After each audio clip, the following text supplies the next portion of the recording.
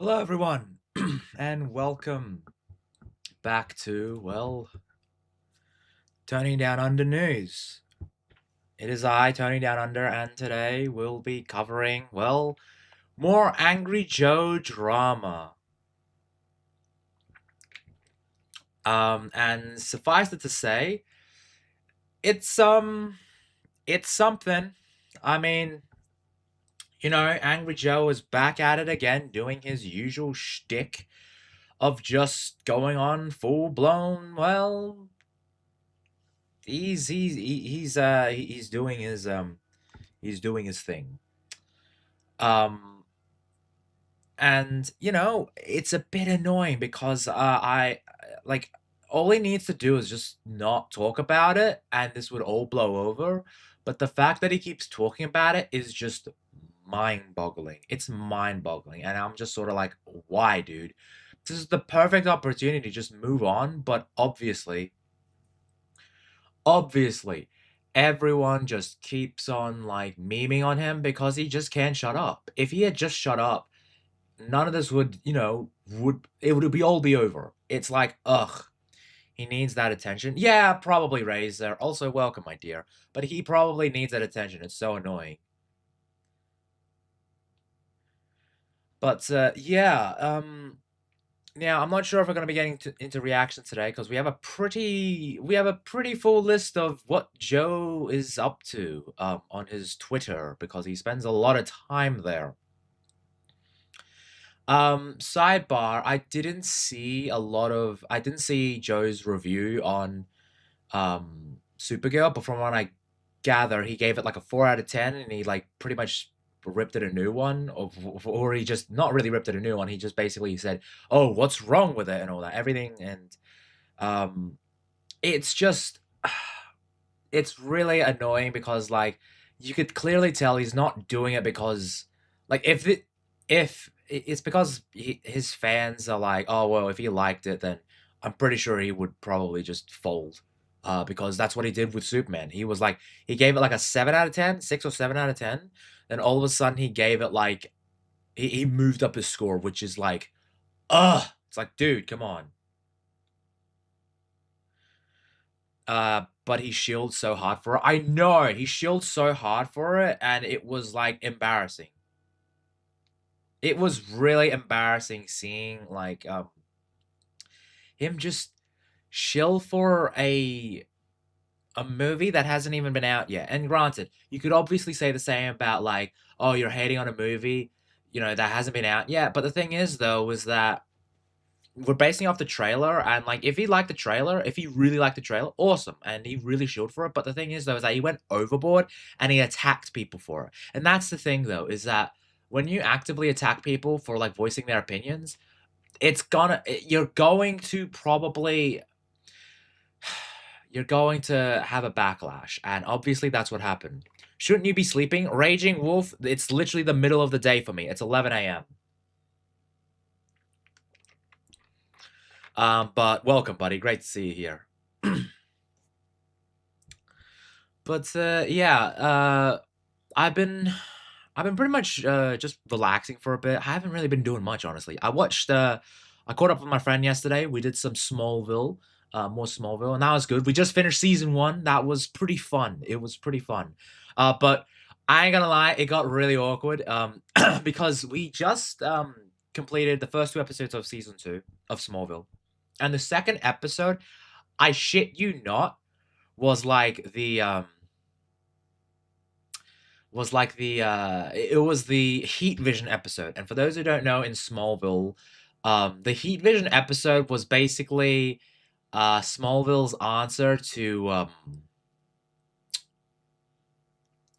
hormonal changes. For example, he cannot control his bursts of heat vision, as it were. And essentially, it got really awkward because it wasn't it wasn't just me and my friend. My fucking grandpa just came in and he's just like, "Oh yeah, I'll just sit down and watch a little bit with you." He fell asleep, but my god, it was like awkward for the first couple minutes. I was like, "Oh my god," and like it was wow, they really showed off the teacher being really attractive. Holy shit. I felt like we were watching a softcore porn at times. It was nuts. So it's 9:41 p.m. So grab your PJs and get some ZZZZZ. Well, dude, listen, Raging. I was supposed to sleep in this morning, but then my dad was like, "Oh yeah, you got a family member coming over to help fix your phone." I'm like, "All right." And I would have started a little earlier, but I was like, I had to set up something for my pops for like the foot, like his foot treatment, because he's going through he's got like some diabetes or something like that, and it's like for a nurse to come over. And like I tried calling them, and it was like taking forever. I was like, fuck it, I'm just gonna move on. I don't have time to set this up. It's too long. I was like, I was in the waiting queue for like 2 hours. Like, come on, dude, really 2 hours just to like say, hey, listen, can you come over and check out on my pop's foot? That's it. Cool, but whatever. Fucking ugh. Yeah. Pretty much by myself for the time being because pops is in hospital. So you get me, yay. But yeah, that Smallville episode was really fucking awkward. Where Pops was just like, I mean, he passed out. Thank God. But like, he was just saying like, it's like, bro, 2 hours insane. Oh, I know, Raza. It was insane. That was the 2 hour waiting period, and they said, oh, we can call back to you when we get like an opening. I'm just like, nah, fuck that. It's like, I'll deal with you later. I'll probably call them like after the stream. So I might end it around like 4 o'clock my time. So that's a good solid 3 or 4 hours. I'm worried about your health. You're Australian after all. Oh, dude, Australian, like our healths. Like it's currently winter now, so like now our weather is like bleh. It's like I never trust the callback shit. I'll stay on waiting or call back myself. Exactly, Razor. That's pretty much what I've done. I'm like, nah, I'll call back later. It's probably easier. It's probably for the best anyway. Oh, sorry. Just something came up. Like I saw something that I was like, damn. Like there are some art. Like I follow some artists on Twitter, and like I'm like, ain't no way I could show that. Ain't no way, because I think there's this one artist who does like full blown animation like scenes for well, I'm not gonna say it's I'm not gonna say it's safe for work. It's certainly not safe for work. But he does like scenes of animes. Like he gets the art style so good to the point where it's like it looks like an actual episode from the show, except it's just porn. So I'm just like, ain't no way I could show that. Fucking Twitter, man. Anyway, with that being said, it's about 15 minutes in. I think it is time to get on to what Joe has been up to since we last saw him. And let me tell you, Joe, he's been up to a lot. He's been up to a lot. Man has been up to a lot in the last couple of days, and you know what? I'm here for it. Okay, I am here for Joe. I'm here for his coverage because my God, it is hilarious to see. Sorry, I'm just adjusting my size. Ooh, I'm getting bigger. Okay. If you're not careful, we will hear you screaming before an 80-foot spider dingo ate your baby. Oh, dude. Fucking 80-foot. Like, I don't know about 80-foot spiders. They're more like 100-foot.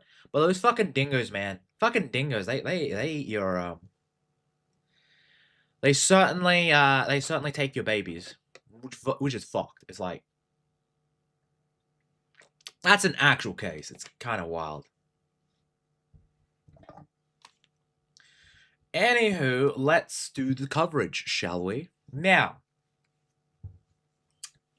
Joe again went on the attack, of course, because It's Joe. Um, and because he attacked Nerdrotic previously, obviously, Nerdrotic did a follow-up sort of video clip. And he... Hi, Ms.Sparkles. Welcome. But he basically just called out Nerdrotic and the Critical Drinker. Now, the Critical Drinker was not involved in this Twitter drama. He just was not. But he felt like all he did was call him out. And the thing is, though, is that Critical Drinker, he did not he didn't respond to him on video because that's what he wants. That's what he wants. He wants the engagement, and like he proves it in his a follow-up tweet to the Critical Drinker. Dingoes eat babies. Damn, you said it first. Yeah, dingoes eat your babies. Raging Wolf stole it from you. But hello, Miss Sparkles. Great to see you. There is a movie that won awards involving dingo eating babies. Really? I have not seen that. I'll have to check that out. I mean, like, it is a very infamous story. Dare I say? I'll go with infamous because it is very much a story that you know, it's something that it is just a tragedy, but there it is. Anyway, Joe quote tweets the Nerdrotic with, "Lol, my tweet triggered Nerdrotic so much he had to make a video too."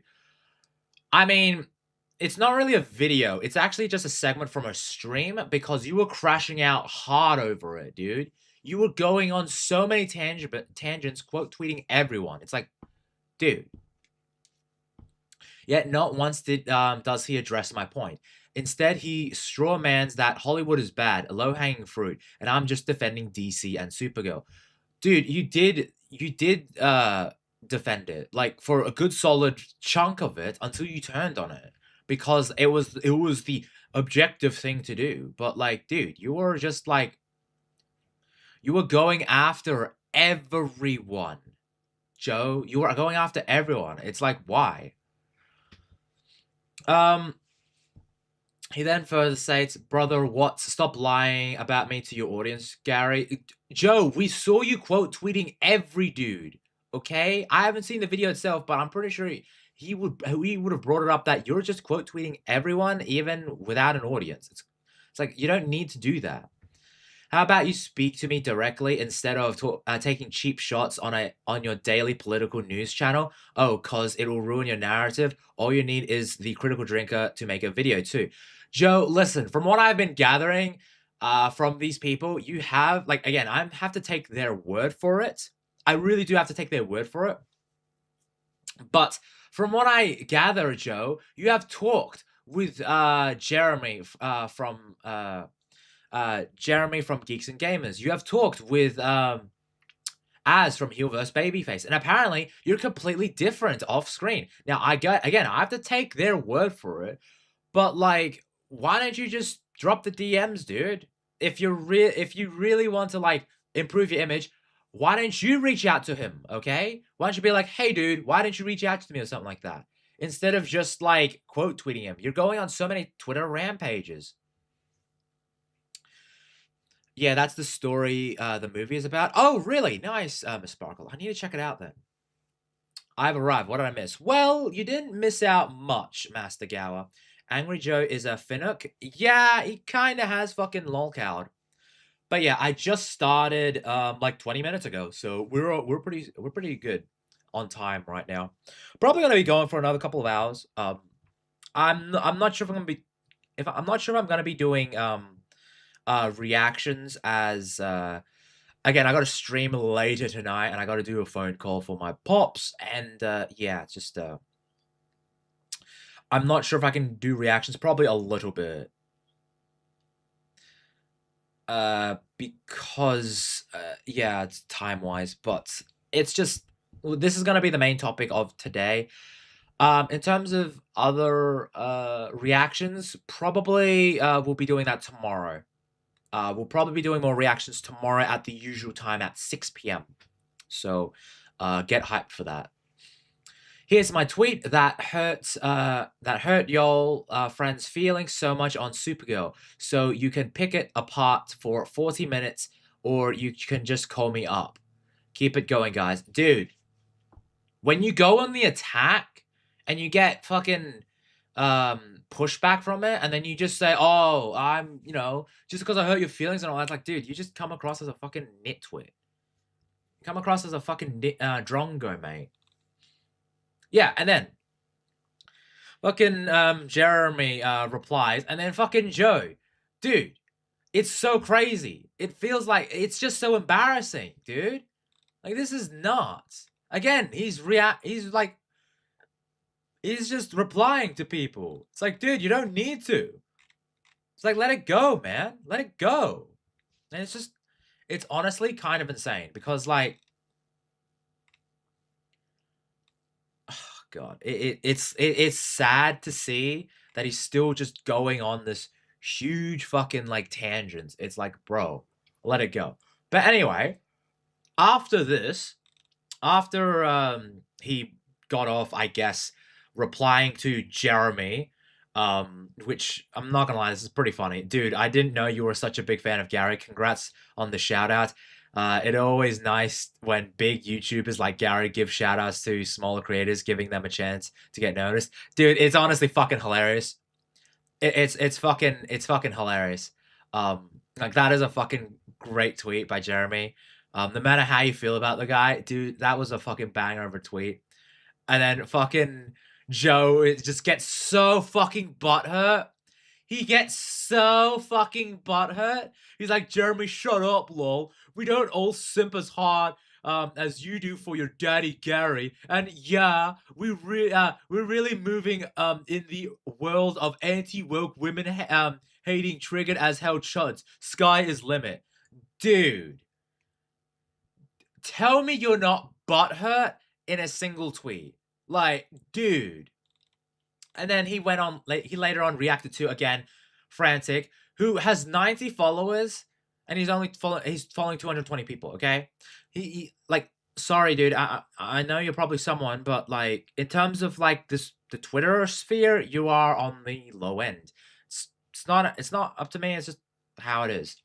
And then he just goes in and is like, we're just like, these guys made videos on my opinions or something, and are all discussing it, and now you are over here discussing it with me. Let me guess about your feed. Yup, non-stop political right-wing tweets. No wonder you call me a commie. Lol, I hope not all of y'all are like this. Joe, why would you go into his, like, Twitter? Like, why? Dude.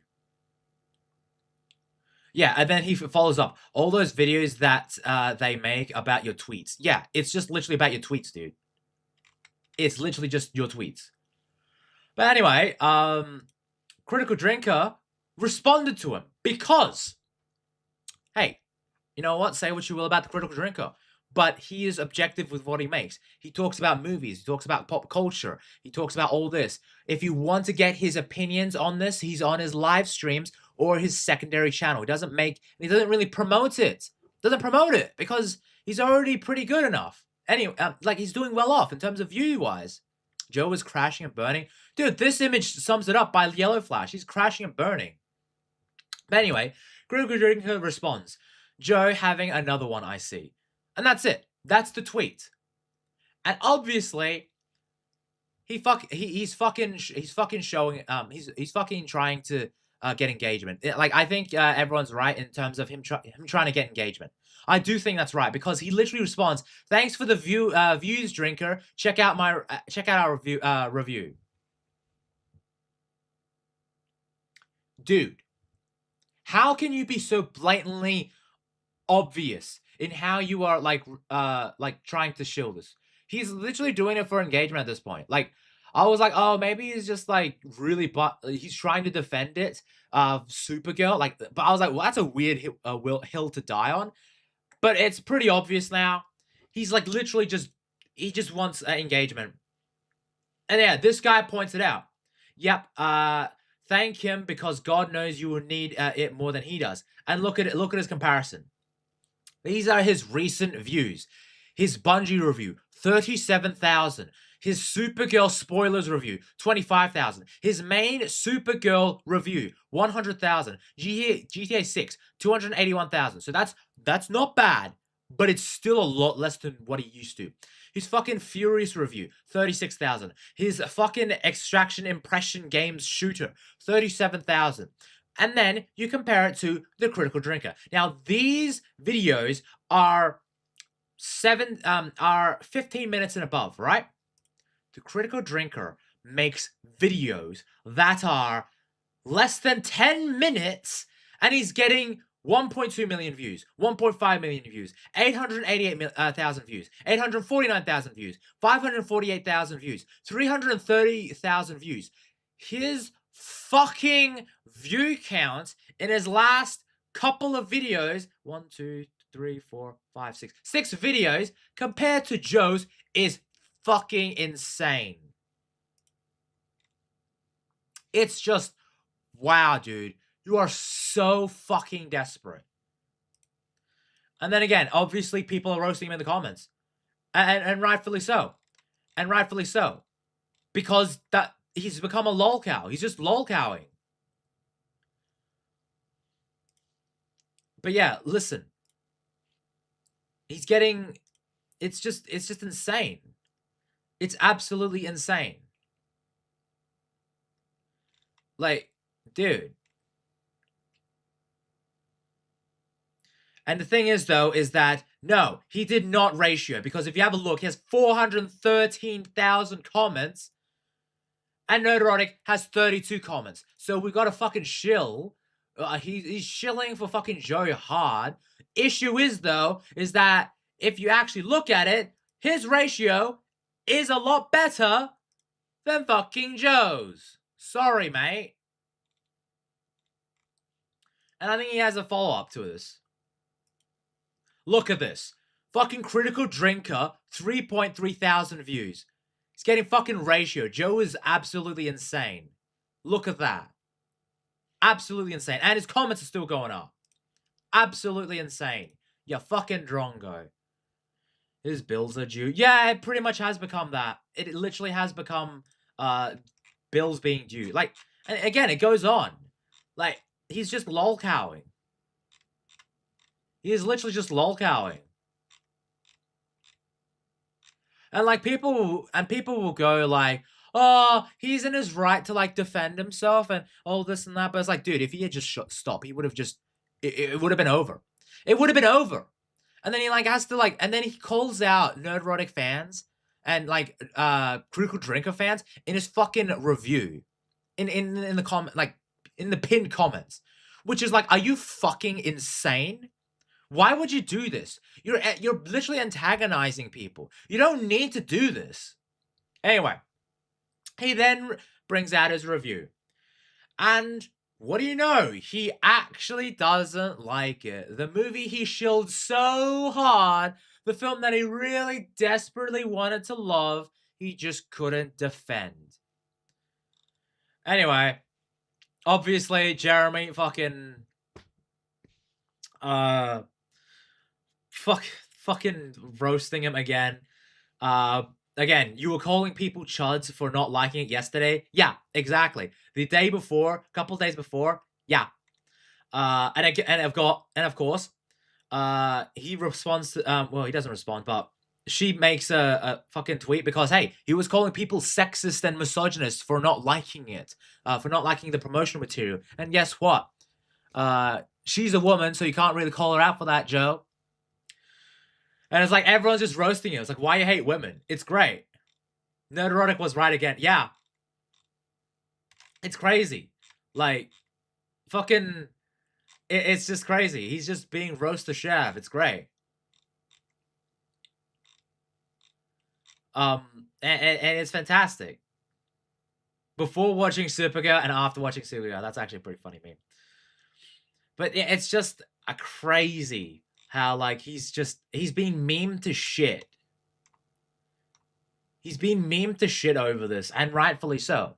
But in the video, he actually has a pinned comment. Now, you're probably wondering, oh, what sort of comment it is? Oh, it's probably not too bad, right? It's probably not that bad. Well, my dear friends, it's not.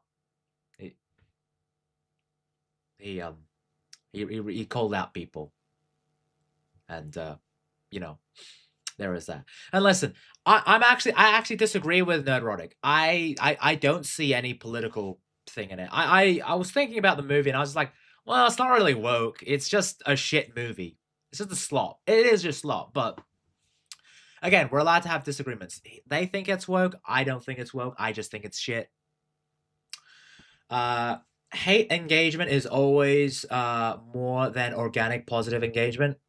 Yeah, because you get more comments and you get more people reacting to you. Why do you have gray hairs like an old man? Yeah, so I have a bit of hair, Ms.Sparkles, a bit of white hair because, you know, it adds a bit of depth, a bit of character, a little bit of personality. I've seen the world, you know.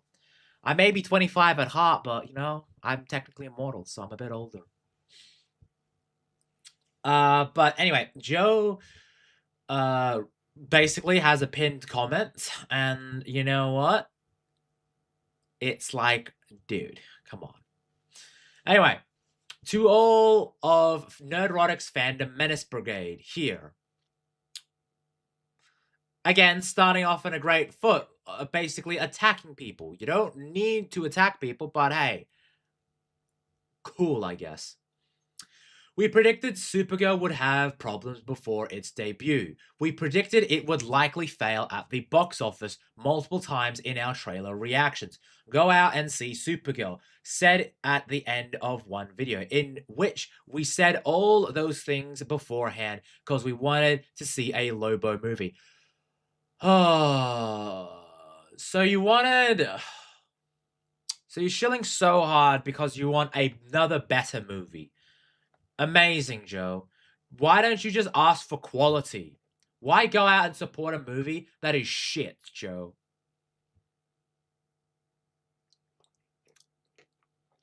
I also said, go out and see Superman 2025, a film many of you hated with a passion. Y'all thought it was woke trash, lol. No. Okay, Joe. I for a fact know that they did not call that woke trash. I for a fact know that. They didn't call it woke. They just called it slop.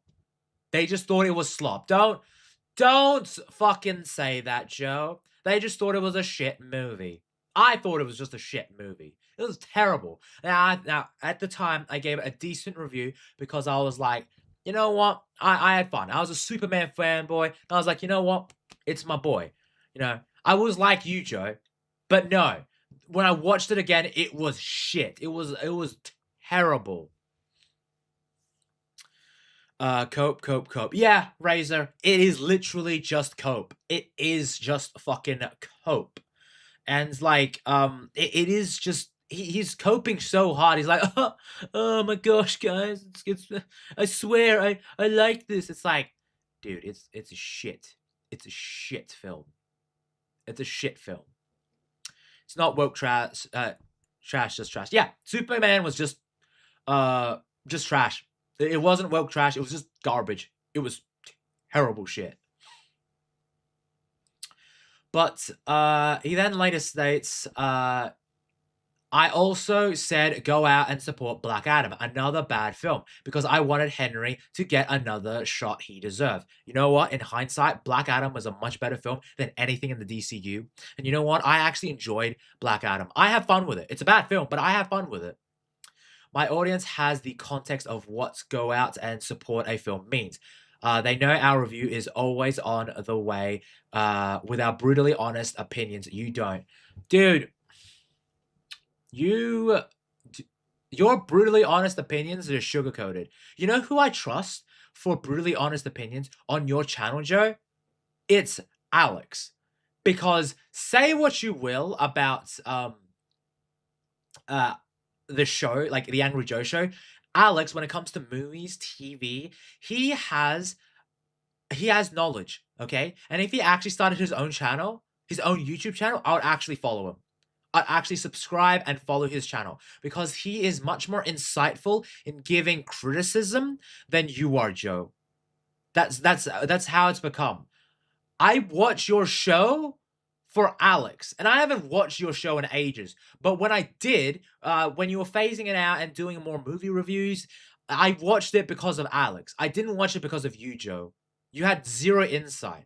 You were just like, oh, I like this because it was cool, and you just gave a recap on the fucking film. Whereas Alex actually broke things down as to why it was good, why it was bad, why it didn't work for him. I actually like Alex, like in your show, Joe. Like he's the only one worth watching. Unlike you grifters, we don't decide a film is worthless or a failure based on LGBT interviews before we see it. Joe, that is part of marketing. That decides if people want to see a film. That is just what it is, Joe. We judge in our final review. We don't care if an actress says she could go both ways, which is why I tweeted at your masters that shit doesn't matter. Joe, this is part of marketing. If I was a celebrity and I said, "Oh, all white guys are terrible," rightfully so, I should be criticized. Rightfully so. But no. Or if I come out and say, "Oh, you know, my character, who is a straight white guy, oh, he's actually transgender. He could swing both ways." Like, that is a detriment to your marketing. Like, she could have said it in a more diplomatic way, but she didn't. She could have said, "Oh, this film's for everyone," but she tried to do that, and obviously people people just like, not really feeling it. Okay, that's the honest truth, Joe. People are allowed to voice their criticisms. You're allowed to voice your criticisms of Nerdrotic, but I'm advising you, you shouldn't keep on going with this. But hey, what do I know? I have like not even a third of your subscribers. I don't get as many views, so yeah, fair enough. That's why marketing budgets are so expensive. Movie tickets are pricey, dude. Movie tickets are actually insane. It's comically expensive, and like you pay so much money for a movie ticket. It's like, no.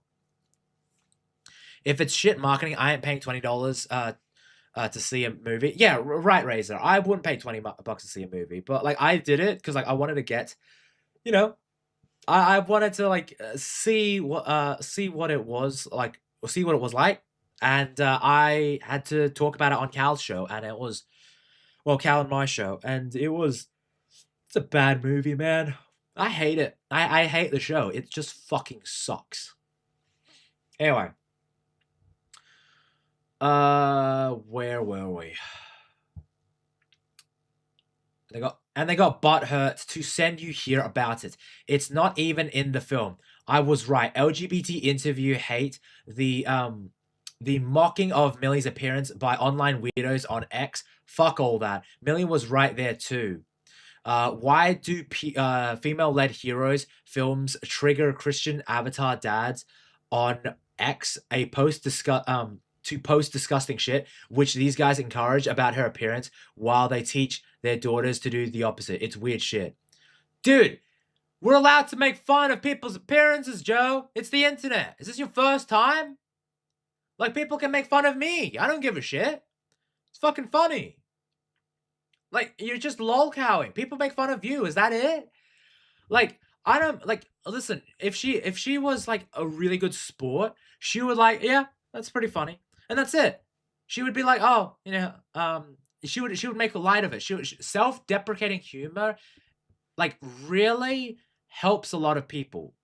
It really endears a lot of people. Then, if the movie is bad, people go like, oh, it was a bad film, but you know what? Millie Alcock, I actually like her. I think she was wasted in that. And it gives you rose-tinted glasses on the actress themselves, the actor themselves, the director themselves, the producer themselves. It's like, oh, actually, they're kind of right. Even if it's a shit film. Like, a movie that I've seen, like, a lot of people have glazed, which is Citizen Vigilante. Now, I haven't seen it, but from what I've seen, a lot of people agree with the messaging. They just think it's a shit film. It's a terrible film. Well, that's your job, to suffer for our entertainment. Yeah, Raza, it sucks though. I would rather do anything else but suffer for you guys. But still, you get to enjoy my suffering. Lovely. He then later states, yes, the film wasn't as good as we wanted it. That's right.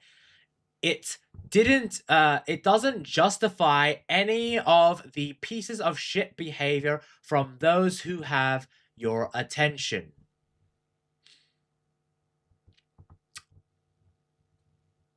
Really? Okay. Fair enough, Joe. Whatever. Sure.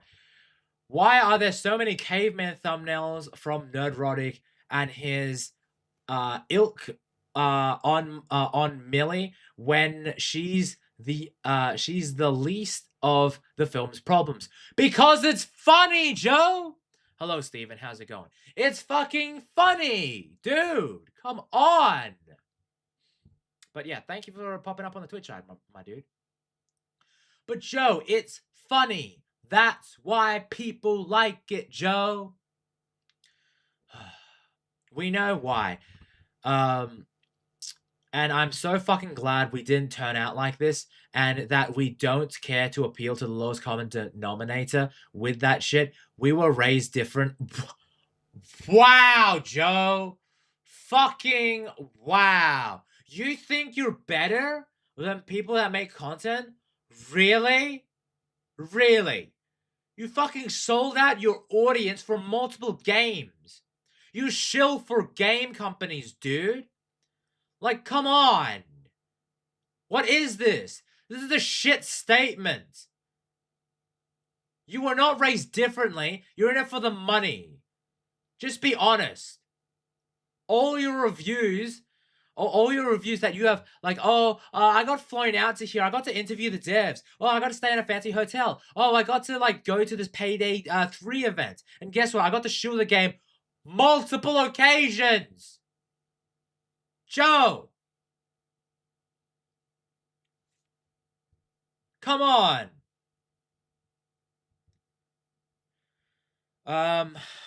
Uwe Boll makes shit films, but that's kind of his thing. Dude, he makes shit films all the time. Like, he makes so many shit films, it's kind of insane. And listen, this is probably his most mainstream, big appeal movie, Citizen Vigilante. But from what I'm hearing, like, I saw Northern English Bastard made a review of it. I haven't checked out his review. I might check it out after this, but from what the title he has said, it's not a good film. Not a good film. But anyway, if you still don't like me calling out bullshit from your idols, tough. Cry here for us more. It helps engagement. See, he's literally getting rage engagement. I'm sorry, he's literally getting rage engagement. Like, dude, what is this? What is this rage engagement? You're trying to fucking farm engagement that badly.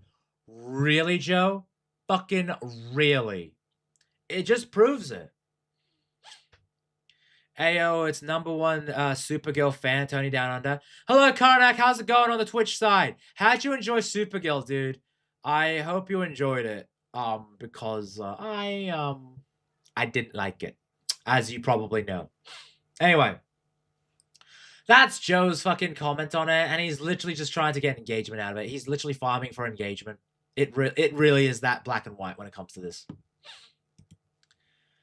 Anyway, he puts out a tweet responding And this is it. Since we are trending on X News, our response to Nerdrotic, the Critical Drinker, and all the multiple lackeys on X over the film Supergirl. Dude! Fucking Joe. Fuck it, Joe. Fucking Critical Drinker has nothing to do with it. Why call him out? I loved it. It was great. Yeah, lol. I bought the comic.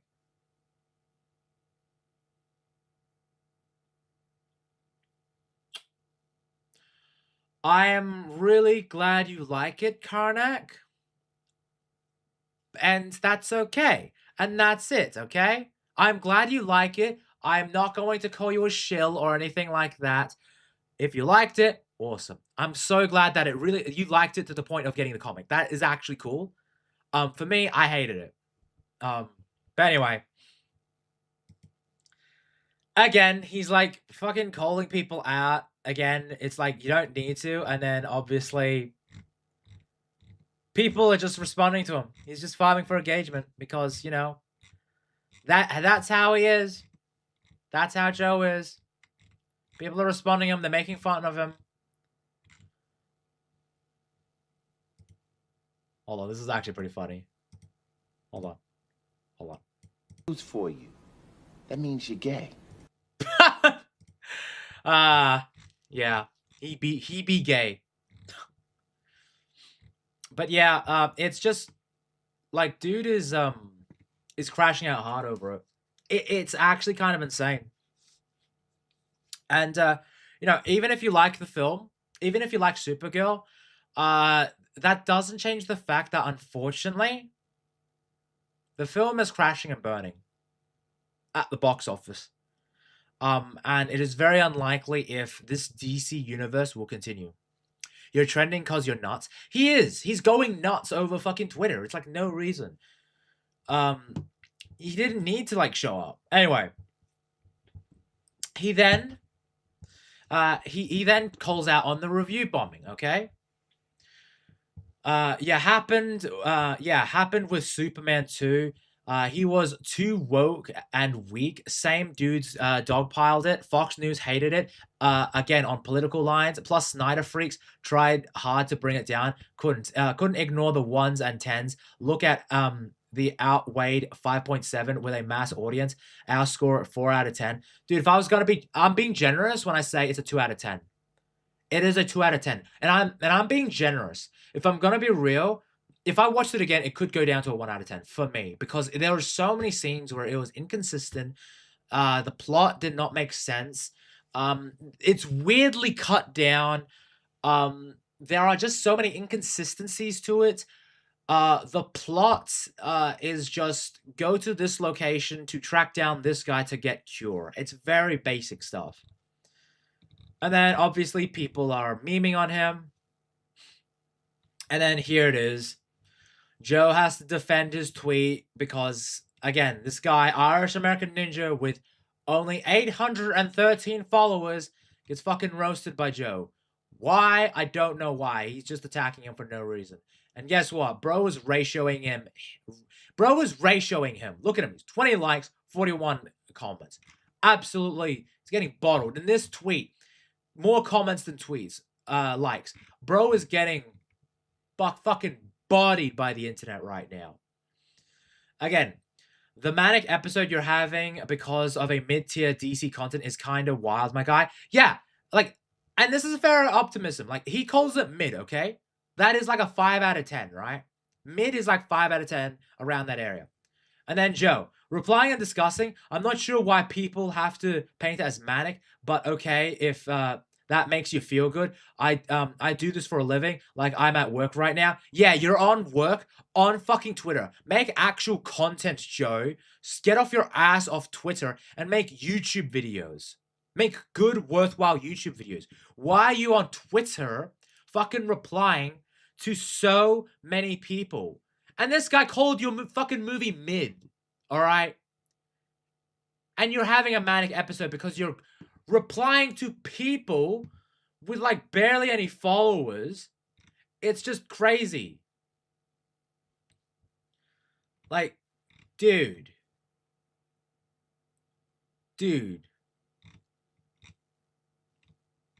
It's just, come on, man. Come on. Yeah, I feel bad for OJ and Alex. I really do. Yeah, Joe. But the thing is, though, is that they may not like Trump. Okay, and fair enough. Trump is a very controversial guy. You may not like Trump, but the thing is, though, is that I don't know Alex and OJ's opinions. That's the great thing about that.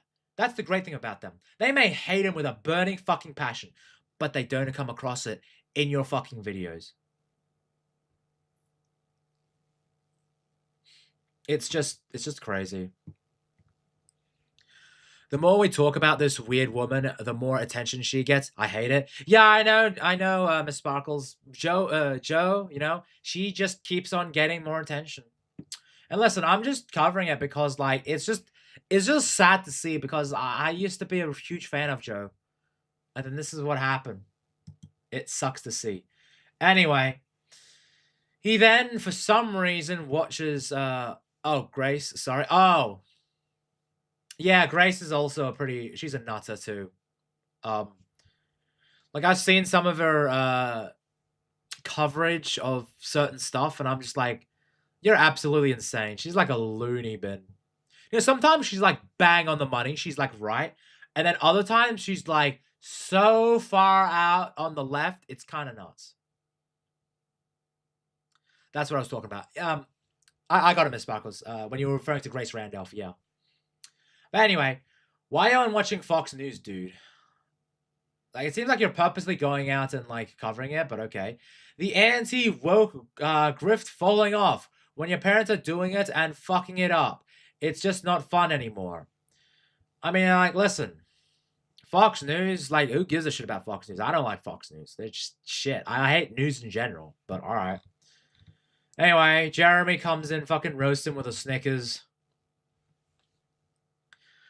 Again, people are just memeing on him. Fucking, the Gourd King. Great to see him here. Your boomer elders are doing the virtue signaling before you even started, my dude. Yeah. And then again, Tiger King. Why are you responding to a guy with 105 followers? It's just crazy. I'm sick of the anti-woke crowd too. I'm sick of the anti-woke crowd. I'm sick of the woke crowd. I think just Supergirl is just slop, okay? I think Supergirl is just a terrible movie, but then you have people on certain aisles that say it is a woke, terrible film, and I'm like, nah, it's a terrible film. It's not woke, it's just terrible. And then you have Joe, who was very much showing off his progressing. It's like, ugh. I'm sick of everyone. Yeah, Raza. I agree. I'm sick of everyone.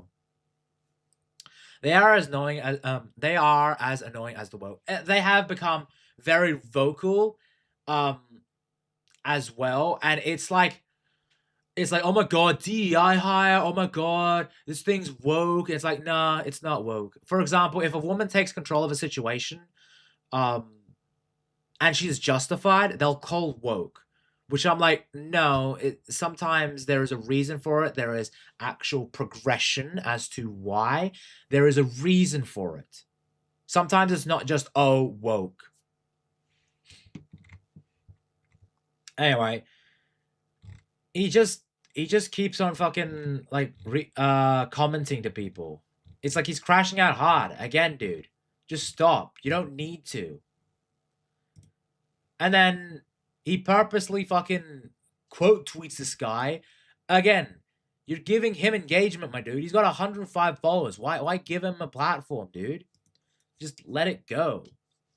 Anyway. These chuds can't hold more than 2 ideas in their head at once. Wait, Supergirl is ass, but not woke? Does not compute. No, it does compute. It's a shit movie. I think it's just a terrible movie. Pokes fun at woke grifting over Supergirl on X. I mean, and granted, there is a bit of woke grifting of Supergirl, like people saying it's woke and all this shit, and I'm just like, I don't see it as that. I just think it's a bad film. That's what I just see. Angry Joe must then have said he loves Supergirl film. Defend it. Angry Joe bad. Dude, this isn't helping your case. You're literally just lolcowing, man. Just shut up. You've already made your statements. You don't need to like reply to everyone. This shit is so fascinating and revealing. It's no wonder y'all are so easy to manipulate. The chudum stop.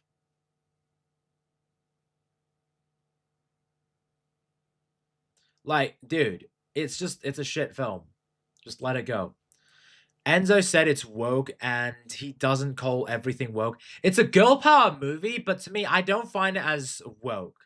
Because, like, it's essentially a revenge story. The closest thing you get to woke is like you get these child soldier you've got these guys abducting like child slavery, and then they eventually save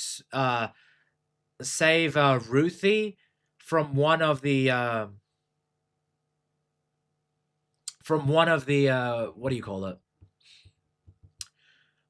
From one of the what is it? From one of the pirate guys. And that's pretty much the extent of the wokeness. The little girl beats down a grown man. Okay, so in that scene, it wasn't really a beatdown. What she did was, okay, it isn't woke. It's just stupid. So what I think the idea of it is supposed to be, the idea of the scene with Ruthie is that she's captured.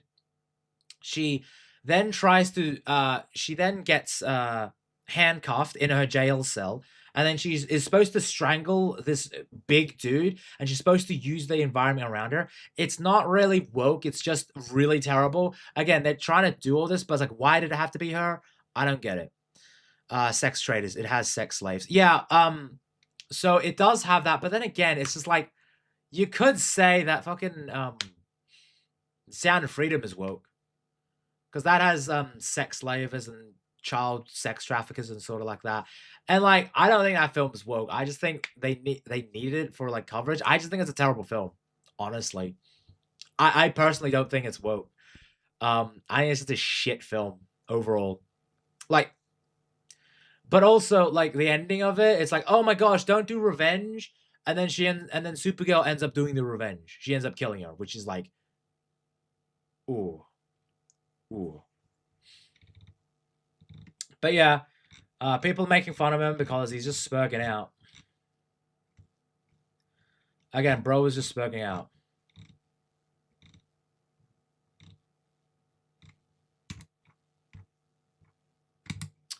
Like, he's just spurging out hard. I don't think a little girl can strangle down a man. Yeah, no. So the thing is, though, is that it was cut to shit, but I think the idea was she strangles this guy, but because the cage is like tipped with poison, he gets poisoned, and then she's able to strangle him. I think that's the idea. It just didn't come across like that, and I agree. I agree with that. Her screaming in space, and it's very girl boss. Yeah, her screaming in space is like, oh my gosh, this family I wasn't able to protect. Oh no, I'm having a bit of a cry. And it's a very girl boss. I mean, yeah, it centralizes on Supergirl, and it has Ruthie at the center of it. They're just going after this guy for revenge. The Lobo guy was there just to say, hey, I like women. I mean, he wasn't really just there just to say I like women. He was just there for like, hey, listen, I need to get this I need to get this fucking bounty. And then he ends up just like being like, damn, okay, I like you, Ruthie. And then after that, I was like, let me out. Lets him out. Okay, cool. I'm just going to do my Jason Momoa action scene, my second one, and that's it. When did they show him poisoned? Lol, you're funny. Okay, so Ms.Sparkles, it didn't show it. I think it's a mess up in editing, but that's what they were trying to go for, because they established that the tips of the jail cell are poisonous, right? So what they're trying, like, what I think the movie was trying to convey was, because he, like, apparently he may have like got hit with the tip of the jail cell, and that is what weakened him. I think that's what they're going for, but the editing is so terrible, it just comes across as her just strangling him. But overall, it's just shit. It's just terrible. Again, bro, retweeting a guy with just 19 followers. 19 followers, 17 following.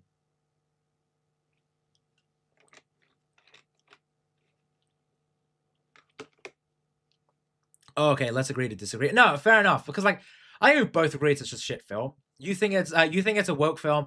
Personally, I just think it's a terrible film. I just think it's trash. But you know, it is what it is. I think it's a 2 out of 10 film. It is confusing, like that it's poorly made. Yeah, Razer. It is so confusing in the editing. It's so jarring. It's hard to like tell like what it is. Oh god damn it, Twitch bot. Because like you can't really tell much in the action sequences.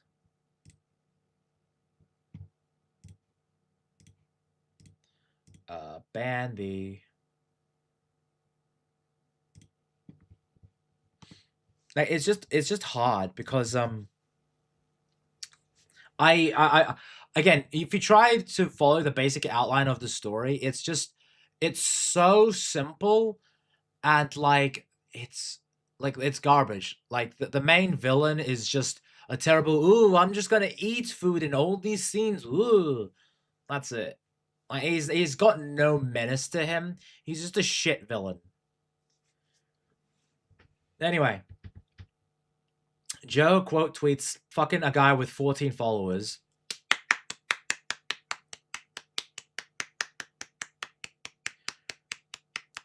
Great job, Joe. I zoned out a lot of it. Oh, Ms.Sparkles, I'm not even kidding. I was live tweeting on the fucking... you're probably on... If you're on the Discord, Ms.Sparkles, then you probably... It's in the movie section, but I was fucking live tweeting that shit, and it was awful. All I see is a wall of blue. What is this chat? Well, if you're wondering what it is, Dragondefender. Also, welcome, buddy. We're just talking about Supergirl. You know, Ms.Sparkles thinks it's a shit film. Like that is woke. I don't think it's woke. And if you're wondering why there are so many like quote unquote mods, is because I had to mod Ms.Sparkles because her chat wasn't showing up, and I modded Razer because, well, she deserves the shield of shame. She's been terrible, so I had to do it. Yeah, she got the shield of shame. I like it when bigger channels retweet smaller ones. I do too, Ms.Sparkles. I do too. The thing is, though, is that it's not good for Joe when he's doing this. I finished eating, so now I can comment freely. Oh, well, welcome, Master Gal. Wow. Yeah, Dragondefender, wow. Don't worry. Master Gal is here, so it's less of a shield of shame party. What I wanted to say while listening so far... Okay, cool, Master Gal. I'd love to hear your thoughts. But while you do that, I'm just going to talk about what Joe has been saying on this. People don't understand nuance anymore. That's fair. I will give him that. It's like, I do think some of the anti-woke stuff is blown out of proportion, and so is the woke stuff. Like, I think there is no nuance anymore. I will agree to that. But at the same time, you're fucking quote tweeting in regards to fucking Supergirl. Let me guess. What is it? Supergirl? Supergirl. Supergirl? Supergirl. The point they don't want you to hear is that Supergirl failed on its story writing, bland visuals, and directing, poor scripts, and even more so the lack of popularity of a derivative character. All of that is true, Joe. I agree with you on that. Good job. Not on its wokeness. It's not in the film. I agree with him on that, but again, some people may feel like it. Or it's day before LGBT interviews. Dude, that is on... But that is true, though. Like, that is a part of the marketing, which should be criticized.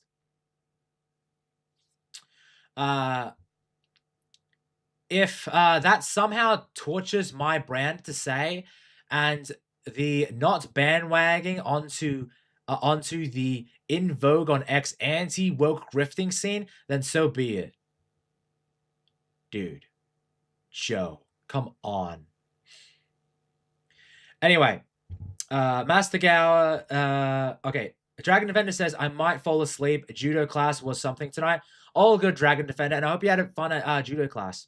Master, I'll be streaming later tonight on my channel with Espiritu, so stay tuned for that. It's at 11:50 a.m. ACST, which should be in the afternoon for you guys in America. So Angry Joe openly admits to shilling bad movies, but we should trust him. Yeah, he openly admits to it, Master Gowa. He openly admits to it. Why should we trust someone who shills terrible products? He just wants other new products that are maybe better.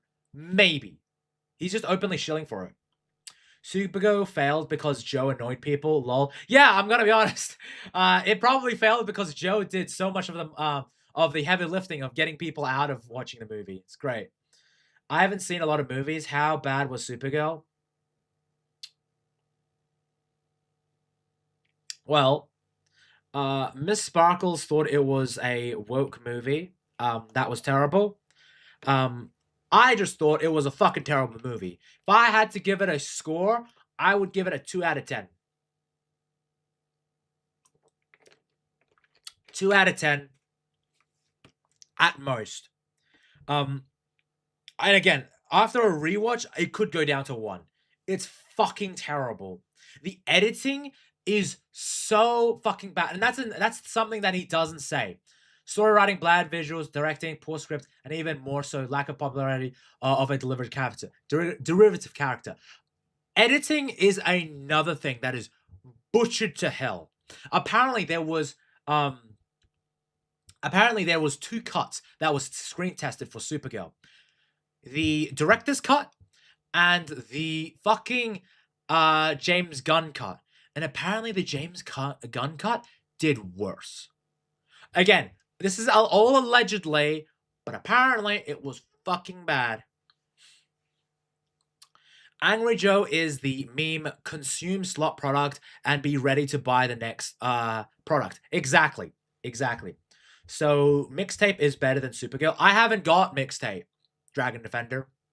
I don't intend of owning it, but if someone bought it for me and bullied me into fucking streaming it, like, I don't know, $1,000, 150, I don't know, like an exorbitant amount of money to be like, hey, play mixtape, I'll fucking do it for the channel.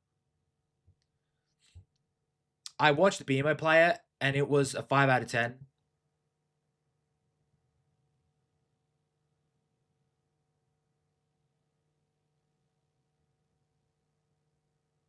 Okay, I'll have to take your word for it, Dragondefender. I'll have to take your word for it. But then again, BMO has had some shit taste in the past, so, you know, I'm just saying, I wouldn't really trust BMO's opinion on some stuff. Duly noted. Oh, God, Raza, don't. Swear to God, girl. It wasn't bad. It wasn't good either. Chat all agreed it was 5 out of 10. All right, Dragondefender, I'll have to take your word for it. Because from what I've seen, it don't look good. I don't even want to watch anyone play mixtape. So if someone got it for me, Master Gowa, and I streamed it, would you watch for me? Or would you be like, nah, I can't do it?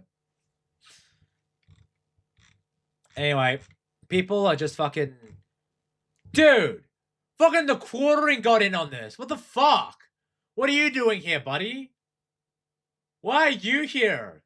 Jeremy, don't you have, anything else to do? Brother, that's hilarious. Dude, don't you, need to show your coffee more? Okay, this image...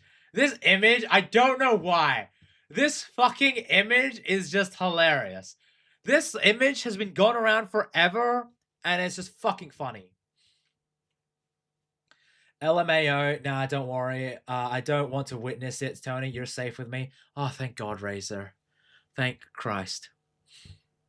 Lol, quartering isn't on this. Fucking quartering isn't on this. It's hilarious. I would watch. I just watched Notarotic play a mixtape.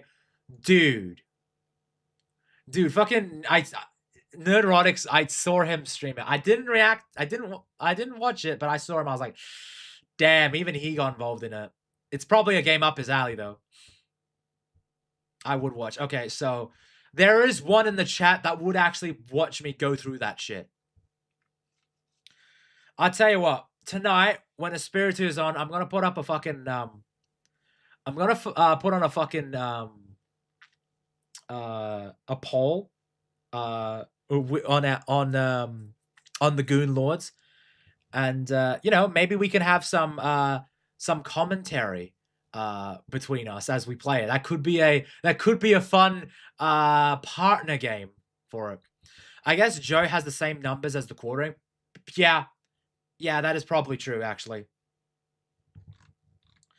But yeah, Joe is, you know, getting roasted to hell because it's fucking Joe, and, you know, he just lolcows and people are just making fun of him for it.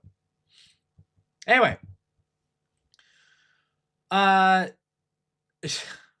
Someone says he's defending it, and listen, he's not defending it. He gave it a 4 out of 10, but he is like this, all right? But then he goes on attacking. It's like the more you quote tweet it, the more it just comes across as you defending it. No matter what, it just comes across like that. Like, dude. Why do you think this is defending the film's content? We literally gave it a 4 out of 10. And gave actual reasons why.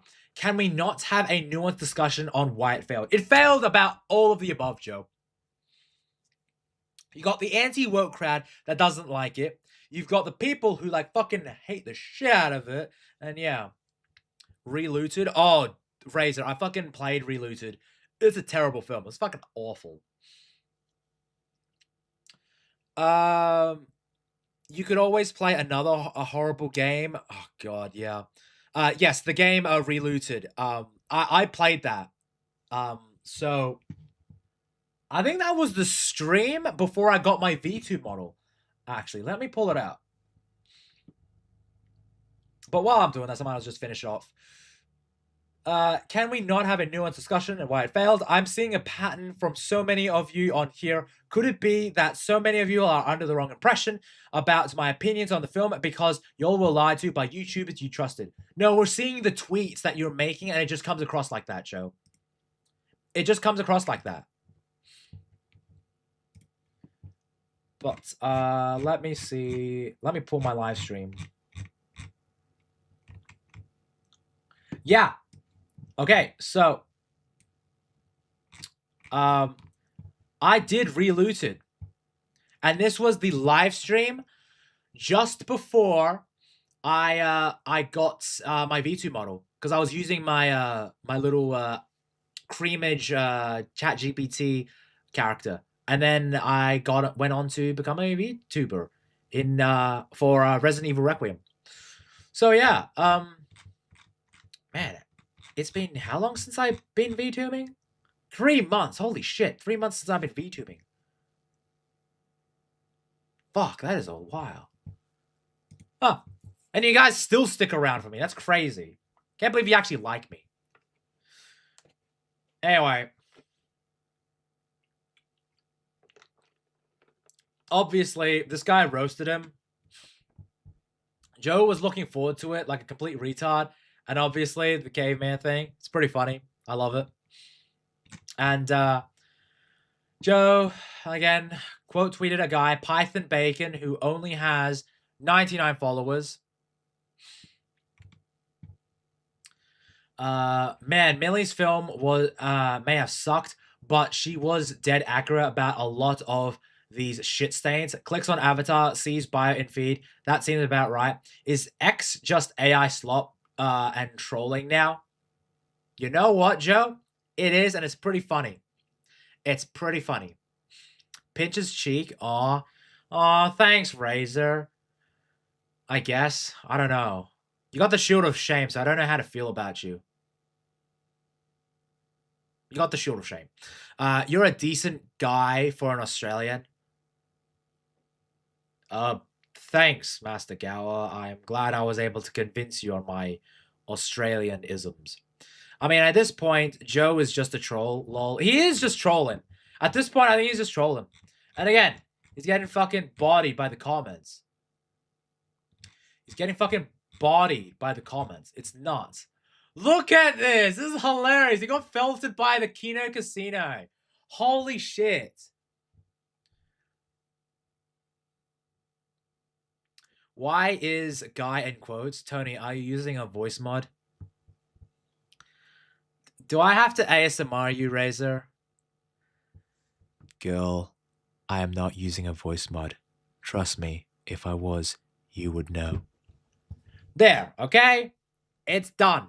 Alright, ASMR accomplished. I swear to God, man. This you Angry Joe. Oh my God. Fucking the trolling is amazing. Oh, that is a 10 out of 10 banger meme. Holy shit. Fuck, that is actually good. Oh my God, I gotta retweet that. That's actually a banger meme. Fucking hell. That is good.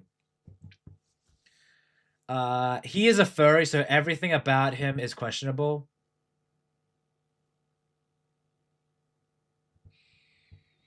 Master Gowa, I fucking hate you. You're such an asshole. Anyway, Joe, again, for some reason, quote tweets the Archcast. Now, these guys are pretty established. That being said, 28,000 followers compared to you, 315,000 followers. Make it make sense.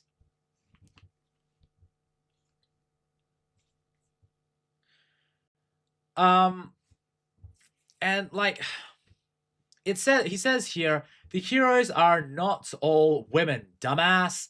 And not if they and if they were, that wouldn't be the problem. Ripley is a hero and everyone loves her. Yeah, everyone fucking loves her because she is an amazing character, Joe. She is an amazing character that just you just Joe. Ellen Ripley is one of the best female characters. Female that's heroes. Okay? She's really good. And that's because she was well written, well acted, and there wasn't an agenda with her. The brigades are not all white men. Lol. Who told you that shit? Sounds like you are literally looking for reasons to see yourself and your identity reflected in the villains due to brain rot. Motherfucker Joe! You've got women calling you out in your fucking comments. Dude.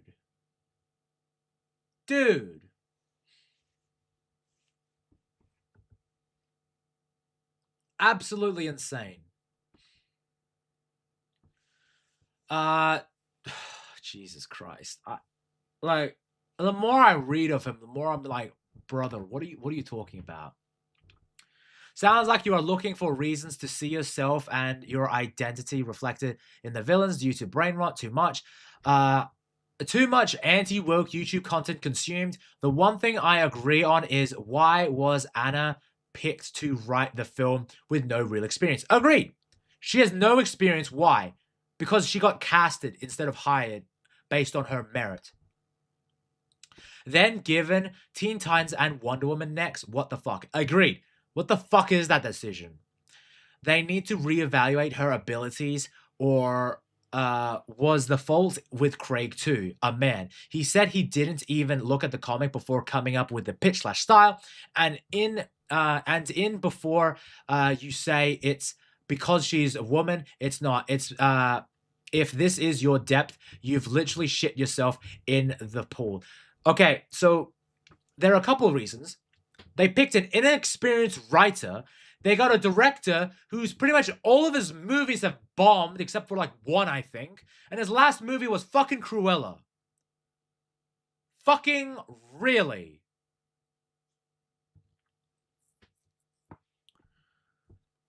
Who knows what they were when the suit comes off. His online personality is a decent guy, though. Dude, listen, if my suit comes off, it will be very much for a very, very interesting stream.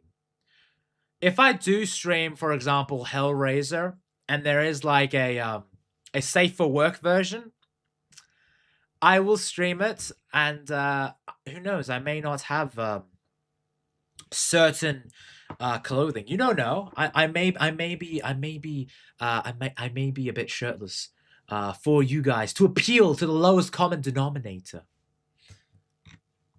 But yeah, and then he goes he replies again. He's just lolcowing. Like again, he didn't need to do this, but all he's doing is just replying to a bunch of people. It's like, why? He may be naked underneath. Well, wouldn't you like to know?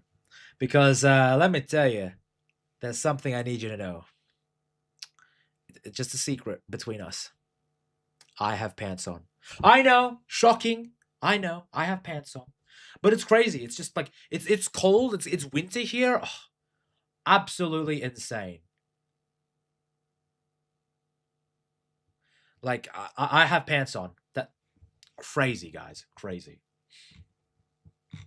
But yeah, and it's just crazy to see. Like you know, people are just memeing on him.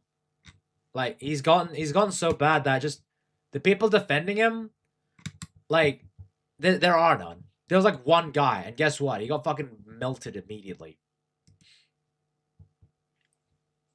There goes your female audience. What do you mean? I know, right? What should I like do this or something? Should I like look like I'm getting railed on Scream and then like who, like a certain VTuber that was milking it, even though it's like I don't want not safe for work content of me, but oh, I guess I'm going to. Anyway, then Joe just fucking quote tweets this guy, Hi King Fenner. I don't know who he is, but he is. I think he's in our sphere because Cine follows him. Harem Lover, Fake Wizard. So he is in our he's in our sphere. I haven't seen his stuff though. But he literally just quote tweets this guy and like that's it. He's literally just trolling him. Well, he's just like he's just making an observation and he's like, all right, cool. Fair enough. Then he goes on a fucking paragraph essay just fucking quote tweeting the guy. Like, why? They are probably disappointed you have pants. I know. They're probably disappointed I have pants on. I know.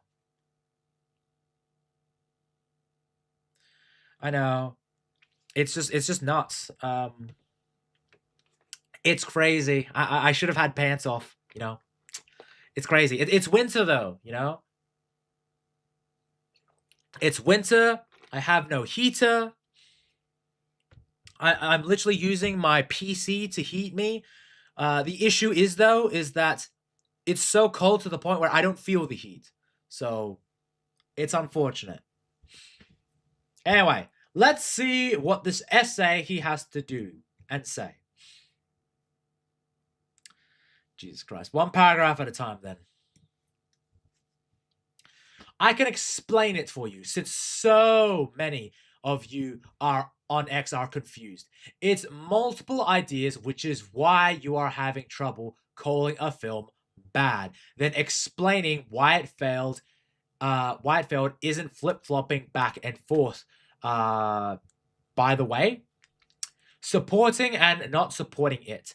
I've said it time and time again, this film will fail at the box office each and every time I've talked about it. But you also shilled for it. You wanted this movie to succeed in order for the next Lobo film. That's what you wanted.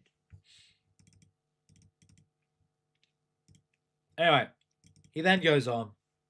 But we'll get into that because Masagao responded, I'm not gonna lie, I have watched Dem before because she is one of my people, and I don't care that she gets railed on stream.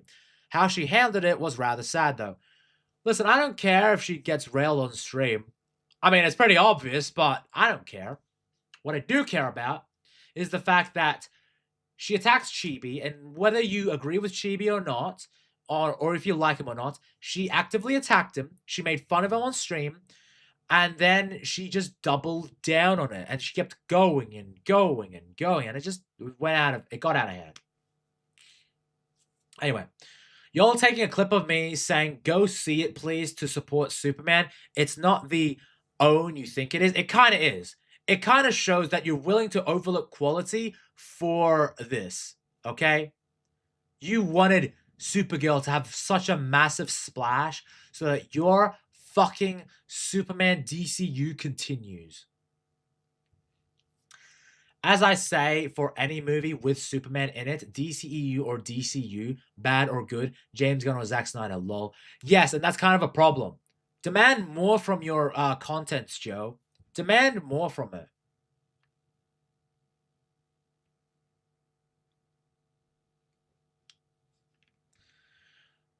It's just nuts.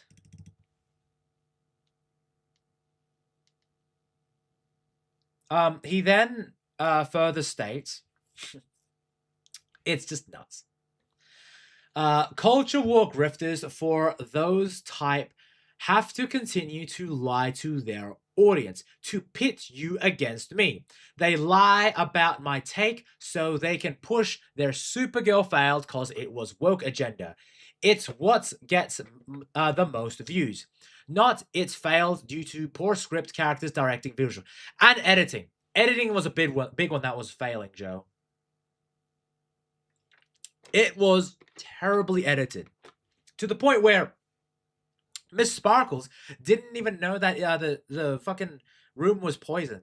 And like, I'm not calling her out, but it is a failure of the film itself to the point where people who were watching it didn't even know.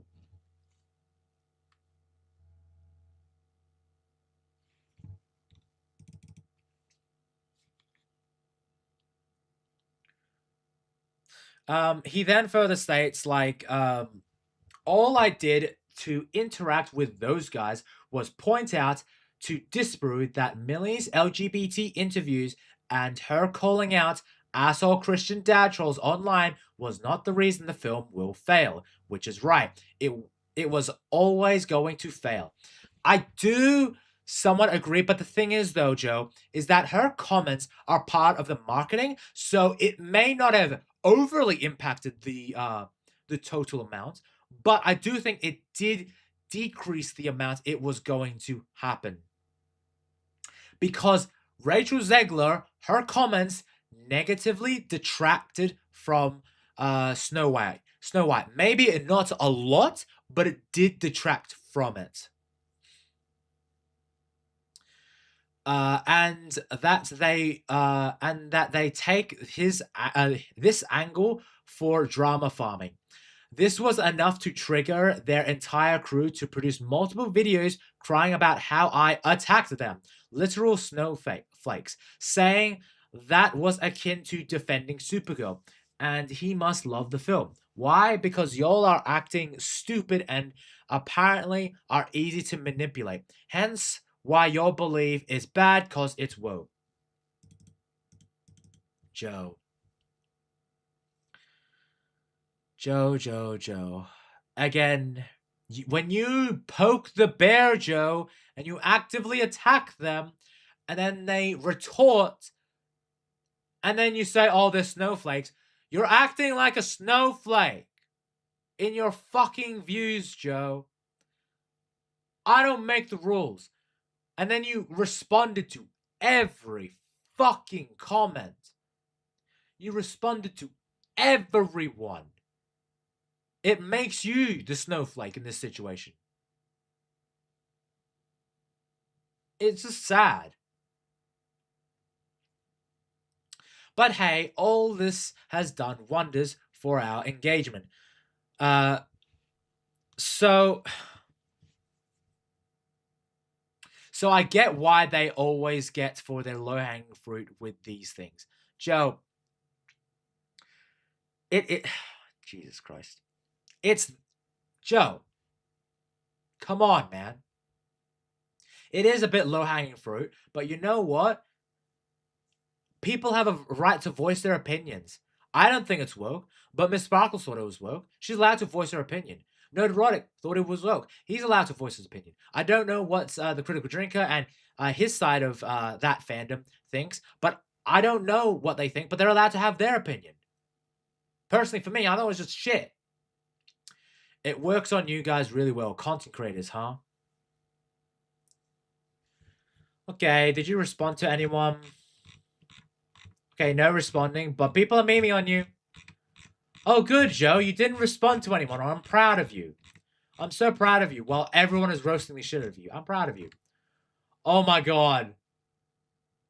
Bro, look at that. That's hilarious. Look at how sad my boy is. My internet works again. Well, hello, and welcome back, Karnak, on the Twitch side. We're here for you, Tony, regardless of the pants situation. LMAO. Oh, I'm so glad, Raza. I'm so glad the girls are here to support me because I have pants on. Hooray. And hello, Hunty. It's a weird time to join, but Master Gowa said I lost the female audience because I have pants on. But you're here, so clearly my uptick in women responses, apparently that's good. Since when does low-hanging fruit not get picked? Yeah, low-hanging fruit gets picked for a reason. You know, there is a reason for it. Anyway. Whoops, go up. Wait, what's this about pants? Okay, so, Hansi, this whole pants thing is like, we were talking about Dems, and like how she was like, apparently getting railed on stream potentially, which I think she does, but I don't care. But the thing is, though, is that I was like, oh, well, I have pants on because it's cold. And then Master Gowa said, oh, I lost the female audience. But apparently there's an uptick in female audience because Raza's here, and now there's Hunty. Unless there's any other females in here. Hooray, I guess. Anyway, Paul Tassi made a comment. You're not going to convince me. Millie Alcock said liberal things, and that's fair enough. But she did say, like, a bunch of, you know, things that were deemed a bit, you know, not I, but I'm okay if you don't wear, if you want to wear pants. That's your choice. I mean, thank you very much, Karnak. But it's fucking Australia. It's cold at the moment. It's winter. Gotta have my pants on. I'm just a tad late cause Duda. All good, Hunty. Don't worry. We've only been streaming for about an hour and a half, so you're good, my dear. You're good. Anyway. Joe quote tweeted him saying, careful, some of them might make a 40-minute video about this tweet and how you're defending Supergirl here. They only understand one thing at a time, my man. It's not if you want their attention, you gotta use words like this. The woke DEI agenda did it. Dude, stop that. It's like, bro, like literally, you're getting, like, look at this. Like the fucking fucking Joe is like being like replaced with Homelander. It's great, like, dude. And I don't think it's fucking woke slop. I just think it's slop, but it's hilarious. It's just hilarious seeing you get fucking, like, felted by everyone on the internet. It's crazy. Fucking, yeah, Kino Casino coming in here with a GIF. It's great. But, of course, this isn't the last time, because Joe, coming in with another paragraph one. Quote tweeting his favorite British buddy, as from Heel vs. Baby Face. That's because you are not connected remotely to your audience. You expect everyone to have your politics, your ideology, your bubble. And he's just quote tweeting Superman Saga. And, like, I I don't believe Supergirl is woke, but I do agree that a lot of this is very much like you gotta be in the crew, you gotta be in the clique. Anyway, Joe then quote tweets him because what else does Joe have to do?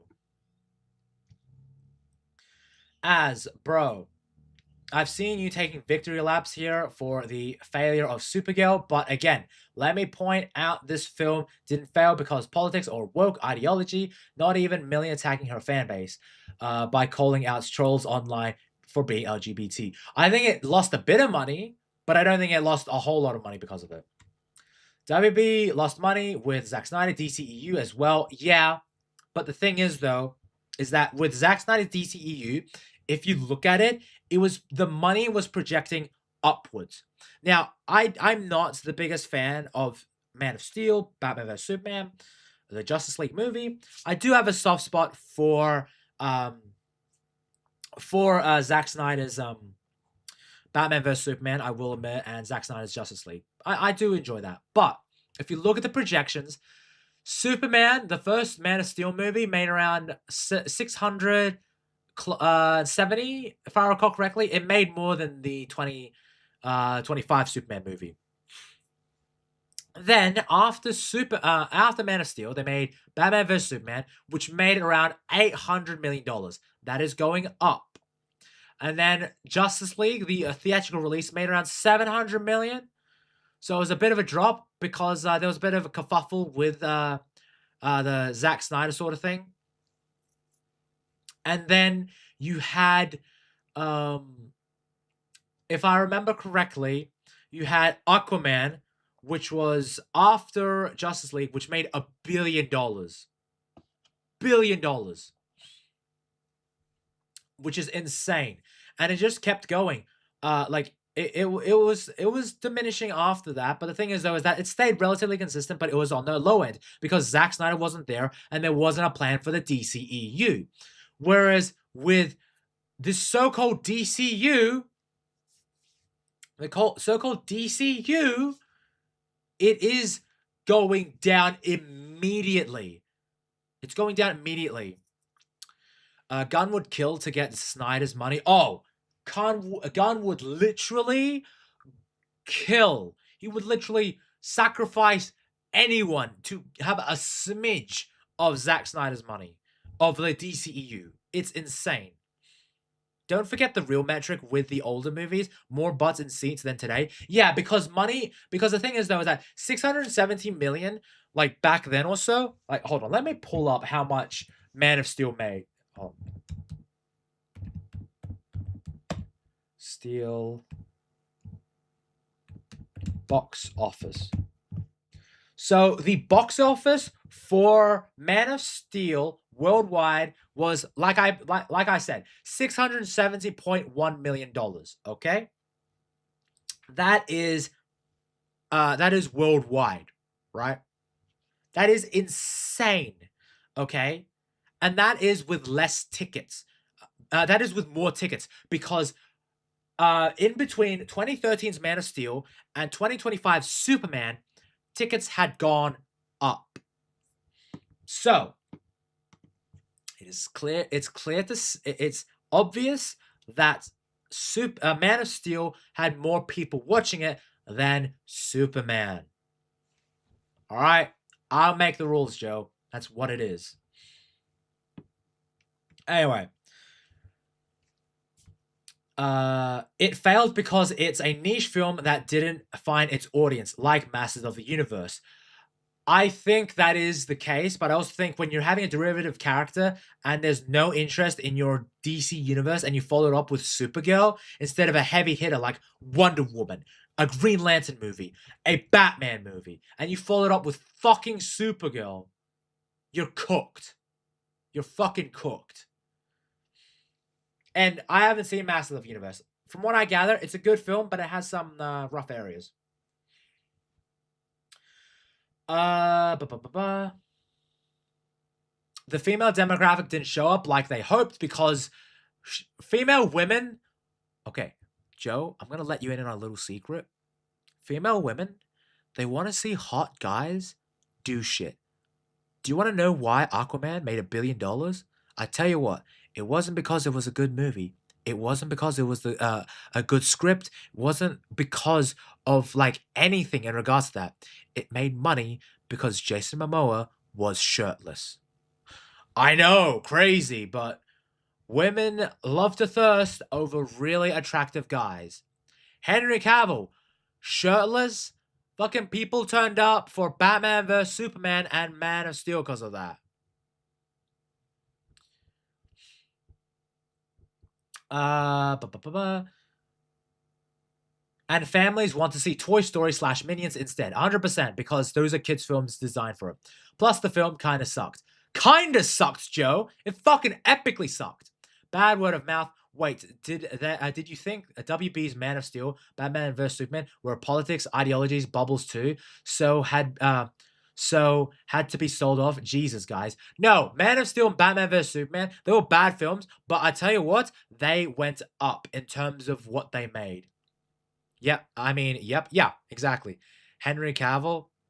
Yeah, as soon as I say Henry Cavill, fucking Hunty is just like, Cavill. She just pops out and goes like, she's like, Cavill. Where is my Cavill? Problem with DC and Snyder DC is they never had time to build up like Marvel did. Today is all amounts of money outside of a few movies. Yeah, exactly. The thing is, though, is that they're rushing. They're just rushing. The DC is rushing again. They should have made one good Superman movie. And then from there, lay the foundation for an entire universe. But no, they didn't. Ugh, it's crazy. Aquaman would have made $2 billion if he was pantless. Dude, cheesy. If he was shirtless, pantless, and he only had his underwear on, it would make like $2 billion. Easy. I can tell you that for sure. I can't see Heel on Twitter. He has me and my wife blocked for a very long time. Why? What the fuck did you do, Rusty? And I'm pretty sure if you're blocked now, you can still look at his content. But yeah, I think Man of Steel and Batman vs Superman, like Man of Steel was $670 million, which is good, but again, probably was not at the level DC wanted. And then the next movie, 800 million. They were hoping for $1 billion, but it's still an uptick. So there was still a need. There was still they still wanted that DCEU. It was making money. It was going up. But yeah, it's just Joe. It did not make money. It was making money. It was slowly getting uptick. Now, it wasn't as commercially successful. I'll give you that, but it was going up. The interest in the DCEU was growing. Yep, because we got into about WoW. Oh, that was a long time ago. Jesus, Rusty. You can still probably check it out if you want to. You can't answer it, but you can see it if you're blocked now. Yeah, exactly. Exactly. You can look into it. I would have went in a different way with DC, to be honest. I would have put everything on John Cena and bring in more WWE people. I know you're memeing, Rusty. Ain't no way that's a good idea. Anyway. Joe finishes it up with, WB was sold because of an immense amount of debt from previous merger, AT&T and Discovery. True. The decline of old TV ad revenue, CNN, TNT, TBS, and streaming platforms struggles and losses, 100%. Because cable TV, no one gives a shit about that. Meanwhile, their movies did a record $4.4 billion in 2025, a massive success. Their first studio to cross this, they certainly found their audience, but yeah, it fails due to their ideology And wokeness, boogeyman, y'all go with that. Do y'all even care about reality? Woohoo! Y'all won, dude. Joe, I know that you have reached out to Heel vs. Babyface. Did you apparently reach out to him before you made this tweet, Joe? People love Peacemaker. Pfft, Rusty, apparently not enough to show up for season 2 of it. And again, such a faggot. Fuck, thanks, Flash. And like, people are just memeing on him. You know, he's just being memed. And look, this is what the DCEU made money. Like, maybe it wasn't as big as they were hoping, but like the Snyder era, and then if you look at it, this new era after Aquaman, they were in the 300 millions, 200, 160, 390. Now, obviously, you can blame COVID for Wonder Woman 84 and Suicide Squad, but Birds of Prey came out just before COVID hit. And then you have, after that, where you have the, I would say the Flash and Shazam were still in that Hamada era because they were holdovers, same as Blue Beetle and Aquaman. This is sort of like this era of like it was where Gunn took over. Gunn and Safran took over, but it was still within the Hamada era. And look at that drop. Aquaman had 1.13 million and it dropped down to 400 million. That's insane. But yeah,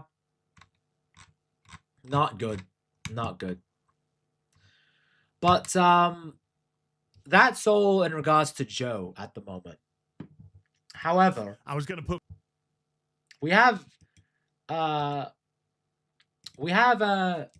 Az from Heel vs. Babyface, and he's going to give us the lowdown on Supergirl. And it's not good. It's not good, to say the least. It's terrible. On a side note, did you hear Wolf Creek 3 is going to come out? Lol. I did not hear about that, Rusty. I did not hear about that. As long as they make Martian Manhunter next, I want to see Big Green on the big screen. Karnak, I agree. I want to see Martian Manhunter on the big screen too. But I don't think it's going to happen. I think Supergirl, being the flop that it is, has put a lot of alarm bells on Warner Brothers and DC, especially Warner Brothers. The fact that Supergirl is doing so terribly, they're going to push out Superman, the Superman sequel, as fast as they can, and I don't think it's going to make as much money. If it matches Superman, that would be a godsend. In terms of like Batman, I think they're gonna put in Batman. Snarky J went to see Supergirl in cosplay and hated it. No, I did see a short of her and she hated it. And she couldn't warn the kids. She couldn't warn the parents to be like, don't take your kids to see it. Nah, I don't think they pivot on a dime like that. They've always got a 10-year plan. Yeah, but we don't know the 10-year plan, and this is the second movie, Karnak. This is the second movie in their 10-year plan, and it's made less money than Morbius in its opening. That is horrific. They're going to change up their plans. They rushed Superman without a completed script, even though James Gunn had said that he wouldn't rush anything without a script. And Supergirl, this is the completed script. This is the script that they wanted to. But I know that they're going to pivot because that's what Warner Brothers did with Zack Snyder's DCEU.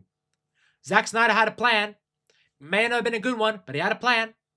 And yeah. I was going to put my feet up, relax for the rest of the evening, melt into the sofa as it's 5,000 degrees Celsius outside.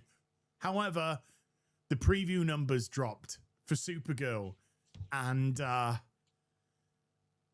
dear. Oh dear. It is very bad indeed. Very, very bad. Very bad. Oh dear, oh dear. Hi everyone, it's Az here from Heel vs. Babyface. It looks like you get 2 doses of me today, in which case I'd see a doctor with immediate effect. But the preview night numbers for Supergirl have dropped. It's looking horrendous, and yeah, it is it's bad. The numbers have dropped and it's awful. And they don't know the new owners of WB, owners of WB and their relationship Gunn has or don't have with them. Yeah, exactly. Because Warner Brothers is sold now, Karnak. So it is entirely possible that the new owners, which are what's his name? Which are David Ellison, the Paramount Group, they could like fire him on the spot. We can use a couple of other terrible films that did terribly at the box office as potentially a decent barometer as to where Supergirl is actually going to land when it comes to the end of its cinematic run. Spoiler alert. That's what James Gunn's saying right now anyway. So yeah, this is bad. This is bad numbers, guys. As we can see here, it's brought in 7.8 million domestically, and what's already a little bit concerning because it's off pace, 5.2 million. Look at these numbers, guys. We're cooked. The DCU is cooked. Internationally, making it have a 13 million overall worldwide. Now, we know this isn't good, 7.8 domestically. We do have a couple of comparisons. The Marvels, yeah. When you're comparing your movie against the Marvels, you know you're in massive trouble. That's not good. That is not good. Like, The Marvels was a shit show. Fucking Morbius is a shit show. And number 2, The Flash, which also had a disastrous cinematic run. The Flash, man. I like scenes from it, like Batman, and I like Supergirl in it, but the rest of the movie was awful. It was terrible. As well, we can draw comparisons from there and then look at their end box office. That will give us an indication if it ticks along the same. It's never an exact science of what Supergirl would end up with. But first and foremost, I have to make the most obvious comparison.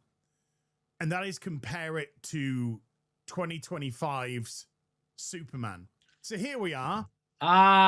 Superman. Guess what?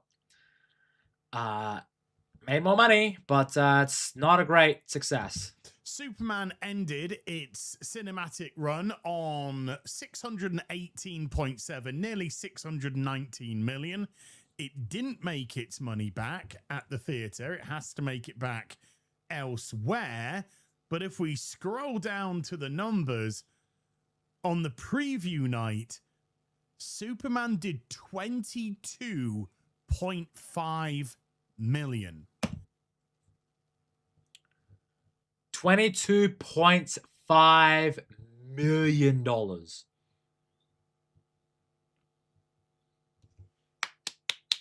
Say what you will about Superman, but it has a better preview than your Supergirl, mate. I think Gunn is much better at doing one-off movies instead of doing a whole connected universe. Agreed, Rusty. I agree. Do it for your boy. Yeah, Patrick. Do it for your boy. Do it for your boy. Come on. Actually, ironically enough, I'm actually wearing my Superman shirt. That's actually kind of funny. I didn't even realize that until I was like, oh shit, I got my Superman shirt on. Nice. Meaning that Supergirl has done approximately a third of its Yeah, that's insane. preview night.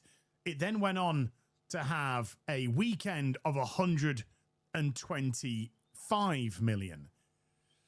Not looking too hot here for Supergirl. So if we're using the end number of Superman and Supergirl's doing approximately a third, she's most likely going to end up around about 210, 215 million. And that's generous. That's honestly generous because it could be worse than that. It could be worse. I don't know what happened to James Gunn after Guardians of the Galaxy. He can only make one type of movie. You want to know what happened, Patrick? Is because he was such a success when it came to Guardians that he just got pigeonholed into that. And then he was allowed to let his wild impulses, just be shown on screen. And this is the result. James Gunn did Dawn of the Dead remake and Lollipop Chainsaw. I don't understand what happened with his writing. Want to know? It's because he's making big budget movies now. That's what it is. He's directing them too. And is all said and done. So now let's bring in The Flash and the Marvels and see if that seems to track. Now, this is where we get into a little bit of dodgy territory, really. 206 million. 206 million, guys. Because Marvels was mocked mercilessly, not just as a terrible film, but for its box office. It's horrible. Horrible when you're comparing it to the Marvels. Now, I only saw it the one time at the theater. Can I say that I had a good time with this film? No. But if you were to stick a gun to my head and say, which one did you prefer, Supergirl or the Marvels? Honestly, the Marvels was goofier and much more lighthearted. Supergirl was just a miserable, dank. 100% agree. I fucking hate the Marvels. I thought it was a piece of shit film. But you know what?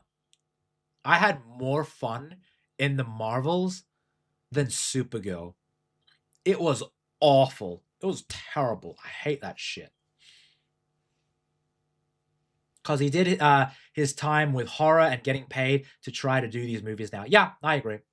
And he can only make stuff ripping off Farscape and Firefly. Yeah, that's what it is. He's essentially just ripping on that. It's because he comes across as like a fucking Joss Whedon fanboy without having the he's just emulating it. He's not really developing his own style, really. He has zero people to push back at with him when he writes horseshit. Rusty, after this Supergirl, he's gonna have a ton of people push back on him. Bleh, puke-colored mess. So I would actually say the Marvels is better than Supergirl. Ouch!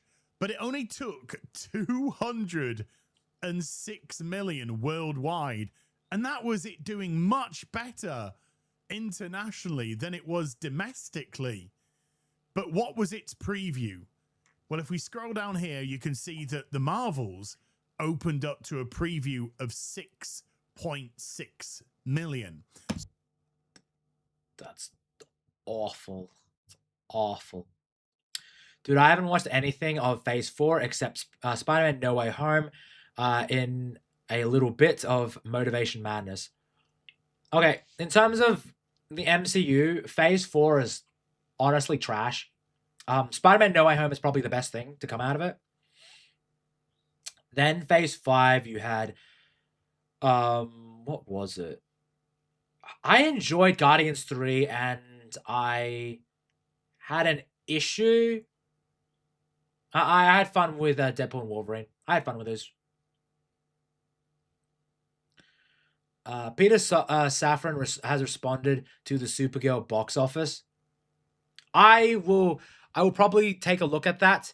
Karnak, but it's like I don't trust Peter Safran because he's a suit. He's trying to like downplay it. He's probably gonna downplay it and be like, oh, it's gonna be fine and all that. It'll be all right. But I honestly, I do think that I do think behind the scenes they are panicking.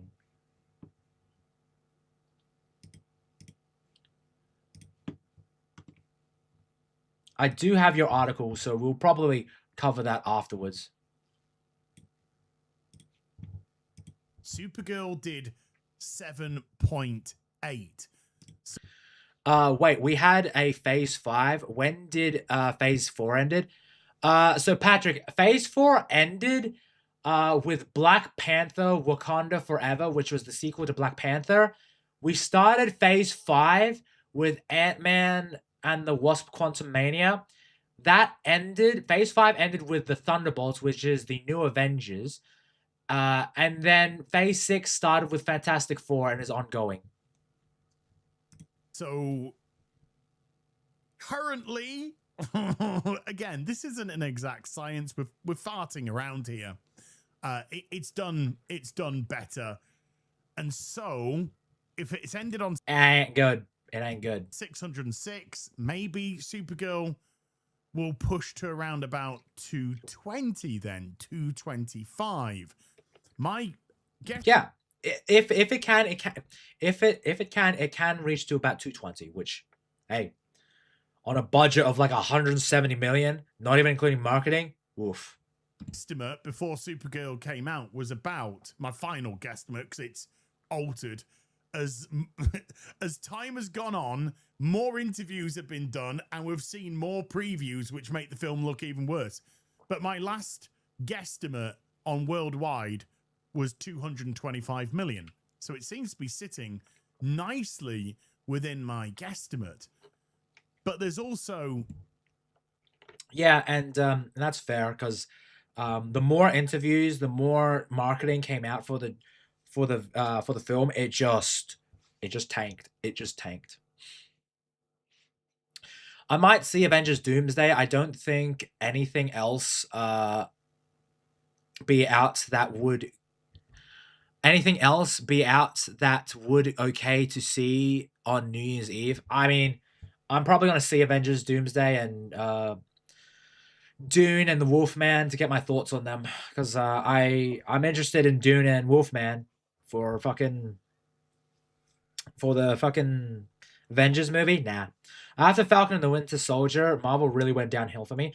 For me, it went downhill like after WandaVision, like the final episode, the last 2 episodes or something like that. I just did not like them.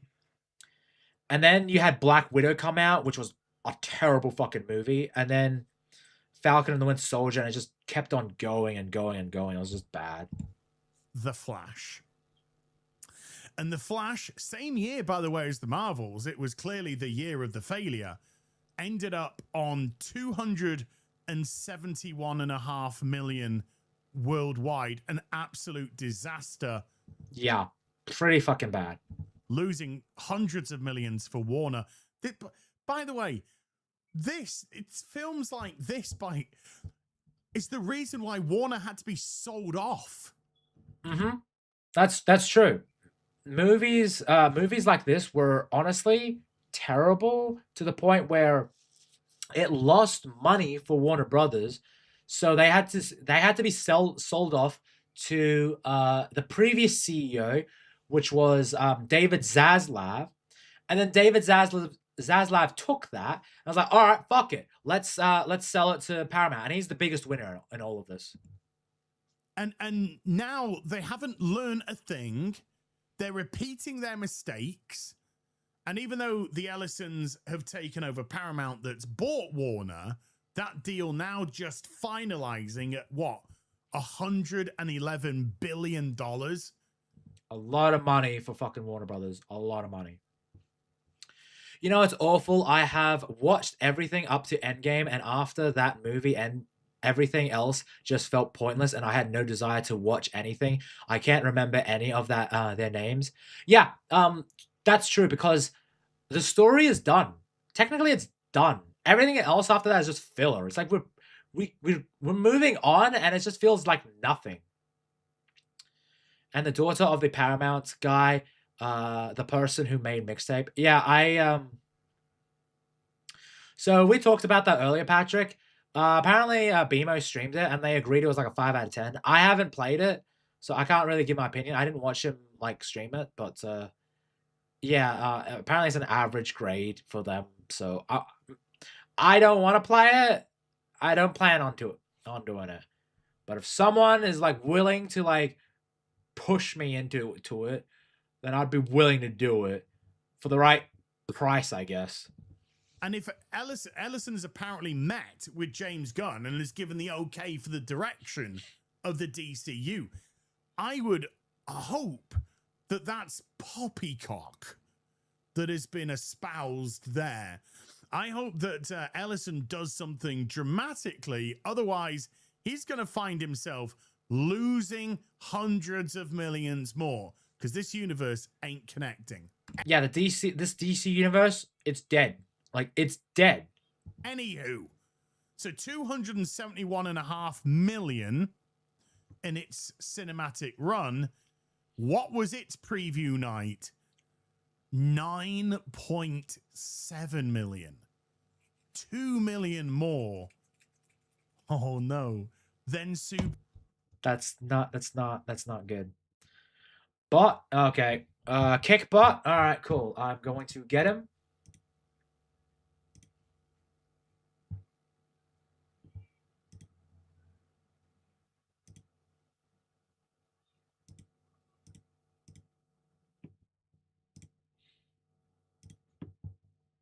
There we go.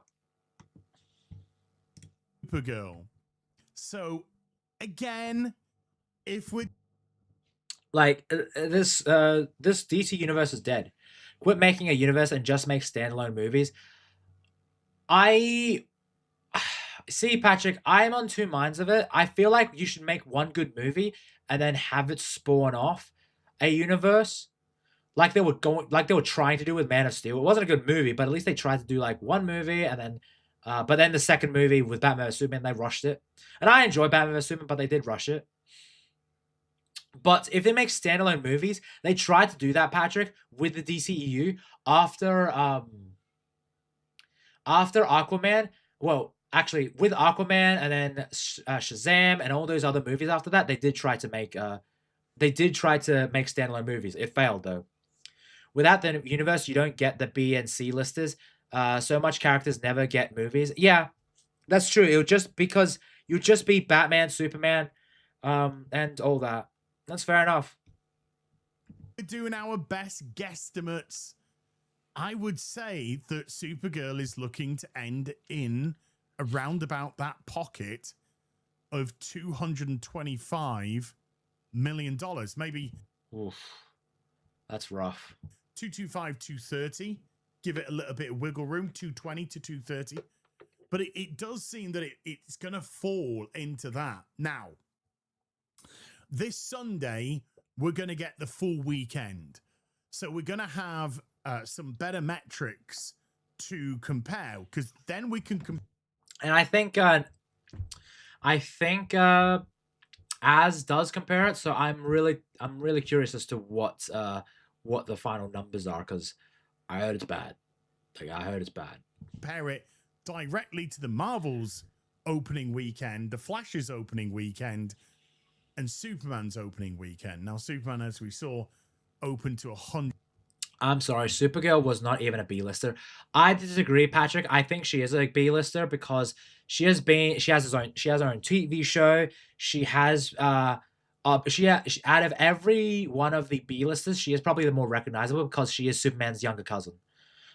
She has her own TV show. She had a previous movie back in the 80s. She is a well-liked character in the animated shows. And movies, so I do think she's a B-lister. Back can squash bots now, fear not. Well, Raza, you missed out. 2008 Iron Man made the character into an A-lister. 100% agree with that, Patrick. $125 million, which was like, it was okay. But the thing that Superman had, which again is exceedingly concerning for Supergirl, is Superman actually had some decent domestic holds. Yeah, exactly. Superman had some pretty like decent numbers. It wasn't like amazing at the it wasn't amazing numbers, but it was decent. Supergirl is definitely B-lister. She's really big in the animations. I think she is a legitimate A potential. Like, I think she's a B-lister, Karnak. I wouldn't say she is an A-lister. I wouldn't say she's an A-lister, though. Howard the Duck is totally an A-lister. Oh, yeah, dude. Howard the Duck, A-lister for sure. I love that scene in Howard the Duck, the movie, where he goes through and we see duck tits. Amazing. Peak. 10 out of 10, Howard. And the word... Thank you, George Lucas. Word of mouth from Supergirl immediately is horrendous. So there can be a colossal drop-off next week from Supergirl. She won't have the same holds as Superman. And there is a chance, not saying it's absolute, but there is a chance that this movie could go into freefall. So we'll have to see about that. And of course, we can compare it to what its prediction was of opening, which is around about 40-odd million. The prediction was 40 million, guys. Domestically, will it hit that? Gonna find out in a couple of days or so. We'll have to see. Hopefully it does. Otherwise, it's gonna be bad. But we've got a couple more videos, so you know we're gonna be covering it. And I'm not trying to be cruel here. I got zero sympathy for these rich, trumped up, egotistical wankers. I do agree with that. Yeah, they're just making it like that. It's like, I don't know. I agree. I mean, nobody knows her typical story. I'm saying potential. Yeah, even Supergirl, like this woman, like based off Woman of Tomorrow. Yeah, it's not the traditional story. And it's not the traditional Supergirl story. Like, it's not. We don't know her origin, really, in movies. I mean, if they had the talent, they can make a Blue Beetle into an A-lister. Oh, 100%. 100%. I think DC should do something like that. Get a C-list superhero. Get either no-name actor, one who are on their last chance, and go to town, balls to the wall. I get that, Rusty, but the thing is, though, is that Warner Brothers can't afford that. They need heavy hitters. They need their Batman. They need their Superman. They need their big. Name icons. But unfortunately, it's unlikely for them to do that because B-lister. It's a shame. And like I hope that you know, DC can turn it around. I really do, but based off what I've been seeing, it's not good. Now I'm all in on DC's Dr. Fate. Oh, dude, Dr. Fate. They had Pierce fucking Brosnan in the DCEU. I wanted a fucking movie with him. They don't. You would have thought, after all the failures of The Flash and Aquaman 2 and Shazam 2, etc., that they would have actually taken some stock. You would have thought that after the performance of Superman last year, which didn't do anywhere close to what they wanted it to do. They clearly wanted it to make more. It was decent, like financial wise, like 618 million was good, but it didn't make the numbers they were expecting. Clearly, they clearly wanted a big push for it, especially with all the marketing and the merchandising I saw. Crazy. If I was in charge of DC, I would have 5 people make movies for around 50 million with C-tier characters and go from there. So, cheesy, what I would have done was I would have started off with a Superman movie, make a Superman movie for $100 million tops. And then you branch off. You make a Batman movie. You establish the 2 pillars of the DC universe. Then you go and make a Wonder Woman movie. All right? You establish the core DC Justice League characters. And then you end it off with Justice League. That's phase 1. Okay? That's phase 1 of your DC universe. Then, after that, you introduce a side character, a B-list character. For example, Supergirl to head off the DC phase 2. Maybe in Justice League, in a post-credit scene, you have the Supergirl you have the Supergirl shuttle hit Earth. Okay, Superman, maybe Batman, Wonder Woman go to investigate or something like that. Bam, Supergirl. Then after the Supergirl movie, you lead into maybe another side character, maybe a sequel, a follow-up to a Superman movie, a Batman movie, something like that. Lay the foundation a bit more, mix it in, and then you have a bit more side characters. You do maybe a Nightwing movie, something like that. But they don't think like that. Because and I don't think you should make purely B or C list characters, because that may be interesting. But then you've got the people that will be like, all right, well, where's Batman? Where's Superman? Why isn't this? Rest assured, that's fucking fact. Take that one to the bank, cash it, you're rich. You would have thought that they would have tried to adjust Supergirl, but oh no, Gunn's. Yeah, like that's the thing though. You needed to adjust the budget to reflect the movie. This should have had $100 million, but like at least no, $50 million. If I'm being generous, 50 million. But they did 160, which is insane. 100 million is even pushing it, because 100 million, you would need 300 million to make profit, and I don't think that's gonna make it. He's got to do what Gunn's got to do, which looks like he's a one-trick pony. He can only do these Imagine what phase 1 would have looked like if they had access to Fantastic Four, X-Men, and Spider-Man. It would have been insane, Patrick. It would have been nuts.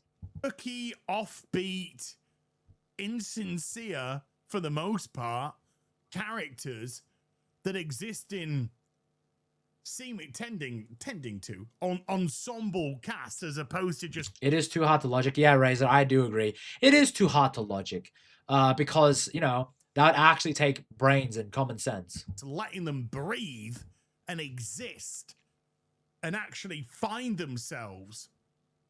And then Man of Tomorrow, which is the 4th movie, because we got Clayface coming next, which wasn't even meant to be part of his universe. That was meant to be different, if anything, attached more to the Batman universe. But James Gunn took that, and now that's part of his universe. Man of Tomorrow, that's going to be the 4th movie. And Man of Tomorrow isn't just Superman, How is it? How the fuck is it that Clayface is your 3rd movie? And I'm fine with a Clayface movie, don't get me wrong. But when you're establishing a universe, Clayface is your fucking follow-up? Are you retarded? Drip in the heat. It's Lex Luthor. It's Supergirl. It's going to have a bunch more characters. Oh, it's going to be another ensemble mess where we're just never going to be able to sit and find out who this Superman character actually is. Most likely. So, yeah. I doubt we're going to have Clark Kent. Which is such a shame, because I want Clark Kent, I want Superman, and I want Kal-El's personalities on screen, okay? But instead, we just get this not even it's this weird combination of Superman and Clark. It's not. It's not Superman. Superman is more in control. He's more assertive. He is a proper, in the way he behaves, is not like a goody, oh, I'm a Boy Scout sort of thing. He is a by the book sort of guy. He does no wrong. It's what he stands for. But hey, people aren't getting Superman. We're getting, like, I like David Cornsweet as Superman. Like, in terms of like how he's playing it. Well, I can't even say that actually. I like David Cornsweet. I think the Superman character on screen is not reflective of Superman, though. I have zilch sympathy this movie can burn for all I care. And boy, am I sat here in the fire with me marshmallows and my little deck seat getting a front row fucking performance. I'll see you guys and gals in the next video. Until then, you take care. Goodbye, Belubo.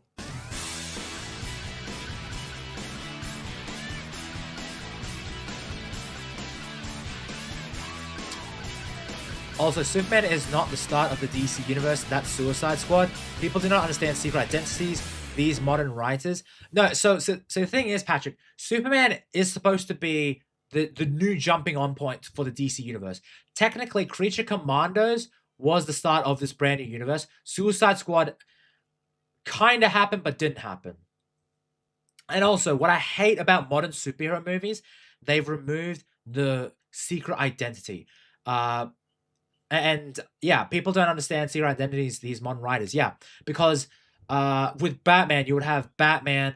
Would have Batman. Then you would have Bruce Wayne, the person who is behind the mask and who is in private, who is open with Dick Grayson and all of the other Robins and Alfred. You know, behind the scenes, Catwoman in some continuities when he reveals a secret to her.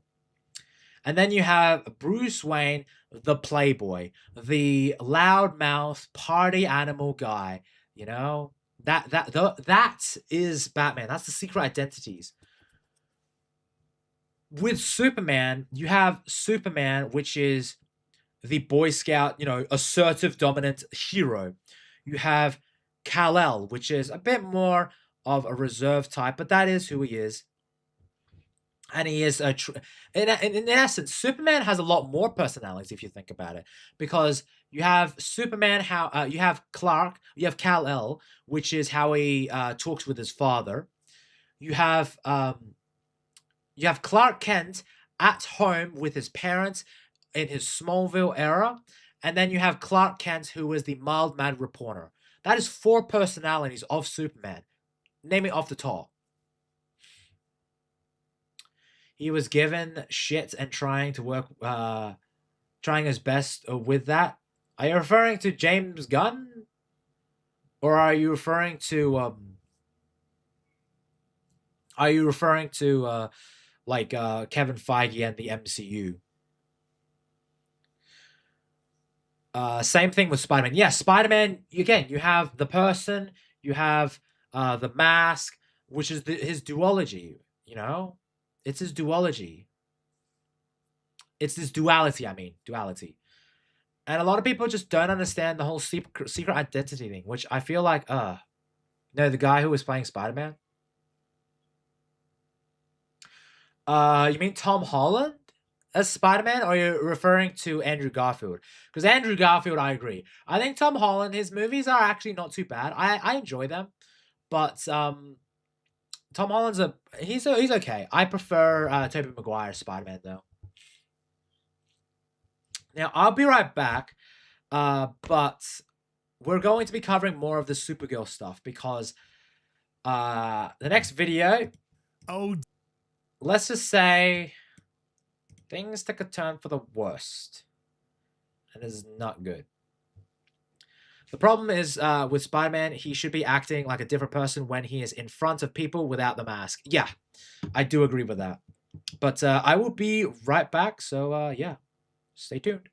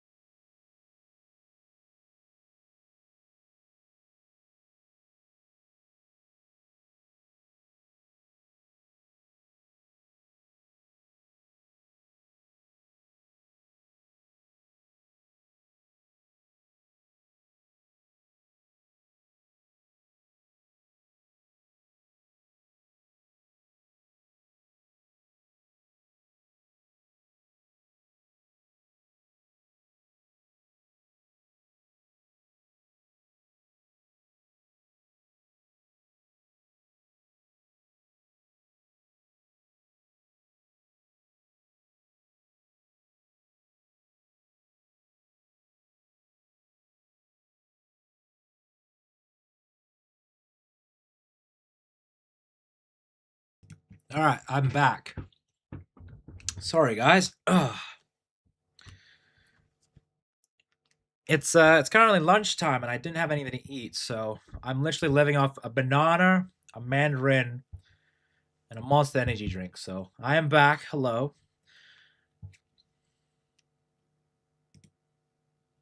Where am I? There I am. How's it going? I mean, for some unknown reason, they went with one of the most hated Spider-Man stories and put it on the big screen. Oh, you mean Brand New Day? Oh, I hate you mean what do you call it?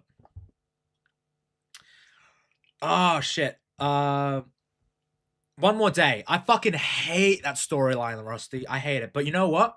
Surprisingly, I think No Way Home did the best iteration of it in terms of storyline.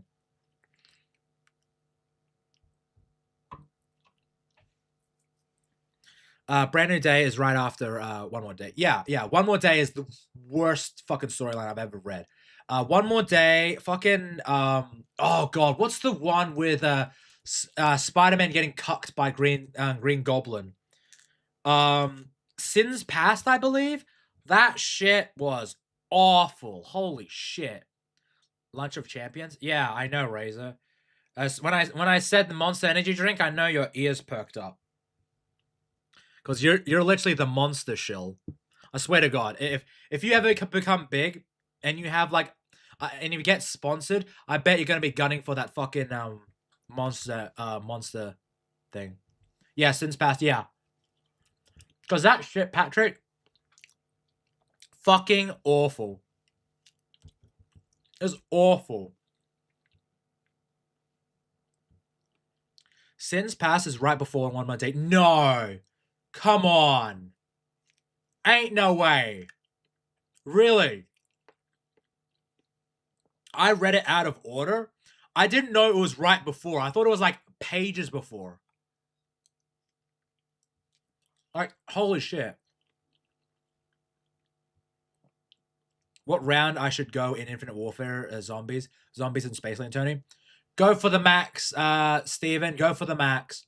I think you're probably going to go for about... Try and hit 40. Try and hit 40.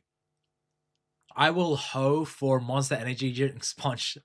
What, you're going to get on the side road and try and get as much out of that as possible? Good to know. Okay, I died round 39. Oof. You can get up there, Steven. I believe in you. I do my best for you, Tony. You do that, Steven. You go for it, buddy. Raza, I was called something that just utterly confused me. Oh, is this what we were talking about, Hunty, the other day? Yeah, that was funny. Anyway, let's dive into this, shall we? The Friday box office for Supergirl. I'm sure it's not that bad, guys. I'm sure it's not that bad. Oh dear, oh dear, oh dear. If you thought it was terrible news what Supergirl did on its preview night, it gets even worse for the film, because you should see what the Friday brought.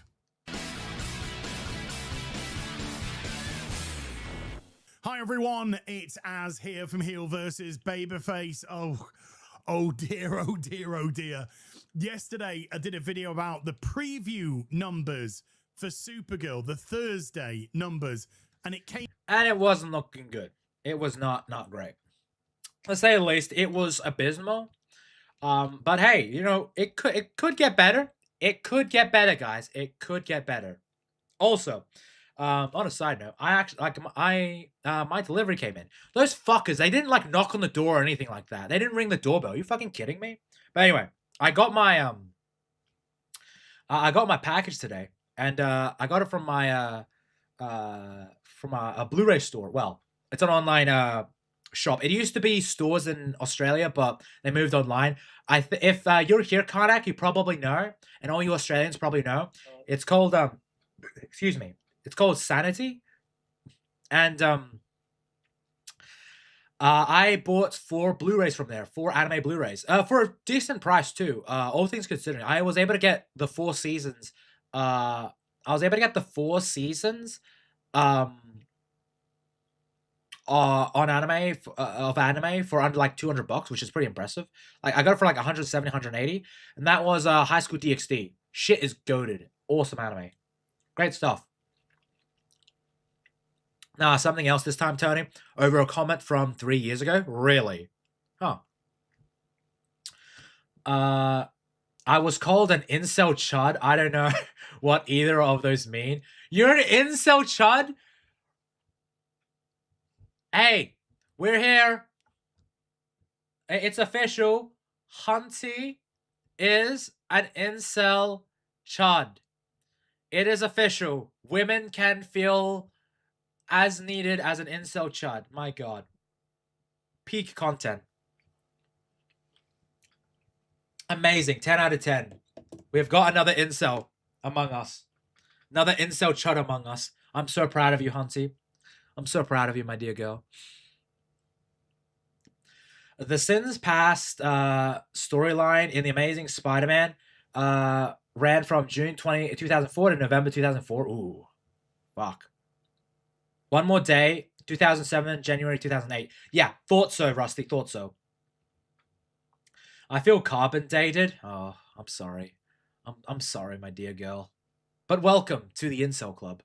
Feels great, doesn't it?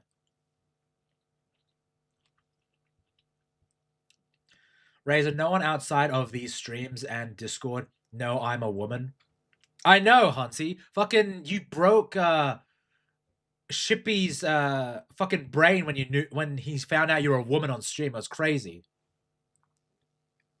Aiming domestically at $7.8 million, which wasn't very good at all. Now, that put it ahead of where the Marvels was, in actual fact, by about 1.6 million or so, but it put it behind The Flash, and it's just not even comparable to Superman, which did 3 times that number when it came out last year. Well, the Friday box office has now dropped, and it's not an exaggeration. These are nightmare numbers. These are absolute. Nah, Shippy broke because I'm white, not Asian. Oh, right, my mistake, Hunty, my mistake. Still, you literally broke his brain. It was kind of funny. Nightmare numbers for this film. So if I jump to yesterday's video, we can see that the Thursday preview night was 7.8 million. And also the Thursday international preview night, it's a whole day. It's not great. Let's see what the Friday one is. By the way, starting at 11 o'clock in the UK, 5.2 million. Now then, let's bring in the Fridays. Holy shit. Less than $30 million, guys. Less than 30 million. This is not good. This is awful. This is just wow. Just wow. This is unbelievably terrible. Oh my God. Is Master Gowa glazing fucking Hunty? Is that what I'm seeing in chat? Hold on. Hunty, that's because you are awesome. The interesting women are like real bros. Oh my God. Down, Master Gowa. I'm going to spray you with some water. Not glazing you, just saying. Dude. What is this? I mean, like, listen, I like Hunty, but like, dude, Master, just down. You're literally glazing here. It is glazing. Oh dear. Oh dear, oh dear. Friday brought in just 10.2 million domestically. What kind of white? The Irish doesn't count as white. That just has the same energy as like that meme from like Civil War where it's like, what kind of American are you? Tony needs a spray when he sees a redhead. Oh, Hunty. Whoa. buddy. See, you put a okay. If Supergirl was a redhead, instant 10 out of 10. I mean, probably not, but still. To take the domestic to 18 million as an accumulated Friday, even though it's Thursday and Friday together. A little bit worrying. Well, Hunty calls him out. Listen, Raza, you're the only redhead that doesn't do it for me. I'm sorry, girl. It's just listen, you're just an icon on, like, I can't see your profile picture. If I'm looking at my my OBS and I can't see your profile picture that big, so it's just not doing it for me. And until then, I'm just gonna assume that you're like a really bad blonde.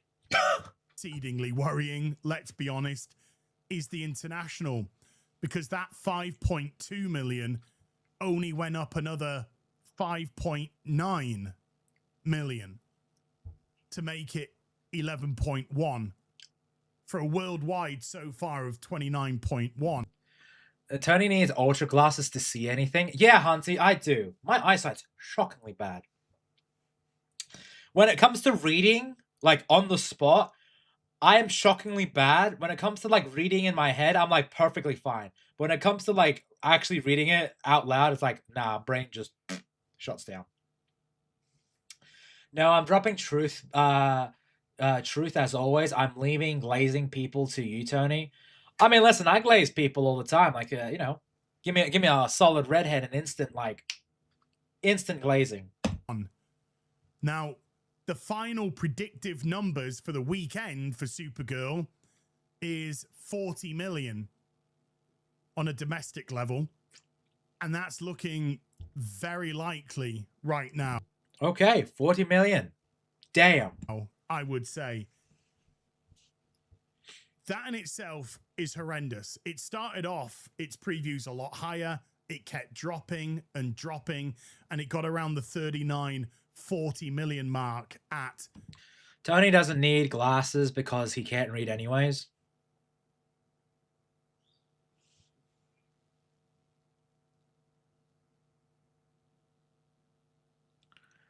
I swear to God, Master Gowa, I'm going to beat the shit out of you one of these days. Its lowest. But I did some comparisons yesterday. We're going to do the same comparisons right now. All right, let's see it. Let's see the comparisons. First and foremost, Superman. Superman at the same time was on 56.1 million. Ooh, that is a steep drop. Holy shit. Ooh, so it was on just over 3 times as much. That's insane. That pace has been maintained. So Superman 3 times as much. That ended on 618 million. Yeah, and if what it started off as true, it doesn't have legs. That's the issue. It doesn't have legs, so it's fucking cooked. If we're to go by the same sort of rule, just over 200 million is looking likely for Supergirl. Ooh, that sucks. Then if I go to the Flash, which ended its run on 271, absolutely appalling. If we go down to its first Friday, it was on 24.1 million. So shit. That is 6.1 million ahead now. Oof. That is not good for Supergirl. Holy shit. Supergirl's so done. It's so done. Tony just guesses at words. The fuck, Master Gowa? What is all this? Well, why are we doing this? Are you crazy? What is this? Why are you guys attacking me? Seriously. We don't need to worry about Tony punching. He can't reach us. The fucking hell, Hunty? Girl, I swear to God, I'm gonna slap the shit out of you one of these days. I'll slap you like I'm Honarary. So it gained the extra that it gained, the 1.9 that it was ahead after the preview night. It's now brought that up to 6. 6 million, like crazy. Ugh, Flash. I don't like Ezra, dude. Oh, dude. I agree, Hunty. I don't like Ezra. Ezra sucks. And I'm glad that I'm glad he's out as the Flash because I thought Grant Gustin was a much better Flash than uh uh Grant Gustin. I like him as an actor, as a person, and when it comes to his Flash, I actually quite like him. Hunty speaks truth.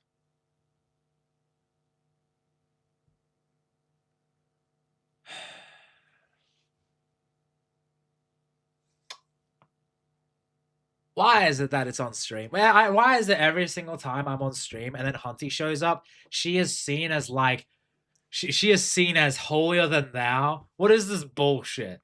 What is this? This is bullshit. Come on. Why is it when Hunty shows up, it's like, oh, she can do no wrong. Awesome. Oh dear. That this is horrendous. It is very bad for Supergirl. Like, I don't. I'm gonna be honest. I think it might not even crack 200 million. I think there is a real possibility of that.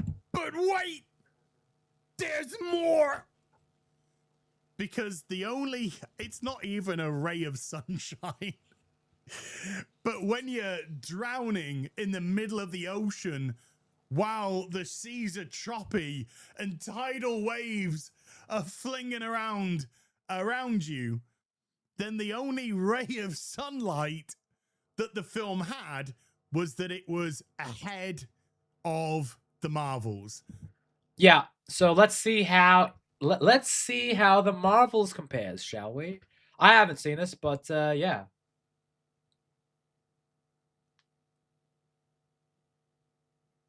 Cause my God, it's absolutely insane. Just thinking about this, it's like, how can the second project in the DCU go? And this is the result.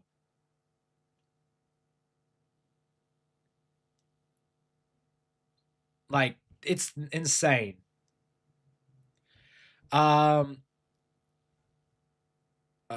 Why stick together? I don't know what that is. And Booba Pow. Oh. Okay. That's. Wow, guys. You women. This is the reason why you're using your female parts to get chat on board with you. Is that it? Is this how it is? This is how it is. This is how it is. I see how it is. I fucking see how it is. Hunty, you should just take over Tony's job at this point. Yeah, probably. Fucking Hellraiser. Jesus. She's more beloved than I am in chat.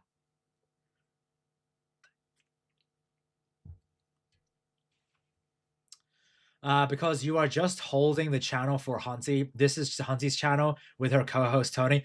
Oh, of course, sure, yeah, totally. Woohoo.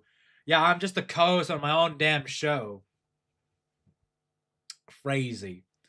If it makes you feel better, Tony, I can only come up with these quips when I type. Well, Hunty, you're typing a fair bit. Stick together like balls to the legs. Like, this is what it is, cheesy.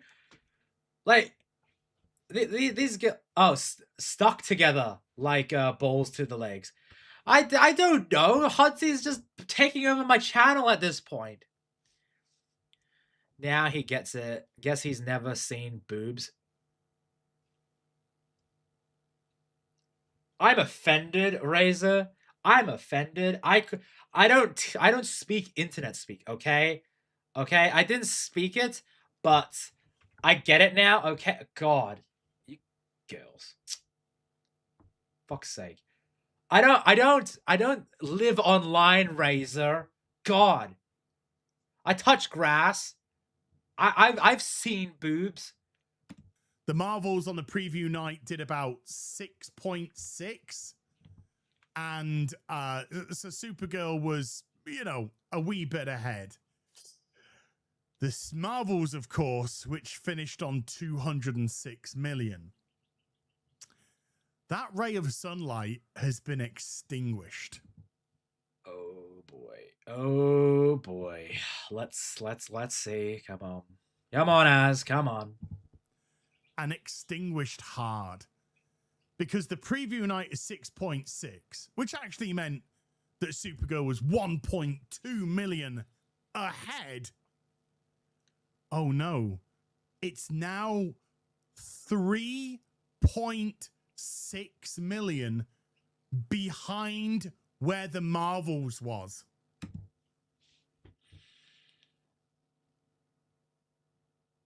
That's bad. That's actually insane. This is a catastrophe. It's now behind tracking on the Marvels.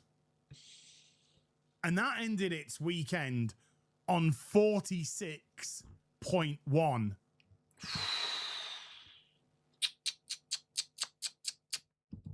Now, Saturday does tend to be the busiest day. Saturday should be out the Friday. Okay, hopefully Saturday it goes up. Maybe Sunday.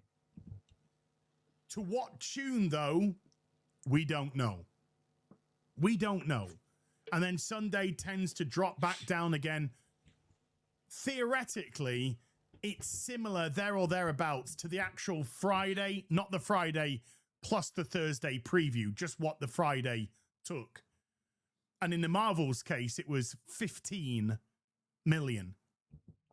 That's rough. It's really rough. Hunty says, these guys were here before I showed up. It's definitely for you. I do be doing shit stirring. You do shit stir me, Hunty. I mean, I love you for it, girl, but like, my God. Sometimes I feel like sometimes I feel like chat's only here to see Hunty. It's like, hey, it's Hunty. Oh, and there's this turning down on the guy that I get to talk with Hunty. Because that's what it is. That's what it's become to. I am a vehicle so that people can talk with you. I mean, I love you, girl, but like, sometimes I feel like chat is just using me to get to you. It's crazy. I saw grass on TV once. It was nice. Yeah, it was nice. It was nice. In Supergirl's case, 10.2. So if that pace continued, I can disappear for a bit if you want, Hunty. If you want to be in chat, it's up to you. Gosh. No, Tony, we're here for you, lol. Karnak, I agree with you on the Twitch side. YouTube is an entirely different beast. I have developed a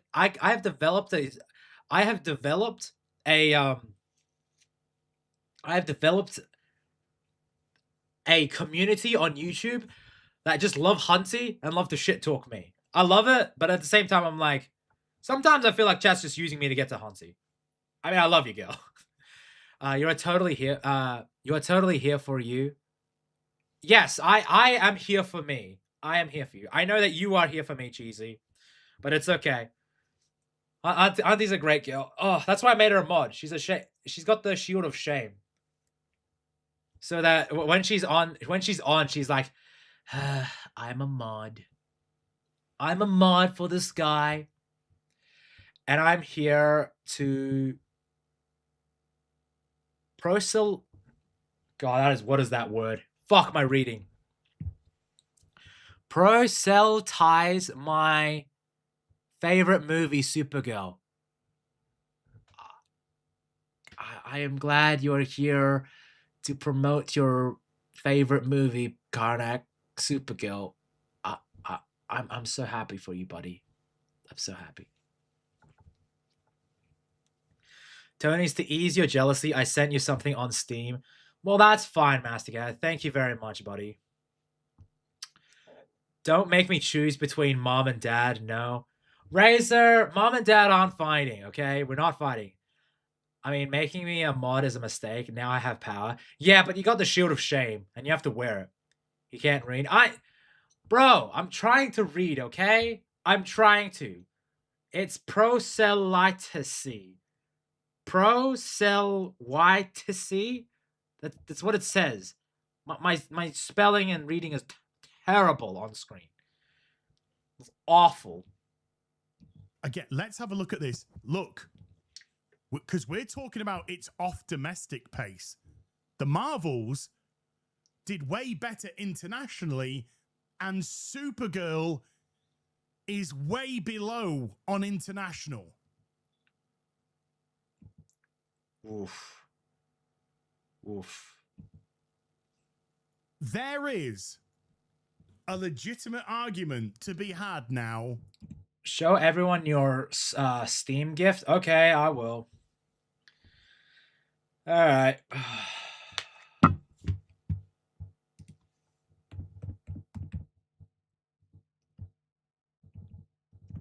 I don't know what it is, Master Gal, but yeah, I'll pull it up. One new gift, okay?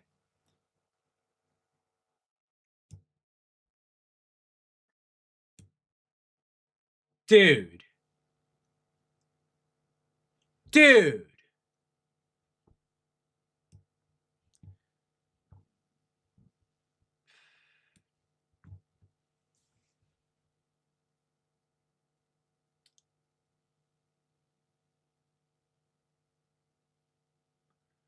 Dude, what is this?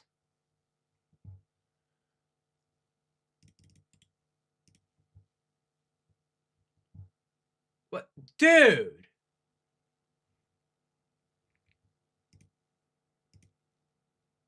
Bro, what is this? The fuck is this game?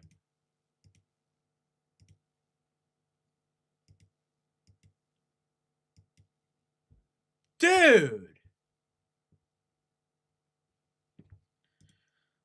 Yeah, I read the comment.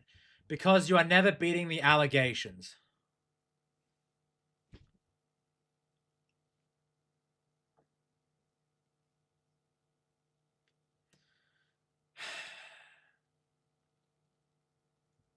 Thank you for the gift, Master Gowa. Ugh, hate you.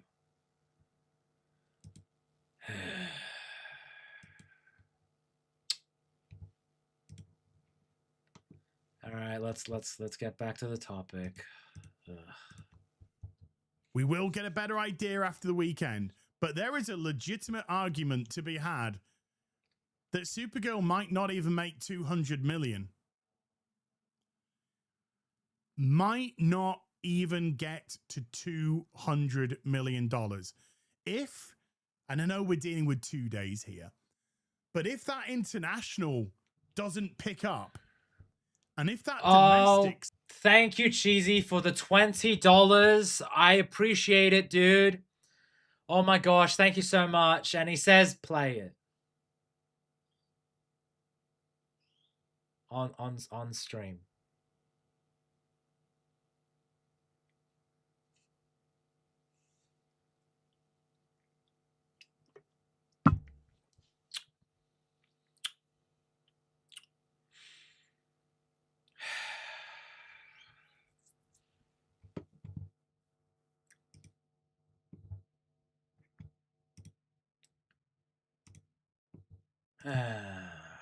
If you're wondering what I'm doing, it's installing.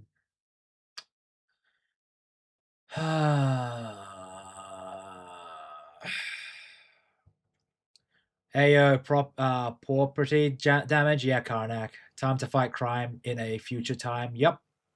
#1 property damage streamer, TDUN. Yeah. Tony Down Under will be doing that. Yay. Yay. It's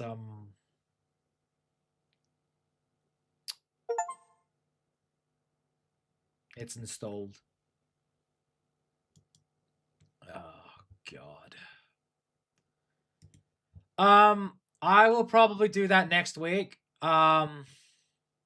Because you know, I'd rather not do it right now. Property damage 8-hour no, Karnak. He just told me to play it. Look. He paid $20 for me to play it. I will gladly play it, but I'm not gonna do 8 hours. You are okay. I'm not gonna play for 8 hours straight, but swear to Christ. You know what? Fuck it. Hold on. I'm gonna grift this shit. Am I grifting? Sure. Do I care? No.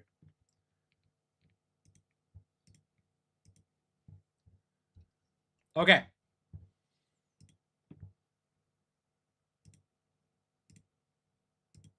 I'm gonna set a super chat goal, okay?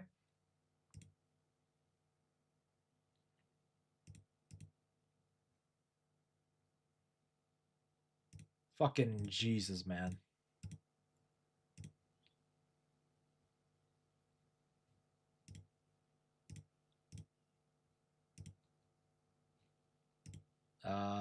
Fuck.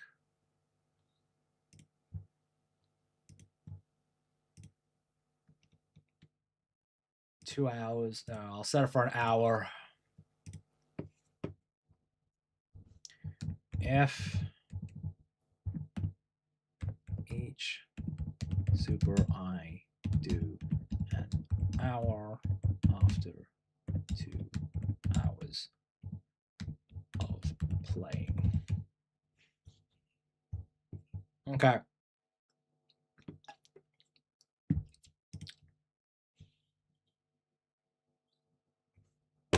There. I've started a goal. For every super chat I do that is $10, I will do a stream. And each one I caps out an hour, okay? So for example, if I get 10 super chats by the end of this, I will have a 12-hour stream of this shit. Now, it won't be exactly 12 hours, but I will stream it for 12 hours.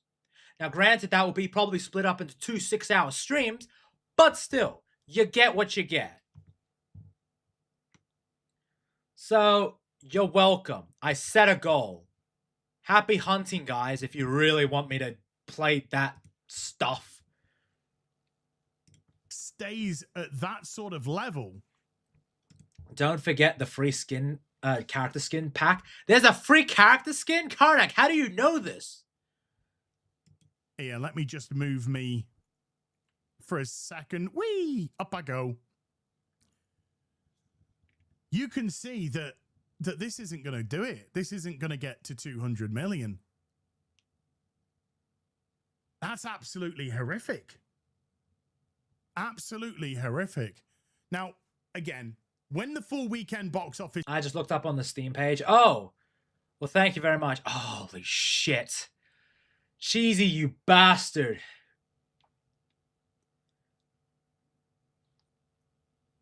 Personally, I'd rather watch you play Amulet. Oh, dude, I'd rather play Amulet too, but hey, listen, I'm being bullied into this. Well, that's 1 hour done, so I'm officially playing the game for 3 hours. Also, I must have, I don't know why, when I set up my schedule, my stream schedule, I completely forgot about our collab, Karnak, so I'll have to change that up for my stream schedule. So my bad about that one, because I looked at my stream schedule and I saw you in the chat. I was like, oh, fuck, I knew I fucked up my stream schedule. So I'm actually streaming on Thursday night with Karnak, so that's my bad. Sorry about that. This comes in, we're going to see the international, we're going to see how the domestic is performing. We can then compare again with the Marvels, the Flash. Although I don't mean this to sound cruel, it's just simple facts. It looks like the Flash is out of its league in terms of comparison now. Particularly if Supergirl has a huge, probably not even. Yeah, Supergirl is dead. It's dead. It's done. I'm sorry. If you like the movie, more power to you. But the thing is, objectively speaking, when it comes to financial, it's not good. That big. 60. There is a workshop for free mods too. No, Master God, no. 50% plus. Week 1 to week 2 drop off. But holy, that Friday is a statement. And as you can also see, it couldn't even come in first place. It comes in behind Toy Story 5. There's not a cat in hell's chance that it's going to beat out Toy Story 5. So the DC Studios... the DCU is done. It is gone. Twitter accounts, social media accounts, they can't even put out things like the #1 movie in the world, which would be true if it could, but it's not, and it isn't. I was pretty close. So they can't even do that and wrap it up that way, trying to spin it that way, because it's not even going to hit #1. Minions and Monsters comes out this coming week. Yeah, Minions is gonna body fucking Supergirl. Especially there's the Toy Story that is dominating still at the moment, probably. If last time I checked. So Supergirl is done. It's gone. It's gone. Goodbye, Supergirl. Minions and Monsters is gonna beat Supergirl. Toy Story 5 is gonna still beat Supergirl. So it's not even gonna have an opportunity to get to #1.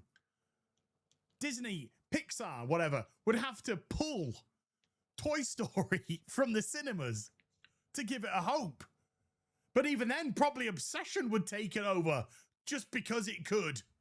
Yeah, Obsession could take over because the thing is, that Obsession is doing great. It's amazing. Same as Backrooms. Those two movies doing great. They've got the adult corner. Supergirl is trying to appeal to everyone. It's appealing to no one when it comes to like this because you've got the kids that are taken over, and then you've got what they're trying to aim for, like my type of people, 20-year-olds that are interested in superheroes and all that, and they're just not feeling it with this one.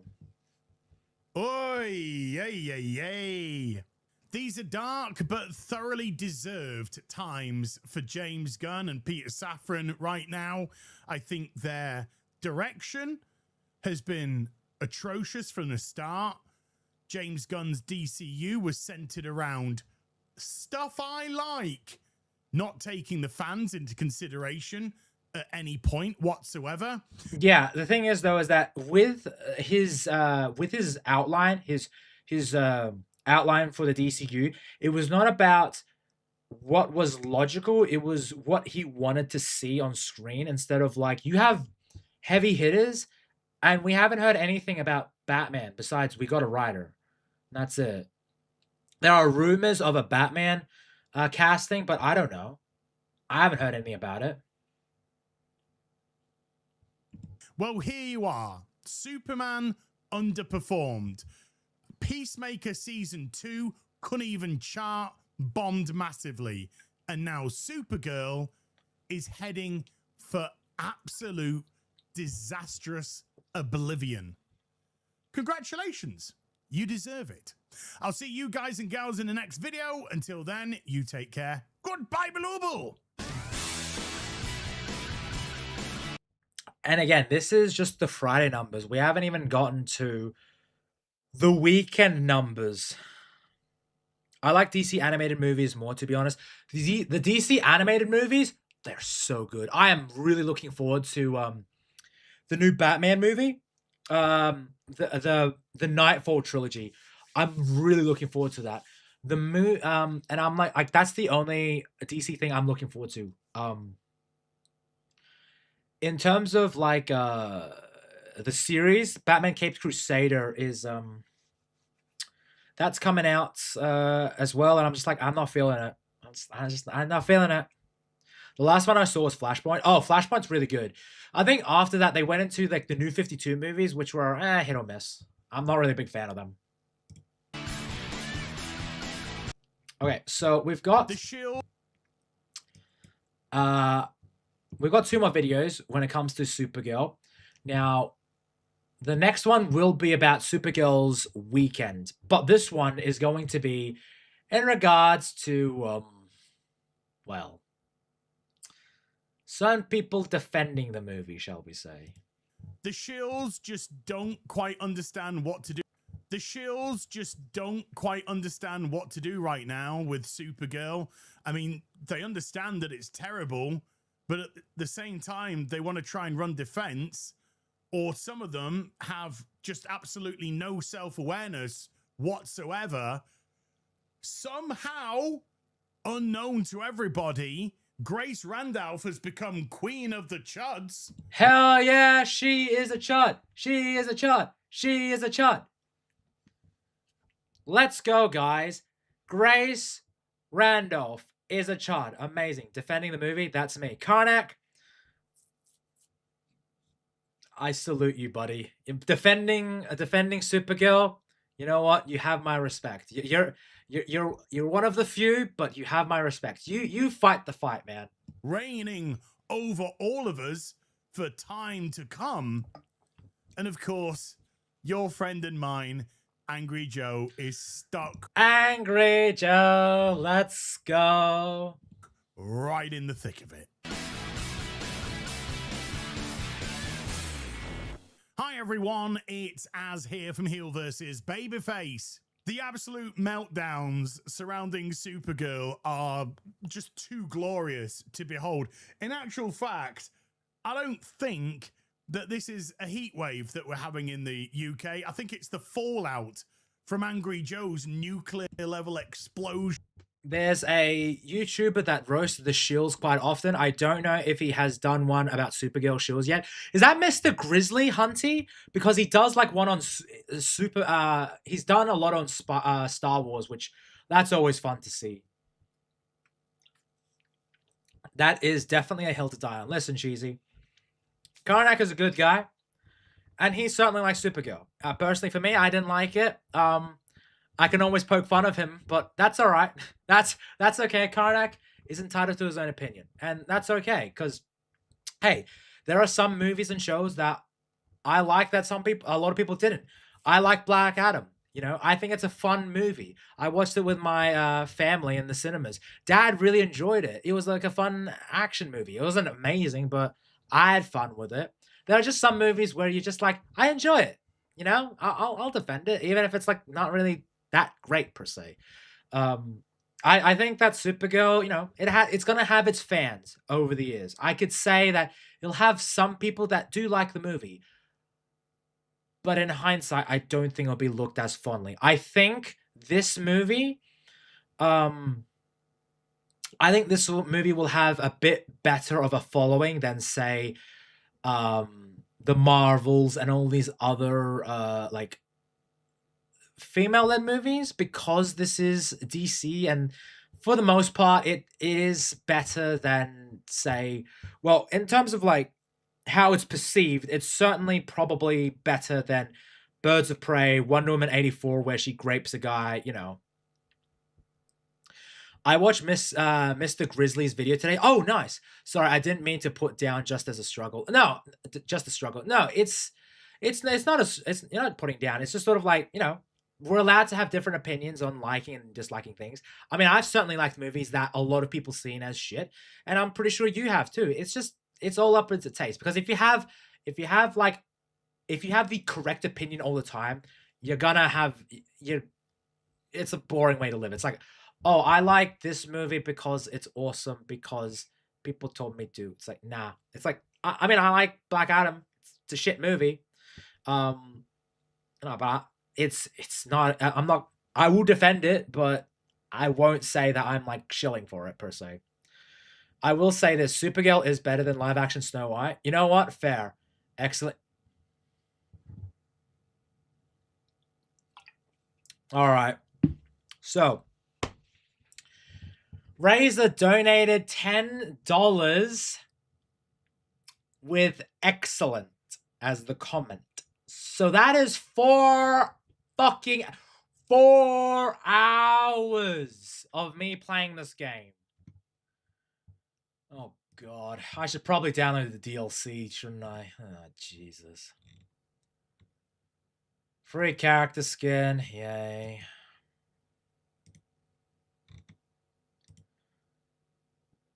Download the thing.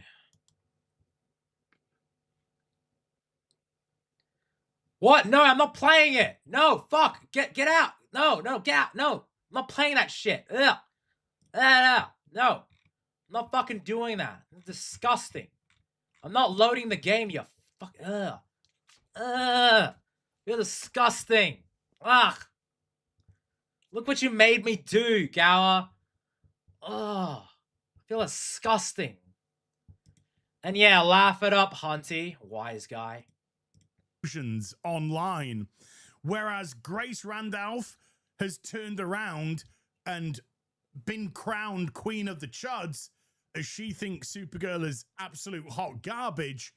We've got Fox News now reporting on it for whatever that means. Yeah, really. Why is Fox News involved? Just fucking stick to your usual shit. Fucking ugh.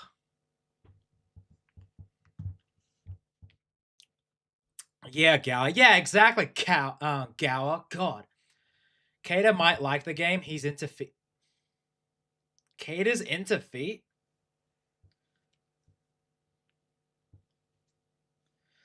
Ugh, I didn't know Kato was into feet. Ugh. Is anyone actually into feet? Like, I don't know. Feet's like, it's kind of weird, but I'm like, So into feet. Oh, well, you do you, Razor. Yes, he calls his subs foot oh my god. Hunty, ain't no way. No, Patrick, thank God. Okay. All right, fair enough. Don't ask me. And then we've got the BBC showing unbelievable lack of self-awareness because they're saying, well, DC Studios needs to win back the trust of its audience. Hello? Bro, are you kidding me, BBC? No, I was answering about Kato, not me. Oh, thank God. Razor, I was like, girl, you into that? I hate. Okay, all right. I was gonna be like, damn. I was gonna be like, damn, girl, that's a bit wild for me. It's a bit wild for me. I'm just saying that's like, wow. He's into it. We're all normal. Okay, all right, good, guy. I'm good. This is no longer the Foot Clan. Kato isn't into your feet because you both are at eye level. What? He's 5'11" as me? Or like, what? Am I taller? I don't know. I don't understand feet, but hands are nice with cute sharp nails. Oh. God. How did we turn to the stream into this? This is wild, man. BBC. Okay, let's start off with that one first, shall we? It's really funny when the BBC do. Oh my God. Win back fans? Yeah, because fucking Superman just did not do well. He is 5 feet. Wait, he's just 5 foot? I'm fucking taller than him? What? An interview with some.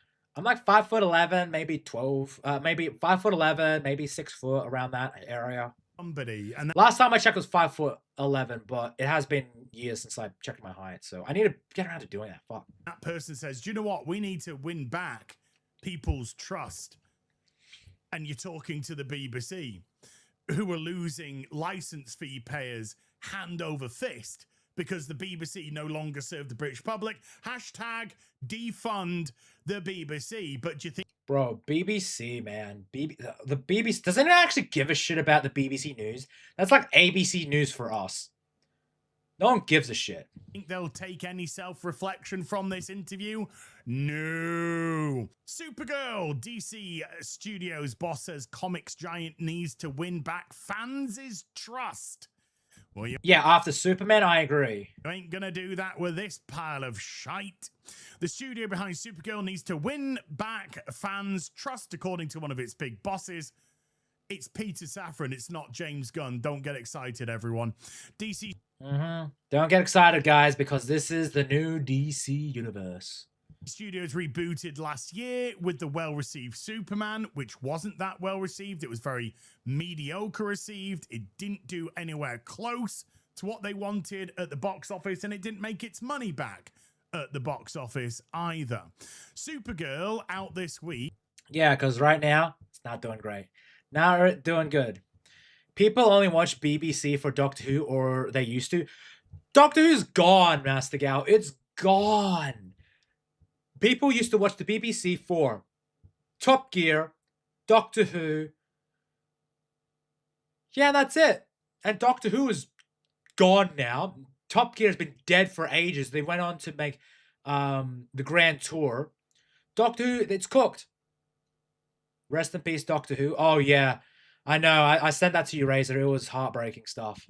Starring House of Dragon actress Millie Alcock, Jason Momoa, and British teenager Eve Ridley, is the second big release set in the rejigged universe. Rejigged universe. You mean the retard universe? That's a weird word for shit. Peter Safran, who runs DC Studios alongside director James Gunn, told BBC Newsbeat the new direction was an attempt to get back on track. So this... It was an attempt. Too bad. They went off course again. Was done before the film even came out. And if the... Bro. If Peter Safran and James Gunn thinks this is getting things back on track, well, I wonder what the reaction to this film is going to do. Are you on the right track? Clearly not. You've clearly displayed that you are nowhere even close to being on the right track. Supergirl follows blah, blah, blah. Along the way, she teams up with blah, blah, blah. The movie's directed with blah, blah, blah. Standard stuff of like giving the information as to... I don't get why articles do that. It's just they have to give all this background information. It's like, we already know. Let's just get to the main point. Reviewers have been split on the film. Not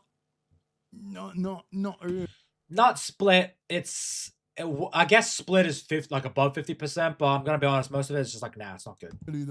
The box office isn't split. You see, when you've reduced box office is awful, your audience to such a small amount, you tend to get better feedback because everyone who should be going to see it, that you're trying to get to go to see it, that you're I've heard that Australians think that there are only 10 in a foot, as in like inches.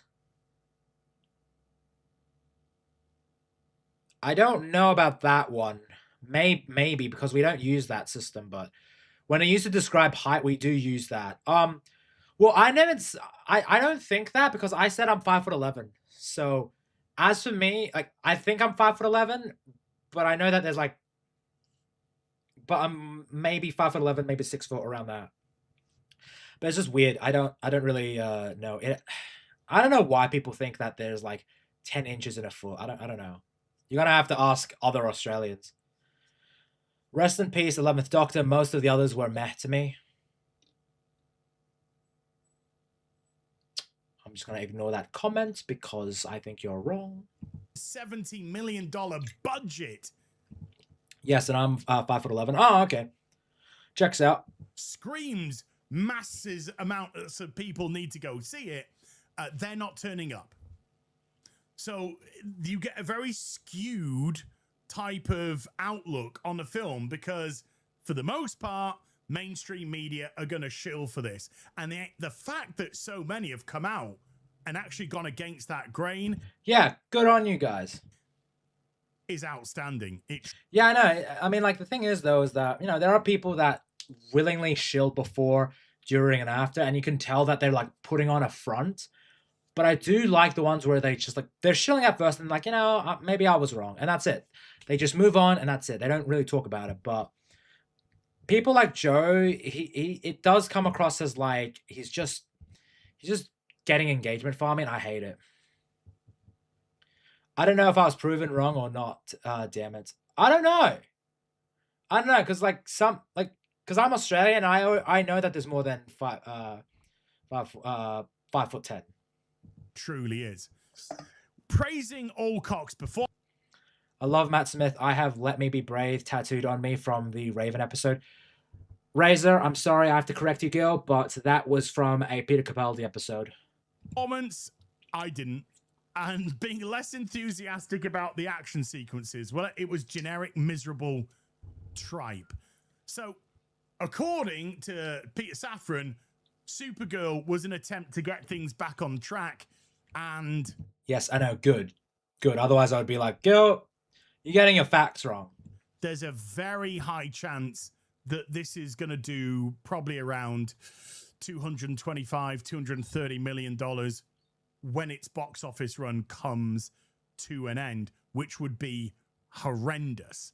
Now, Grace Randolph, as I've mentioned twice now, she's been crowned Queen of the Chuds because she's just Queen of the Chuds. Let's go. But it's just the defense for Supergirl when it comes to like the online. It's just like, oh well, it's no longer just I thought I liked the movie and you know I think this and this and this and this. It's more like, oh, you guys hate it because you're this and that. It's like I hate that. I hate that. Told it how it is. Now, I ain't gonna lie, we've taken a lot of jabs at Grace Randolph over the years. She has some very interesting takes, shall we? Interesting takes ain't covering it. Also, I just finished my monster and like that was an obvious mistake. I need to go to the toilet again because fucking hell, for some reason when it comes to these monster drinks, I go through them easily. So I'll be right back. I'm sorry, guys. Yeah, entertain amongst yourself. And don't bully me, okay? Don't bully me.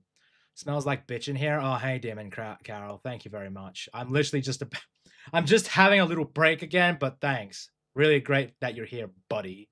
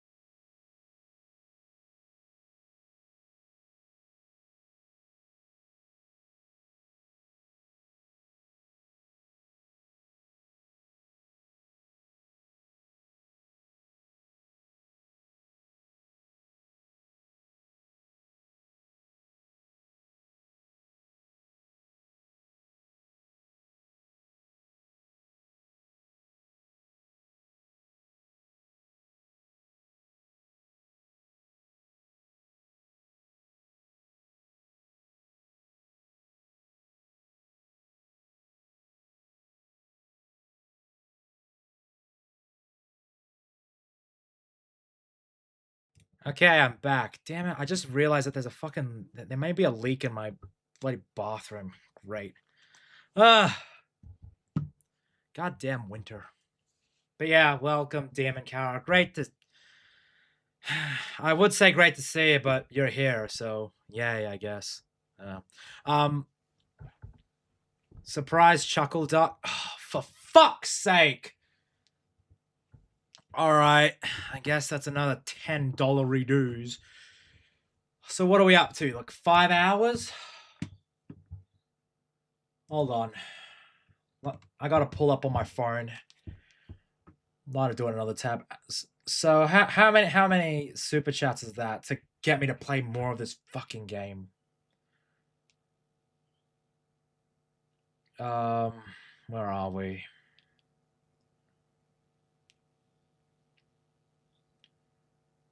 Okay, 3. So I'm at 6. I'm at 5 hours.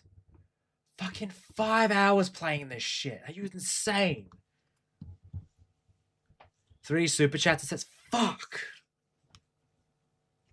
Just playing some space jump space. Oh, nice, Demon Carol. Apparently, I'm going to play a fucking furry game. God damn it. we say, but my God, a broken clock is right twice a day, I guess. Supergirl See, that's unfair. With Grace, it's not broken. It's just all over the fucking place. For example, she could be in like 10 o'clock when it's supposed to be 5 o'clock, and then it's like all over the place. Are you counting my 20? So, Cheesy, you said play it, right? Which is $20. So I was like, okay, that's going to be 2 hours, okay? To play it initially. And then I said, okay, each super chat after that is $10 each. That is the minimum for me to play each hour. So right now we are at 10, 20, 30, $30, which is a total of 5 hours of streaming this shit. As soon as we hit the 6 hour mark, that's going to be essentially a stream, and then we'll do reacts. But anything after that, for example, if we get another 2 super chats afterwards, then that's 2 hours. That's going to be in a separate other stream. Because I can't do because I did 10 super chats, because that would be a total of 12 hours if I did get to like 10 super chats after that, which I need that 10. I need the other portion of that to be like a. Because Raza is here, I dropped a video for Rose and Camilla at the women's slapping game. Check it out while she is here to appreciate it. I'll do that after this topic, okay, Master Gowa? review, no spoilers. But thank you for the $5, my dude. I really appreciate it. Thank you for dropping it. An epic failure on the level of Birds of Prey and Thor Love and Thunder. And dare I say it, Snow White. Ooh, but she's hit the nail on the head, because Birds of Prey was a mitigated dog shit. I remember Birds of Prey very well, unfortunately. Not because the film's memorable, I've pretty much It's a shit film. forgotten everything that happened in that, apart from all the PTSD parts. But the fact that it was the last film that I saw in theaters before the coof hit. Yeah, so when COVID hit... Oh, for fuck's sake. Cheesy with another $10. At Master Gowa men's 10. So what is that? Like 1, 2, 3, like 4. Hold on. 1, 2, 3, 4. So that's an extra 4. That's 4 hours. Fuck. So 2, 3, 4, 5, 6. 6 hours of streaming that. 6 hours of that. Oh, 6 hours of that game.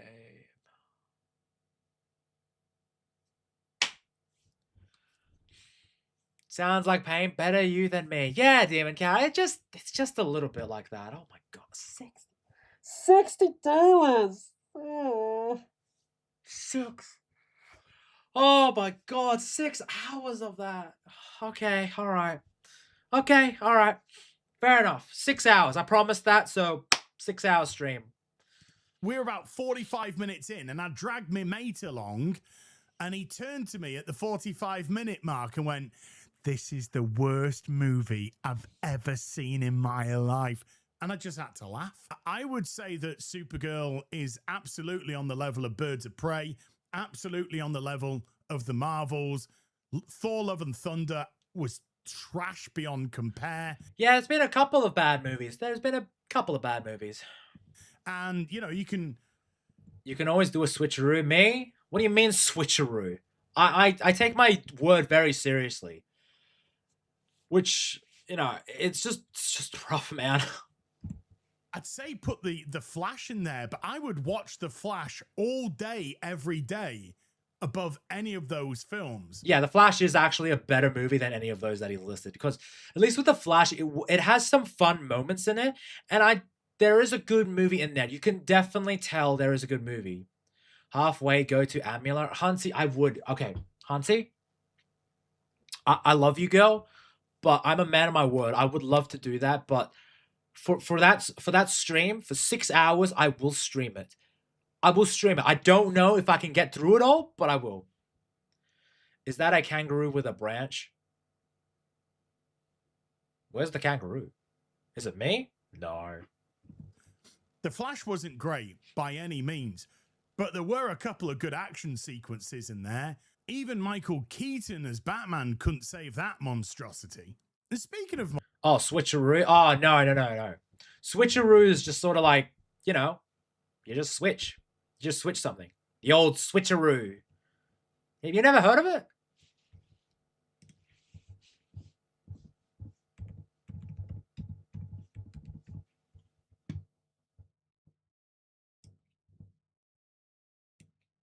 Yeah, switcheroo.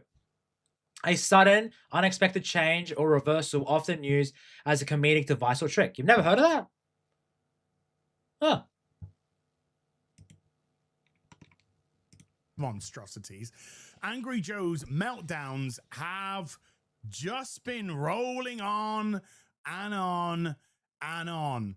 And even though he gave Supergirl a 4 out of 10, he initially gave it a 5, but was bullying in 5 minutes to reducing it down to a 4 because a 5 is way too much.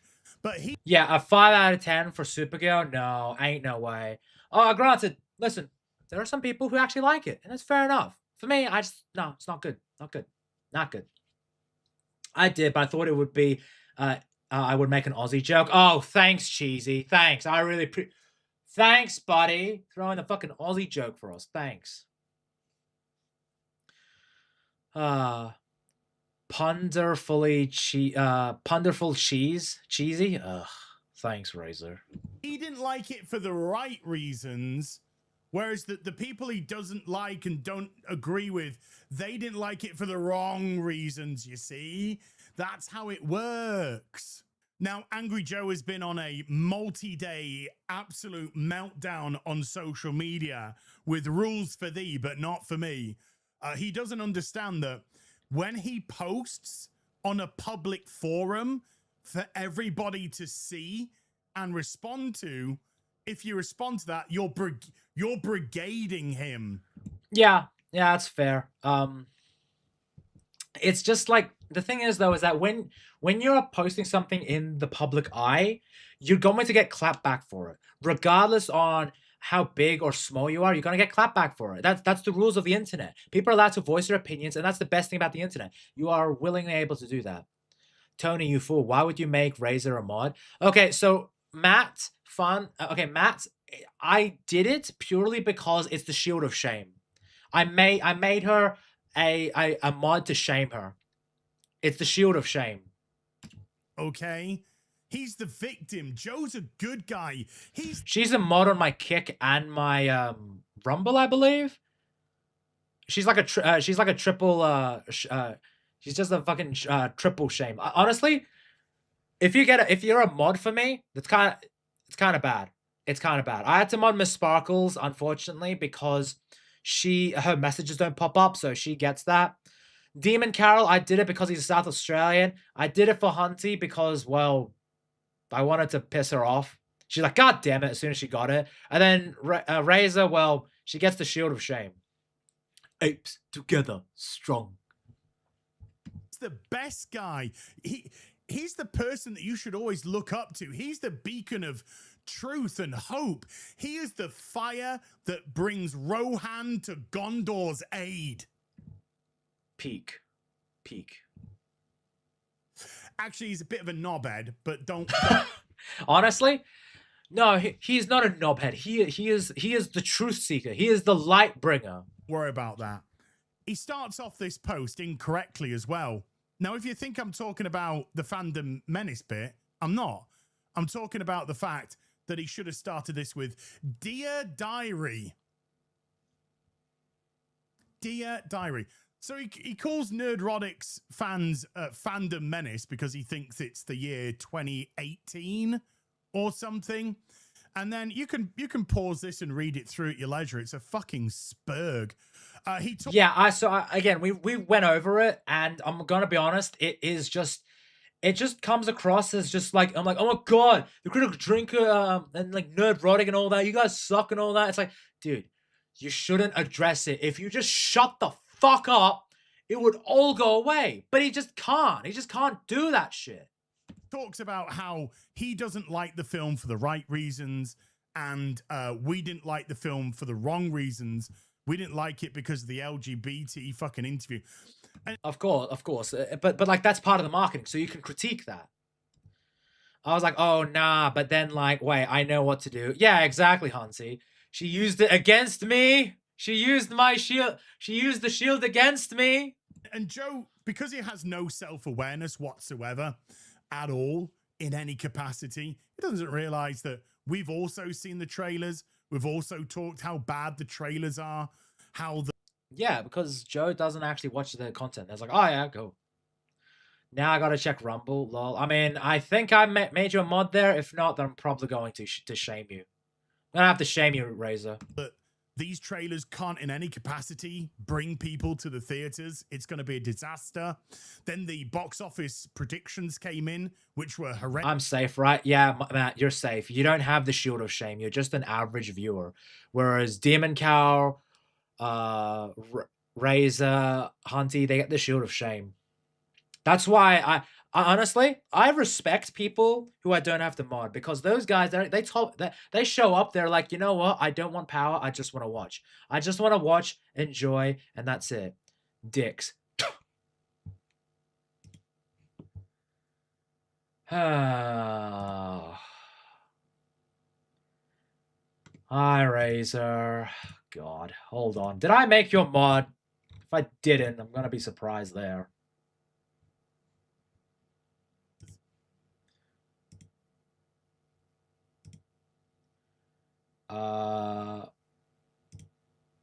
I missed the freedom on Rumble. Yeah, apparently so. Hold on. Can I make your mod? Huh. Yep, I totally did. Okay, cool. All right. That's how I was modded by Cine as well. Oh, yeah, for sure. Wait, you have Rumble? The thing I can say? Yeah, Cheesy. You can... okay. So, Cheesy, I have a lot... I multi-stream. So, I am on YouTube, Rumble, Twitch, X... okay, YouTube, Twitch, X, Blaze, and Kick. So, I'm on all platforms, pretty much, just about. That's about it. Oathbreaker Paladin mode active. Aww. Thank you, Hunty. I guess. I don't know. I feel like you're going to turn on me one of these days. You're going to be like, ha! I'm a mud. I'm going to betray you. Top 10 anime betrayals. Number 1, Hunty. Horrendously low. They didn't start off great, and they just kept tumbling and tumbling. We discussed that as well. Then we discussed the interviews leading up to the film's release as well, where she said stuff like, Supergirl goes both ways, but that's not enough. I already do with my insult.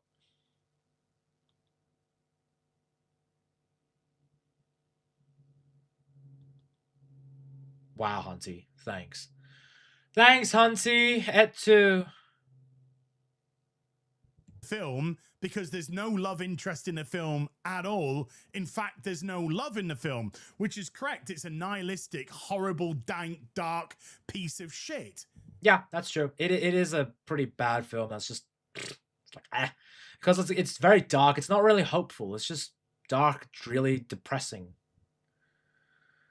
And Raza, did you follow me on Twitch? Thank you so much, girl. I really appreciate you, man. Like, seriously, girl. Thank you.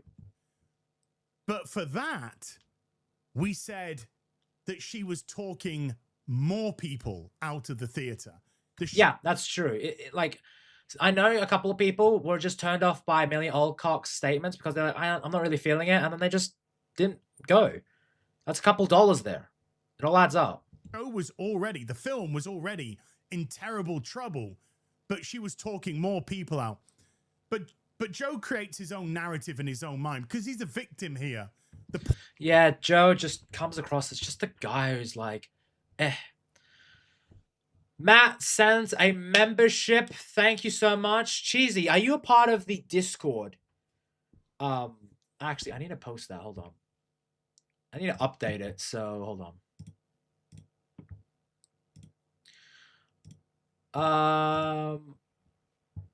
Copy. I'm going to put out my Discord link. So if you guys have not joined the Discord, it's there. I'm probably not this weekend, but next weekend I want to start putting in more movie nights. So I'm just going to set that up. Hold on. View channel. Post.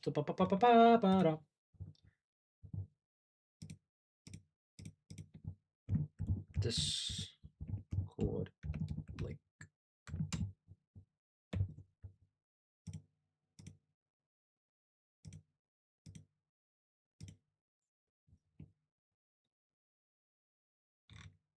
Okay, so there is the Discord link.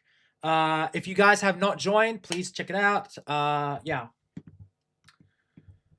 Cheesy with a $10. Rumble with Hunty Chan. Why didn't you lead with that, you fool? I'm not in Discord. Okay. Well, Cheesy, there is the link if you want to join. I don't use Rumble. Well, you're welcome to hang out in the YouTube sphere, Hunty. It's always great to see you there. I'm in too many servers. Okay. Matt. Well, you're in the Discord server, right, Matt? Because yeah, I'm pretty sure I saw you there. If not, then it is there if you want to join or not. I don't really push my memberships that much. It's just sort of like if you're there, you want to support, it is there. Rumble is freedom. Yeah, you're allowed to say pretty much anything you want. Poor 3.2 million subscriber channel being absolutely brigaded by people on social media with 26 followers and stuff like that. It's not as if Joe has, gotten any self-reflection and thought, maybe I should look at myself. Oh, God, no. Oh, Lordy, no. No, we can't have that whatsoever. Yeah, Joe just comes across as just projecting so much shit. It's just like, ugh. It's like, he's just projecting so much. It's like, I don't get it. It's just shut up. It's the easiest thing. Sometimes you can just stay silent, move on, and then just go on your humble way. But he doesn't do that. Like he can easily do that, but no, he doesn't want to. I will join one day collecting them collecting them all. Oh, okay. Well, listen, Matt, you're welcome anytime. I don't really push my Discord. If you want to, you can. If not, it's there. So I have 2 streams now. So as in like on Rumble and YouTube, because I am there. He comes across as preachy too. Joe, yeah, he does come across as preachy, like, this and this, and like, it's like, honestly, dude, you're so fucking annoying, and I'm just like, I don't get you. I don't get you. So I actually put it as Joe called a press conference in his own mind. Oh my God, crazy. Better to keep your mouth shut and have people assume you're an idiot than opening your mouth and confirming it. Yeah, exactly. For example, like, listen. None of this, his, like, constant, like, videos of, like, him just essentially just pushing for it. No, 2 streams. Hold on. Yeah, so I did see $10, so, like, 20, so 10, 20, 30, 40, 50... 60, 70. Yeah, so that confirms 2 streams of the furry game. You're welcome, Cheesy. And as of right now, it is like 7, so like that's 6 hours streaming on the main one and 1 hour on the other one. So probably what I'm thinking of doing is doing 1 hour stream on the other one, and then like do Kingdoms of Amulet after that. But then again, someone could easily donate another $10, and then it just keeps on going up to the point where I don't play Kingdoms of Amulet. Anywho, Joe then goes on to display legendary levels of lack of self-awareness. Yeah, it's honestly crazy. And it's like, oh my gosh, it's like woke, weak. It's like, dude, just shut up. You don't need to do this. Just move on from Supergirl. You're dying on the stupid hill. Old Angry Joe, when he used to review games was pretty good. I enjoyed his old reviews. I liked his Right to Hell Retribution review. I liked his Sonic Free Riders review, the fucking Connect game. I liked his what was that review? Mind Jack. That was funny. He was a funny guy, but then he decided to like not do that, which I'm like.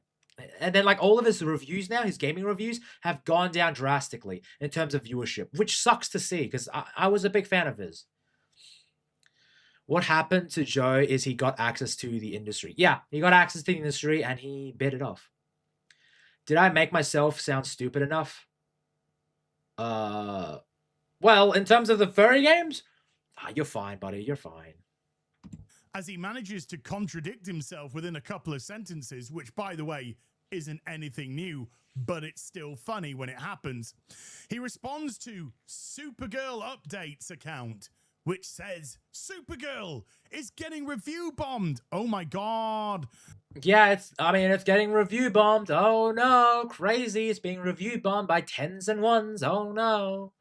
Look at all those 1s out of 10. That's terrible. And Joe says, yeah. He agrees that it's being review bombed. Happened with Superman 2. Oh no. He was too woke and weak. Same dude's dogpiled. No, it wasn't woke. He was just weak. He was a weak Superman. So Joe is agreeing that Supergirl is being negatively dogpiled. Then a sentence later says, oh, by the way, you should probably ignore the 10s because they're also full of shit.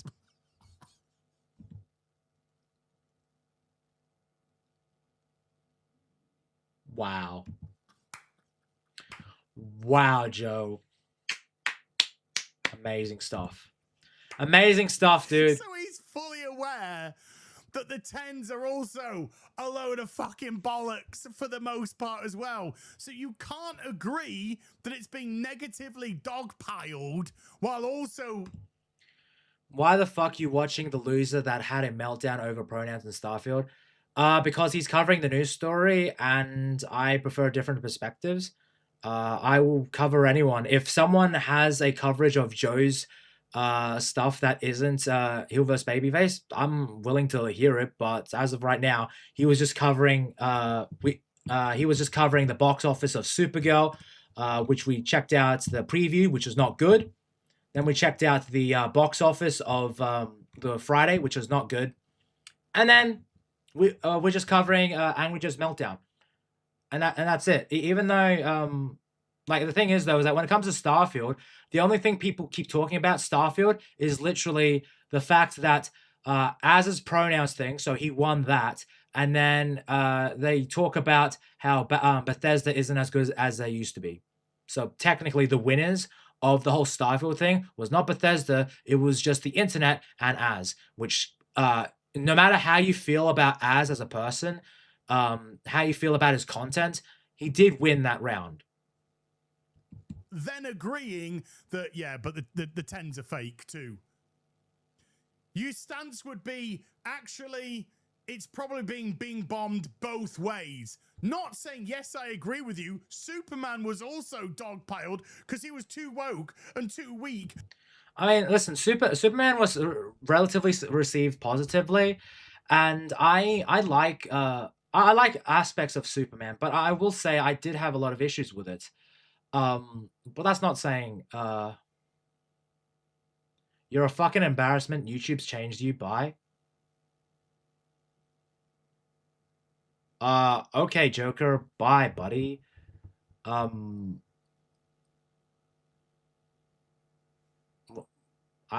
don't get why YouTube's changed me. Like, okay, bye, dude. That sucks, but oh well. And Fox News are also having a go at him, and the Snyder fans hate him. Oh yeah, but also you see those 10s? Yeah, well, yeah, exactly. I'm just sort of like giving different perspectives, and like he just sort of left. Oh well. How long does it take for the numbers of view bombings to grow in numbers, etc., to include 2 and 10 and include 9? Yeah, so I don't know, review bombing, because like there is a lot of, like, if you look at it, 19% of the reviews are 7 out of 10. Okay, and then it's sort of varied when it comes to Supergirl. So I don't really get it. How did YouTube change you? You started on YouTube. I started out in 2018. I just did some reviews on it. It's like whatever. Okay. Yeah, don't pay any attention. Don't pay any attention to those tens. Oh, and also, by the way, we gave it if you look at this review, right? A lot of the majority of the reviews, like, okay, so majority of the reviews, 1 out of 10, 10 out of 10. But in terms of the review cluster, it is around 10. It is around 8, 7, 6. So that's not really reviewing bombing. A vast majority of the reviews, in terms of like how it is on IMDb, is actually relatively positive. It is actually relatively positive. 4 out of 10. We gave it a 4 out of 10 for good measure. I tried to give it a 5, but other Joe and Alex have actually got some common sense, and they managed to talk me round into lowering the score. Yeah, because like I don't know, because like the thing is though is that with Joe, he when it comes to the reviews, it is like a group ensemble. So Joe talks with Alex and what's his name, other Joe, and you know the thing is with the group discussions, you can tell that Joe was probably just the one who's talking about emotion rather than actually like basing it out in terms of logical progression, whereas Alex is the one that usually touches back and all that. I don't really. Alex is the one that usually grounds him as like, okay, listen, it is what it is. You can't win everyone. Yeah, Master Guy. Listen, I don't know. You know, he is one of my oldest viewers. But like, I guess they've changed. I'm like, okay, cool. It sucks, but you know what? Thank you for the support over the years. Sorry that it seems like I've changed, even though I'm just checking out different perspectives. Like, listen, I people don't like me. Like, listen, I've checked out John Campion on the channel, and I know a lot of people don't like John Campion on this side of the internet. I know, like, but I've checked out his content. I checked out both left and right. It's just like I don't get it, but whatever. It is what it is. Everyone ignores that his rant was 20-ish hours in. Yeah, exactly, because he was just making fun. He was just making fun of it years in the end, hours in, because he was bored of it. It's like. And I get it. I would rant about it too, but like, you know, whatever. It's just weird that the pronouns thing was the thing that made the pronouns thing was the thing that everyone was talking about with that game instead of just talking about the game itself. And that's a failure of the game, is it not? Within about 5 minutes. Anywho. So yeah, Angry Joe proving to be absolute comedy gold on social media right now. Now I'm going to make a prediction. I'm going to predict that within a couple of weeks, all of this chatter, all of this propping up of Supergirl is going to miraculously just vanish. Like it does with every single... Now, I think Joe is probably going to be the only one who's going to be still talking about it, because he is, like, admittedly, he is a Superman fan, and he really wants the DC to do well. But the thing is, he comes across as... It really does come across as shilling to the point it's just sad to see. I do hope that the next Superman movie is good. I don't have hope for it, but I'm willing to let it. I'm willing to let it. I'm willing to accept it to be good. I want it to be good. Superman's my favorite superhero. I want it to be good. But that being said, I'm just sort of like, single solitary movie, because for the most part, a lot of the glazers on social media, not Angry Joe, he's an established account, but a lot of the glazers are bot accounts which have been purchased by marketing firms in an effort to keep the film relevant on social media platforms. 3 minutes left. Oh, come on, cheesy.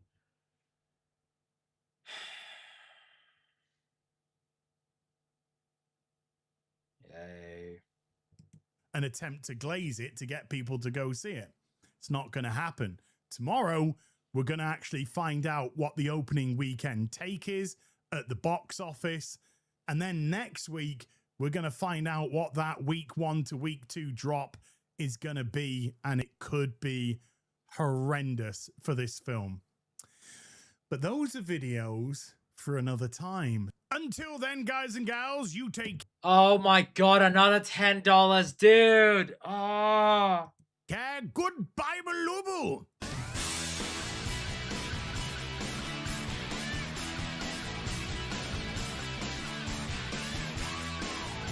Okay, how many is that? $20. So that's 2, 3, 4, 5, 6, 7, 8, 9. 9 hours. 9 hours, man. Holy shit. Okay. All right, and then It's getting real. we'll be covering the weekend, okay? Come on, I need help. 10. Oh. No. No. That's 10 hours. Okay. Oh god. I was being nice so Hunty and I could watch Kingdoms of Amulet. No, I think that time is gone, Razor. I'm not gonna do it. No. Listen, the timer is arbitrary. It is there if you want to, like. It is there, but like, technically, I didn't know if I was gonna go on for this long. I thought I was gonna be done by now, but you know, I'm probably gonna be calling it about an hour and a half or so. But fucking hell. Oh my god. 20, 30, 40, 2, 3, 4, 5, 6. Hold on. 2, 3, 4, 5, 6, 7, 8, 9, 10, 11. Oh, wait, 11. Wait, what? What? That's another 10. No, that's 11 hours.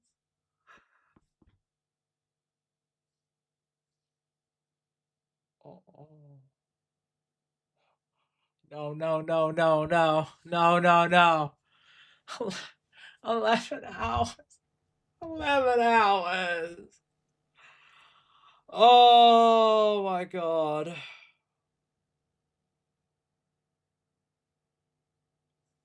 Okay. 11 hours of this game. And listen, the countdown was arbitrary because I didn't think I was going to be going on for this long. But here we are. So, hey, listen, if someone donates, like, I guess 10, 12 hours going once, going twice, going. No.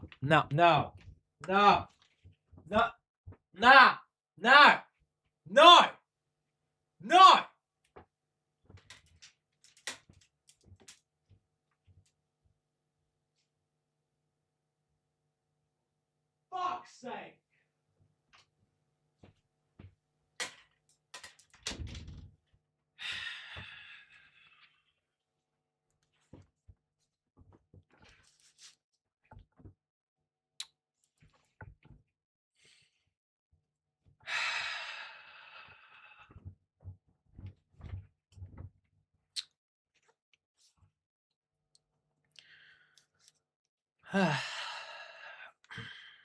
Sorry, I am. That's 12 hours. 12 fucking hours. Tony's broken. What did I miss? Oh, well, if you're wondering, Nix. Yeah, Master Gal can explain it. I'm just like, It's getting really difficult to make titles for these videos now because you think Supergirl's hit an all-time low.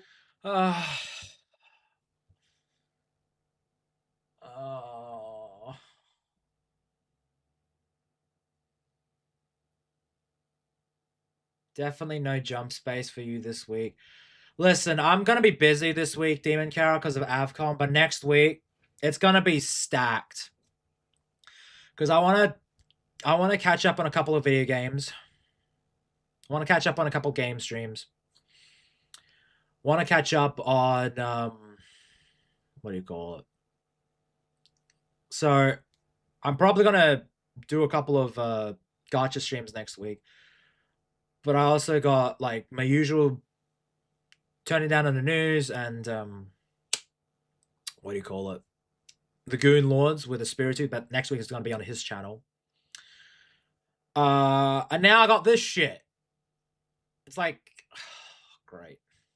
It's great. And then it keeps sinking further and further down. You see, in comparison to how badly it's been doing at the box office, I've been using the Marvels and the Flash as examples. Well, I can't use the Flash anymore because the Flash is just too far ahead. Another contender has entered the building, and it's Morbius. And what's even worse is Supergirl's weekend box office did lower than that. Oh, yeah, boy.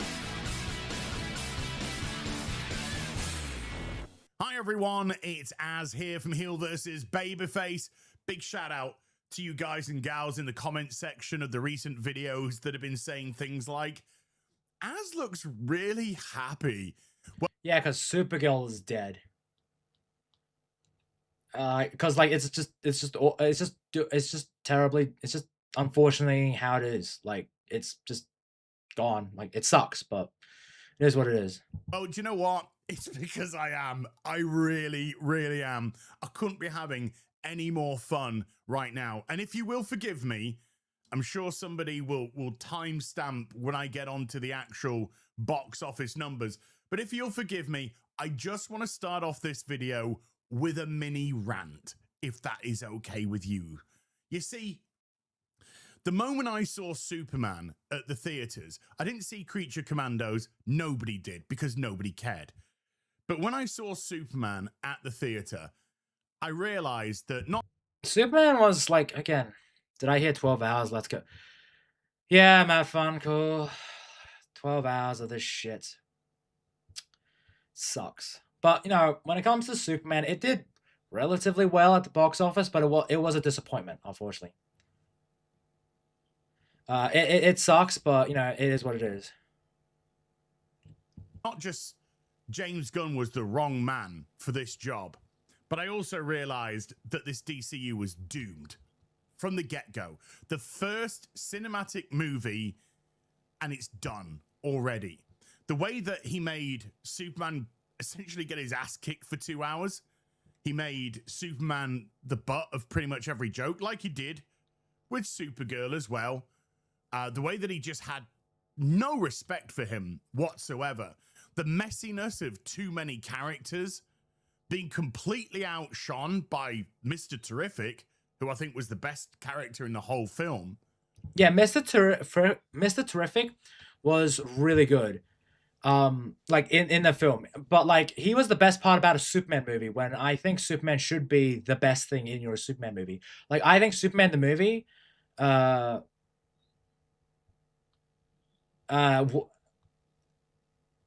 Superman the movie had Christopher Reeves, and he was like the best Superman. I love him.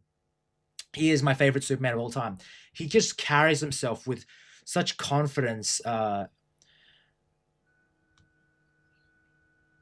And I just honestly I love him. I love Christopher Reeves. He's the best Superman. He is the he's amazing, and yeah, I love him to bits. But yeah, Tony's Suffering Night. Yeah, it's gonna be two. It's gonna be two streams, because it's because YouTube has this funny thing of like it can only go up to 12 hours, like less, just under 12 hours. So for that stream, Matt, what's going to happen is it's going to be 2 6-hour streams of that fucking furry game. On top of that, it made no sense. There'd been no world building. There was no consequence to Superman losing his first fight. Crypto, which is just James Gunn's dog, is a wanker. and was a wanker in Supergirl. Like, how do you make a dog unlikable in a movie? It's crazy. Everybody roots for the animal, but not in this case. You're like, Krem, don't shoot him with the poison. Just get a shotgun out instead. And then on top of that... Yeah, why didn't he just shoot him with a blaster? I don't get that. Why poison? Like, it's such an obvious thing. You could just use the blaster, but instead it's just poison for an arbitrary time clock thing. It's, like, weird. It's so weird, dude. There are so many decisions in the movie. I'm just like, why? It's like, why? It's just odd, you know? What game? Oh, God. You really want to know what the game was, Matt Funcool? Hold on.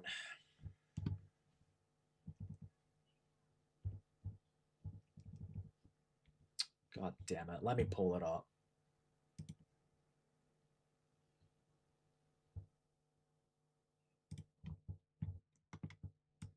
It's this shit.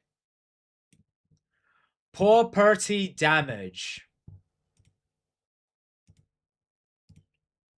This is what Master Gowa paid. And then fucking Cheesy was like $20.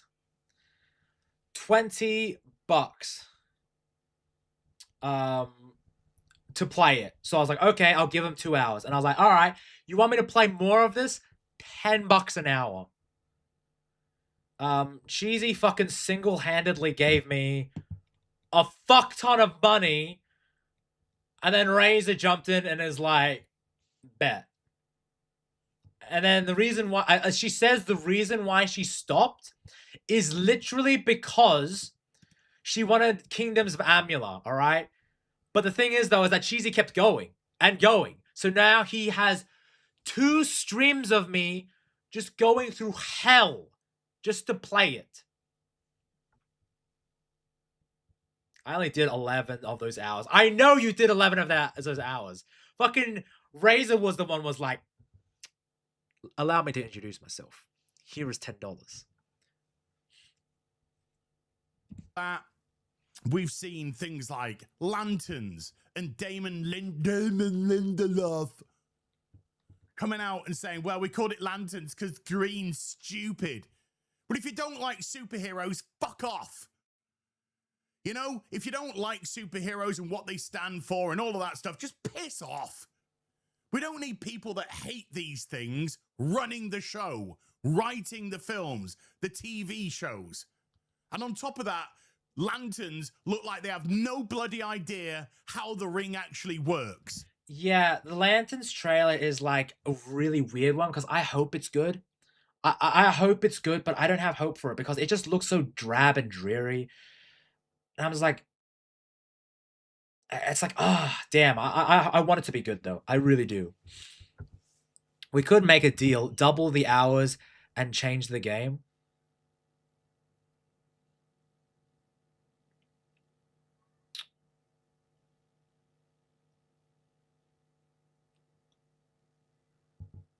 Double the hours and change the game. So for 24 hours, I would stream another game.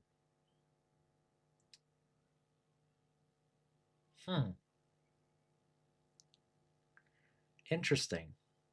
Very interesting. Okay. All right. Hold on.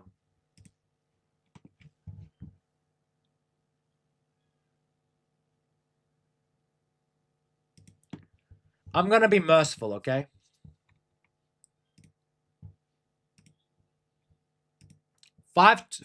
Okay. 5 super chats, all right? You got 1 hour.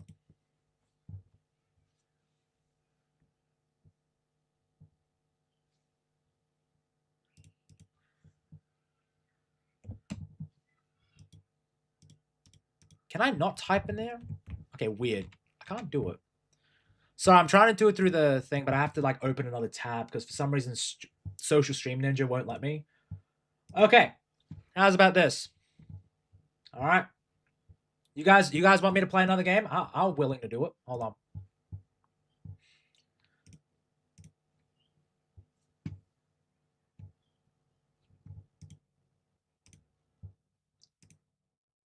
Five super chats. $10. I'll set it for 1 hour. Okay? No. Be generous, 2 hours. I play 24 hours of Kingdoms of Amular.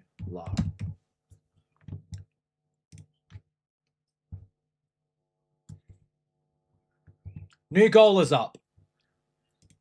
If you guys want me to play Kingdoms of Amular on stream for 24 hours, so that is essentially 4 6-hour streams, 24 hours. And Raza coming in with $10. Bet. All right. That is one towards the goal. Show us game video. I will show you the game video after this coverage of this video, because I want to just get through this plethora and then we can move on from this topic, and then we can get into some React stuff, and because I need to do Master Gao's reaction, and I'll show you the trailer right after this, like the remaster trailer. They're both. He's training him up for the ring. It's not how it works. The ring chooses the bearer. That's how it operates. But it's just an excuse for them to kill off Hal Jordan, which they're doing, by the way, and passing the ring over to Jon Stewart. When you can have both. You've already got Guy Gardner as it is. So you could have a Hal Jordan training up a younger Jon Stewart and make it that way instead of fighting over his ring. Also, Jon Stewart wouldn't have been able to even use Hal Jordan's ring, which he does in the Yeah, it's a weird thing because, like, and again, Az just comes across as a fucking nerd that he's just critiquing stuff about it, and I get it. I do the same thing too. I'm mixed on this. I want Tony to play the furry game because it'll be funny for lore. I do support Amular. All right, how's about this? If you guys beat the super chat goal by 1 super chat, I will throw in an extra 6 hours of the furry game. If I will do 24 hours of Kingdoms of Amular, and if you pass the goal by 1 super chat, I will do 6 hours of the furry game just for you, Master Gao. If you want it for the lore, if you're really that desperate. Careful, Tony. You don't want to chase off another viewer. I know, Demon Carol. I probably shouldn't, but hey, listen. I am a giver of the people. Deal. Fuck! Cheesy gave 10. Another 10. God damn. They have no clue. And then Supergirl being positioned as the second movie, which... Oh my god, you guys. You really want me to suffer, don't you? Holy shit. Which was initially going to be The Authority. What? And that was because it had a finished script. Did it? But did it, though? Because... Yeah, that's the thing, though. It's like now that Supergirl has came out and it's received relatively mixed, it's opened the floodgates as to... It's opened the floodgates.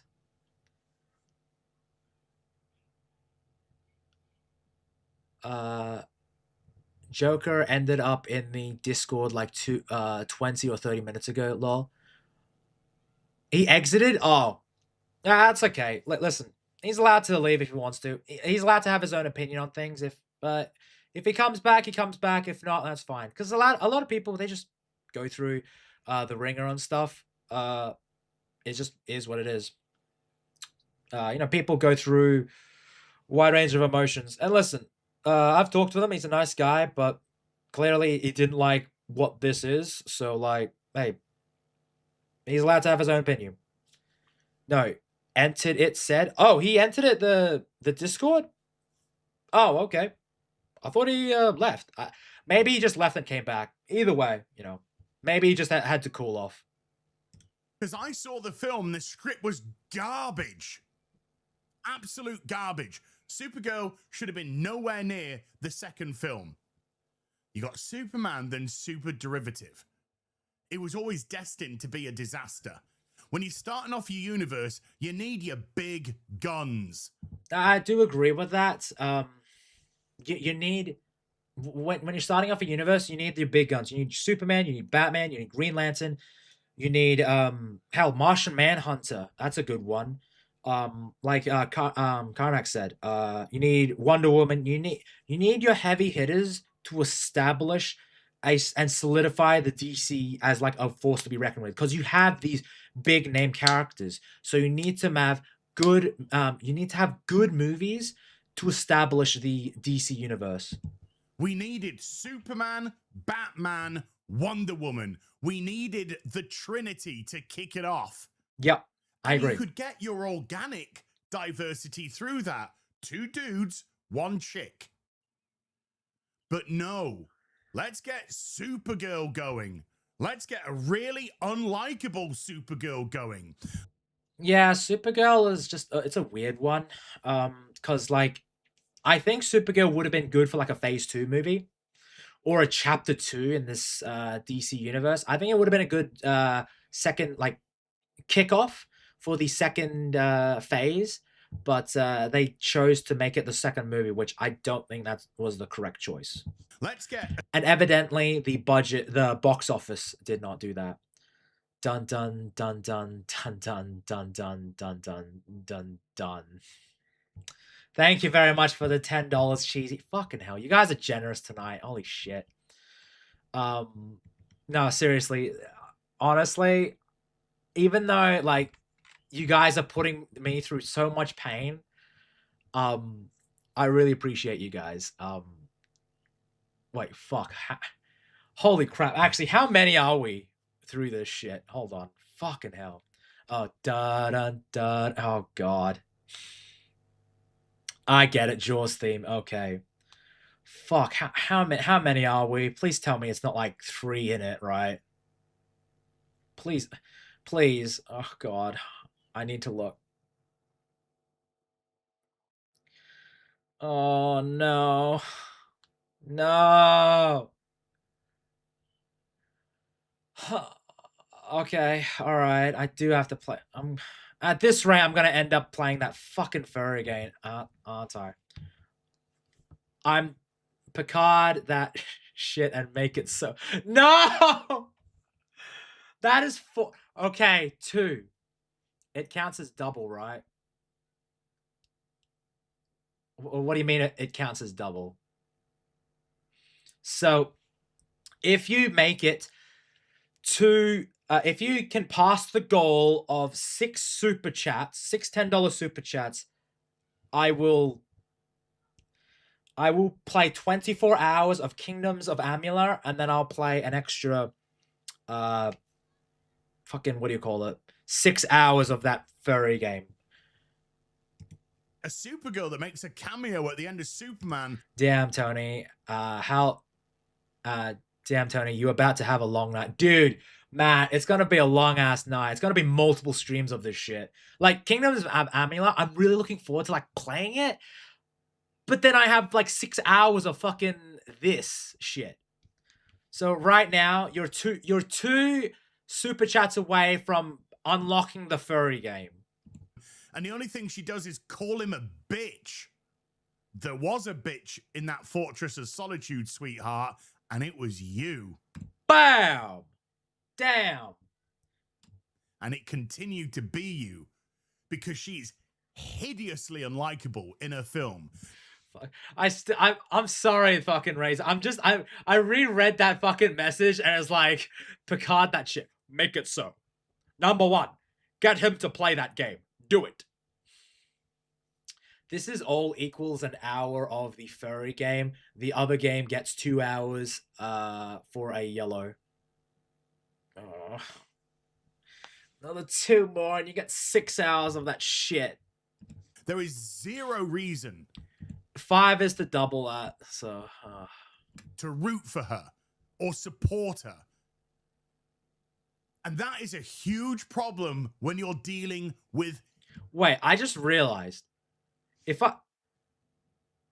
Wait, no, it's okay. It's alright. It's okay.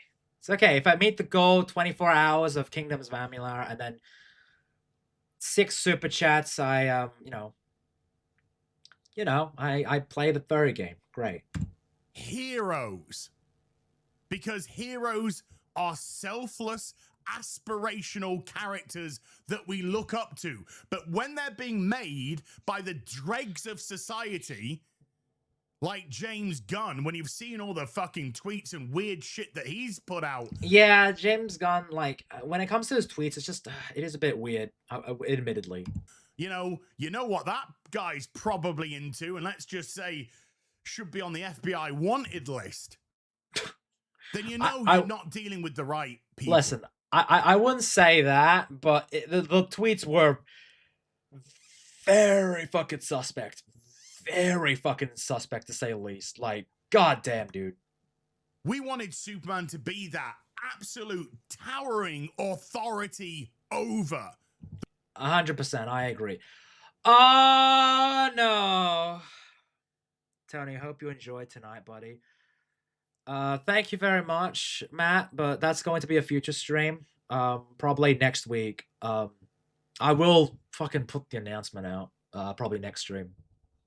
But that being said, one more super chat to go.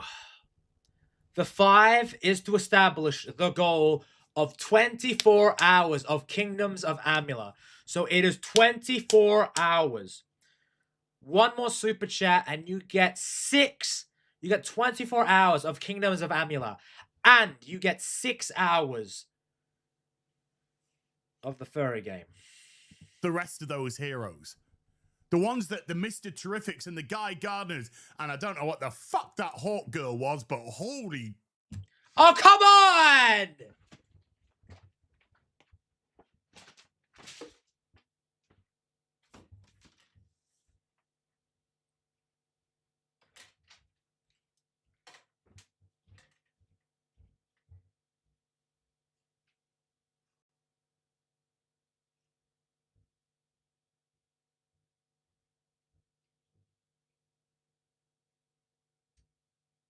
Fucking Jesus Christ, holy shit.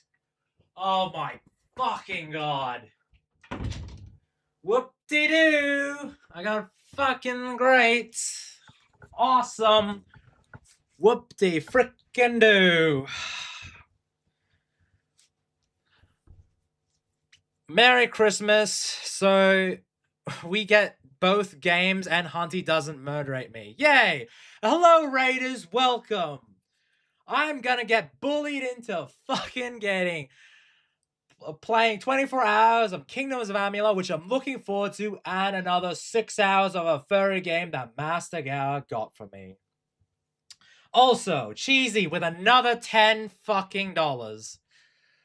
We are the champions. We are the champions. We are the winners, and you are the losers of the world. Oh, joy. But thank you very much, Nick, for the raid. You're an absolute fucking legend. Goated person. I am going to drop... If you got... Like, you probably have subbed to me, but if you haven't, I really recommend subbing to Nick. He does a really good stream on his channel, which is Masculine Mondays. Fantastic streams where he breaks down the masculinity of characters. Hold on.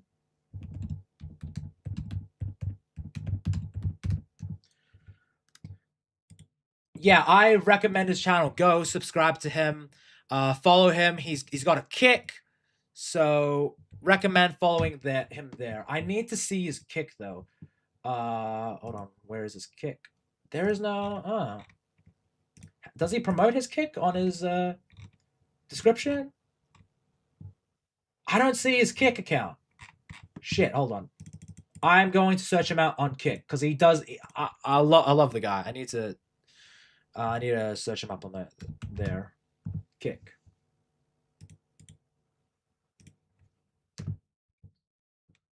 There he is.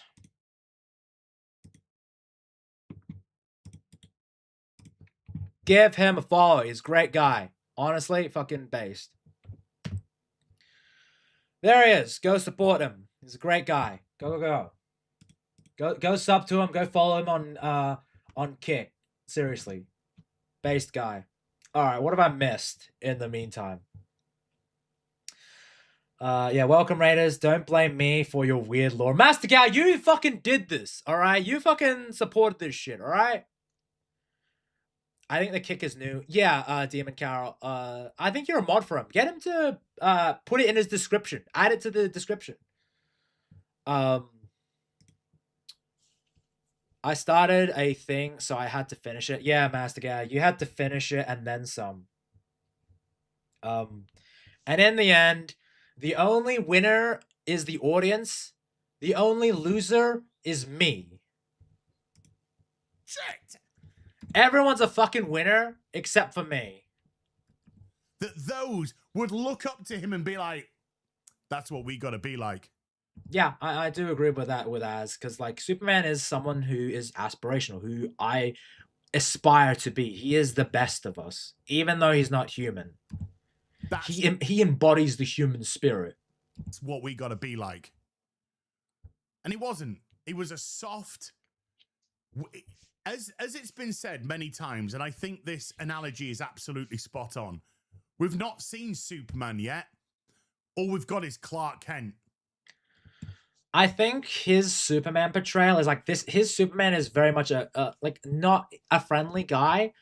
And that's fine, but I don't get that commanding presence. I did get a little bit of it towards the end, but it does seem like he was just projecting. I did want more Superman to be a bit more, just standing there as Lex was, having his little tantrum at Superman. I wanted Superman to just not berate him, just like stand there and give his speech calmly, sort of like how he did in Public Enemy, I believe, the animated movie.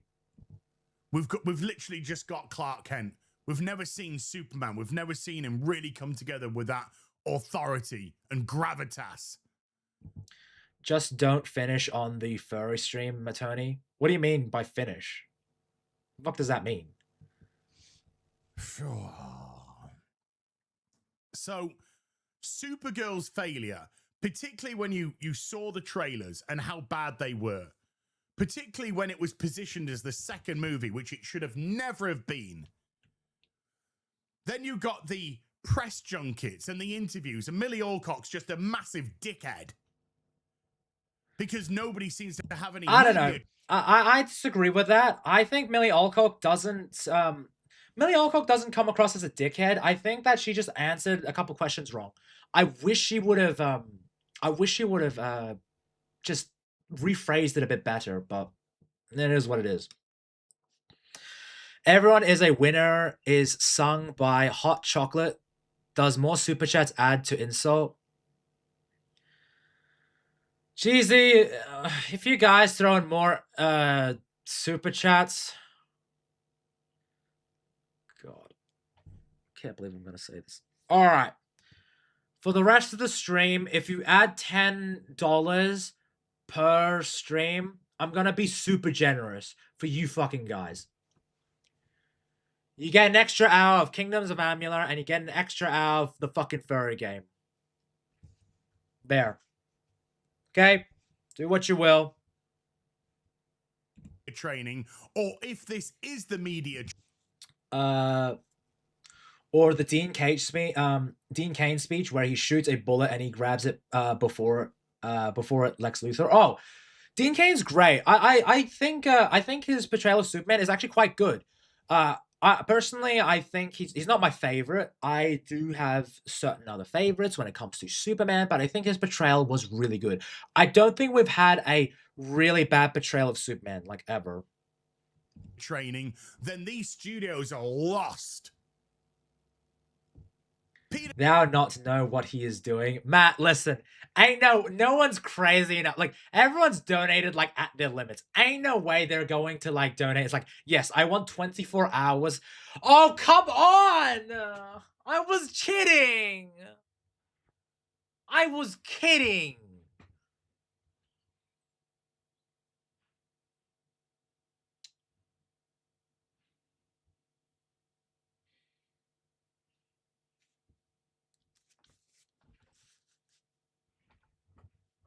Tony, you stupid. Apparently so. I shouldn't have done that. Me and my big fucking mouth. I don't know. I immediately regretted it. You know, as soon as I said it. But I thought I'll just play it off and be like, you know what? Just move on. It's all right. Brain's stupid. Just let it go. But no. Peter Safran coming out and saying Supergirl. So that's 25 hours and okay. I need to fucking write this down. Hold on. I need to get a pen. Okay. 25 of Amula, and then 7 for furry game. God, I can't believe I'm writing this down. There. Hunty's the biggest winner out of this. She gets to see me in pain, and she gets me to stream a game that she's like. Matt, what part will Tony play in your stories? I don't know, man. This is wild. Is our way of getting the fans' trust back. It's doing less than Morbius. Nobody likes it. You've got weirdos already coming out of the woodwork, and I'm not just talking angry fucking cuck. I'm talking about weirdos going, oh, look, it's the misogyny. Yeah, I mean, you know, listen, obviously there are some people that, you know, will defend it and use insults to do it, but, like, when the vast majority of people just do not like the movie, then, you know, it is that. It is more than just, you know, incels and all that.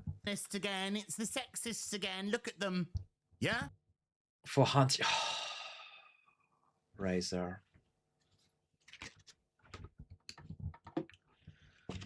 26 hours and 8 hours and counting.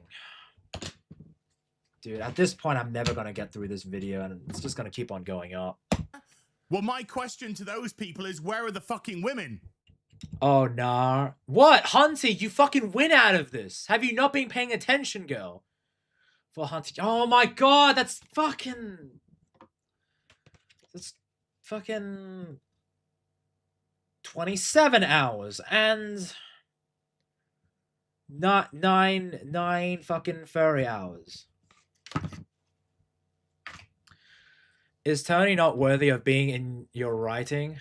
Bro, I'm like... Apparently, I'm worthy and also not worthy. This is like, oh. My god, the 27 hours of Kingdoms of Amula. I know that Hunty is loving this. Fucking... the furry game gets 9 hours. You guys are evil. Where are the women turning up? Because do you know what? There's just as much criticism coming from fucking women than there is from men. But y'all gotta go simping and fucking sweeping like absolute slug bitches, belly on the ground. Like, I know that there are fans.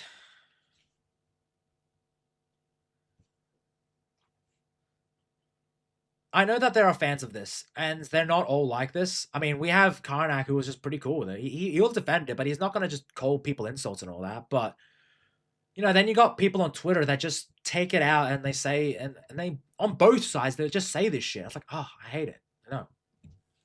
Oh, please leave the billion-dollar corporation, which, by the way, had to be sold to Paramount because it was billions in debt, to another company that's billions in debt. Listen, I had to step away for a while, so I thought it was still for the furry game. Okay, let me give you the lowdown, Hunty. again, I swear I should be paying attention to this, but he's just like whining about like the shields and all that. It's like whatever. So right now, currently, I'm writing this down. We are currently at 27 hours for Kingdoms of Amular and 9 hours of the furry game. Because I did a stupid. I shouldn't have said this, but the stupid was I said that every $10 after the $6 super chat will go an extra hour for not only Kingdoms of Amular, but also 10 hours for the fucking furry game. So the only winner here is you and especially Hunty. Oh, leave the billion-dollar corporation alone, huh? Unbelievable. If you want slop, support this stuff, because that's what this has been. And unfortunately, like Supergirl is not doing well. And I think it's just a change in the audience and all that. It's a bit of a like everyone's just sort of like it's like I want to do something else. I want something else. I want something newer, something fresher, something different. Especially word of mouth got out and people were just not having it. Tony's shame almost made me want to step away too, but I had to wait for timing. I know, apparently I'm so shameful. Yay.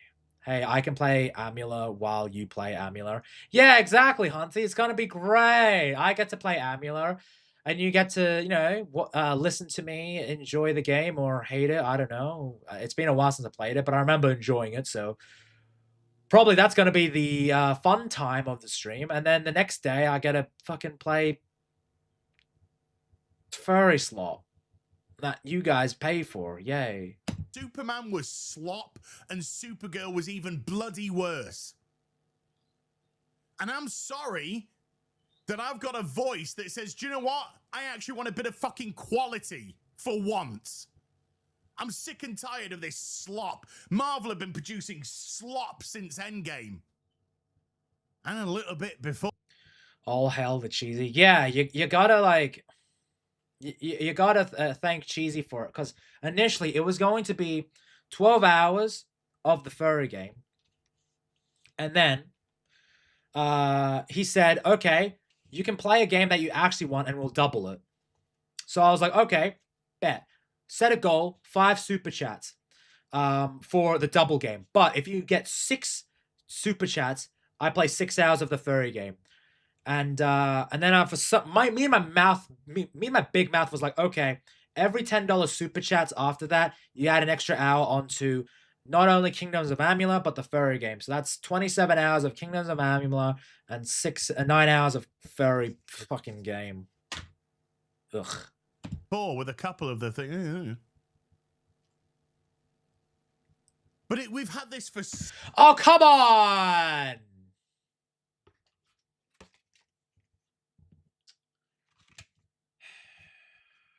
28, 10.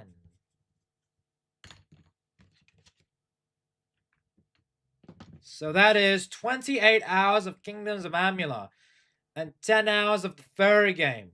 Oh, joy. Someone take that man's wallet away. Fucking oath. Cheesy's just like wanting to put me through so much torture. So long now. And the defense is so boring. He's doing this for the furry game, isn't he? You're doing it for the furry game. You want me to fucking go through. God damn it. Because it's mostly coming likely from bot accounts, from marketing companies that have been hired by the studios to try and lower the dissenting voices, shame the dissenting voices into quietness, and then just...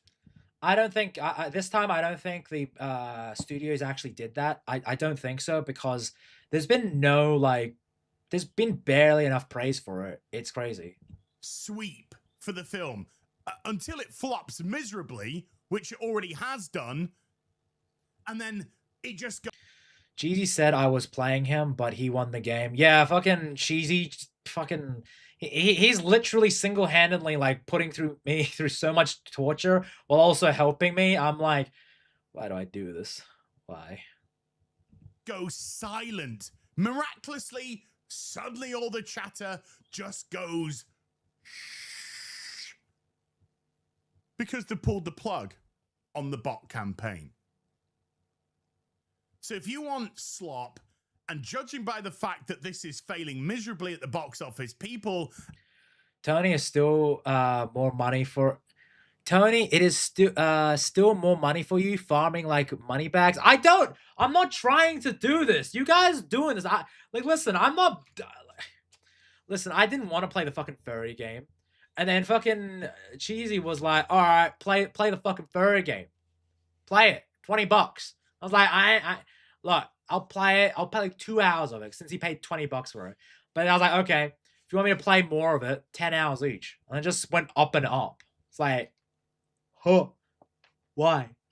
Actually have some quality control, which is more than Warner and DC Studios and James Gunn and Peter Safran and whatever the fuck that Anna Narega woman wrote, if she even wrote it. And I think what happened is like the new, like I think with these superhero movies, sort of like with Marvel, you have the showrunner, which is Kevin Feige and James Gunn, and they oversee the final like writing edits, and they usually try and like they put the most input into it, whereas you have the initial writers that have the initial concept and they just, that's their pitch for it. I think that's what happened. Gillespie really direct it, because there was a lot of scenes which seemed identical to James Gunn's other scenes. Yeah, I will say there are a lot of scenes in the Supergirl movie that do feel very reminiscent of Superman and a bunch of his other Marvel movies. Like the sweeping Mr. Terrific shot, and then the Guy Gardner using the ring to blow up all the tank shot, that panning overhead somebody else kind of shot. And that was in Supergirl. Strange, hey? This film had James Gunn's filthy fucking fingerprints all over it. And I don't for 1 minute believe that Anna Narega, whatever the hell she's called, fully wrote this. I do agree with him there. I don't think she fully wrote this. What I think happened was she wrote it, the initial script, and then James Gunn took over it and then added things to it. I have 30 hours in Kingdoms of Amula. Well, apparently I'm going to have 28 hours in Kingdoms of Amula. But the shameful part is I'm going to have 10 hours of that fucking furry game. In actual fact, I'm not even convinced that Gillespie fully directed it either. I think he did fully direct it. Now, I don't know if it was a compromised vision, but I do think James Gunn helped with the re-edits of it. I do think that's what happened. So, yeah. Bro, that rookie numbers. What do you mean, Matt? I'm literally being paid to play Kingdoms of Amalur for 28 hours. I am a very happy bunny right now. Because to me, this is karma. This is just desserts. You get what you fucking deserve.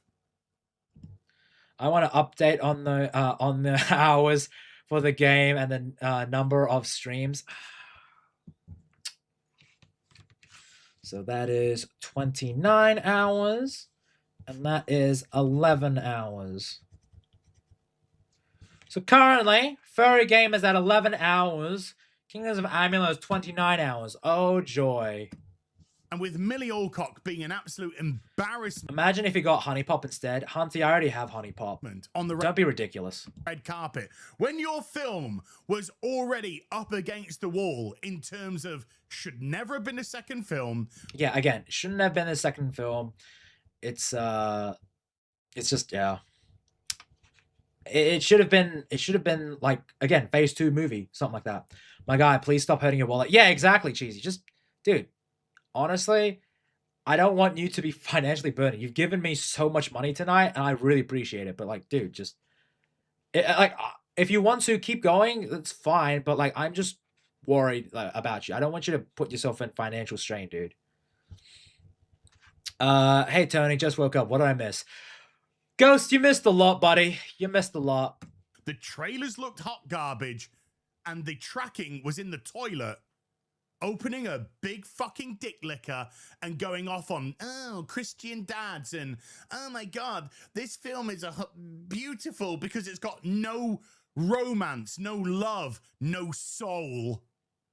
Well, I don't know about the whole soul thing, but her comments in regards to that, it's just like, okay, but then the movie is about revenge, and it's just, you know, that is what it is. Which is a weird thing to say to the LGBT community, I guess. But there again,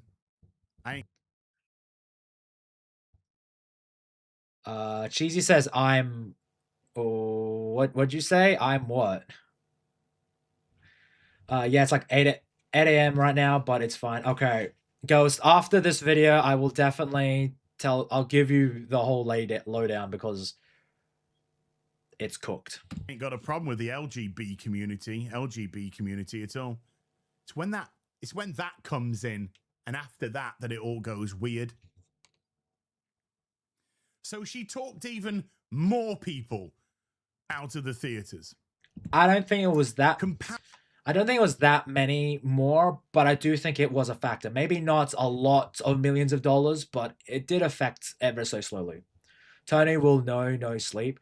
I mean, I'm currently like, it's almost 4 p.m. for me, so probably gonna, yeah, it's wild. Pounded with the fact that it had Toy Story 5 to deal with, which was always going to be tough.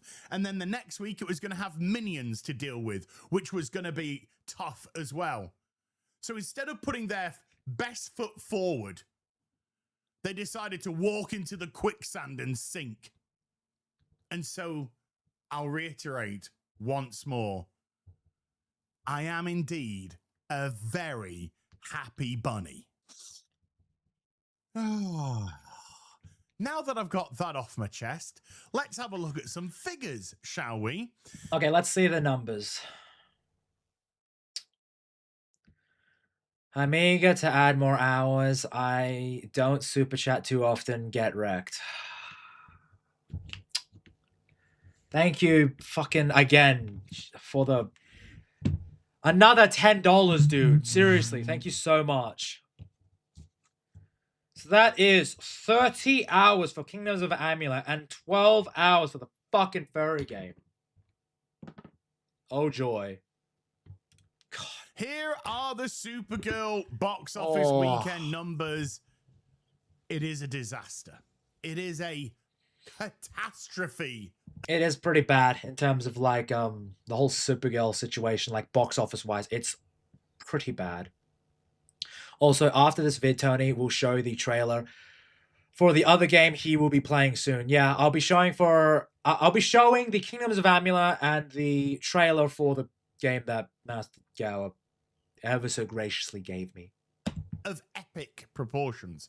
38 million domestically and only 30 million internationally. And that's not good. That's terrible. That international is really going to haunt Supergirl, which is already in, well, you cannot recover from this territory, but it's just going to make it even worse.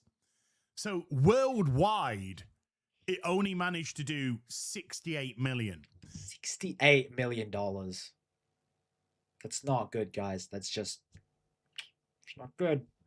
Now, I explained this yesterday on Afternoon Tea with Az, but for those of you that didn't see that show, let's put it into these terms. Let's say next week, Supergirl has a drop-off of 50%. It's a very generous number, isn't it? But let's just say it drops off by 50%. That 68 million becomes 34 million. Yeah, so every single time, like, I don't think this is going to go up. I think Supergirl is going to keep on going down. So by the end of it, it's not going to be very good in the long run. It does not have legs. So you add the two together, and it's on 102 million worldwide. And then let's say the week after, that 34 million goes down another 50%. So it becomes 17 million. That 102 just goes to 119. And then let's just say, last one, I promise you still deserve it. I can shoulder the weight. I'm not financially affected by it. Thank you once again, Cheesy, for another $10. That is 31 hours of Kingdoms of Amula. And I can't believe I am fucking saying this. 13 hours in the furry game. Unlucky number 13, eh? Hey, that 17 million goes down another 50%. Good lord, Cheesy, you literally want me to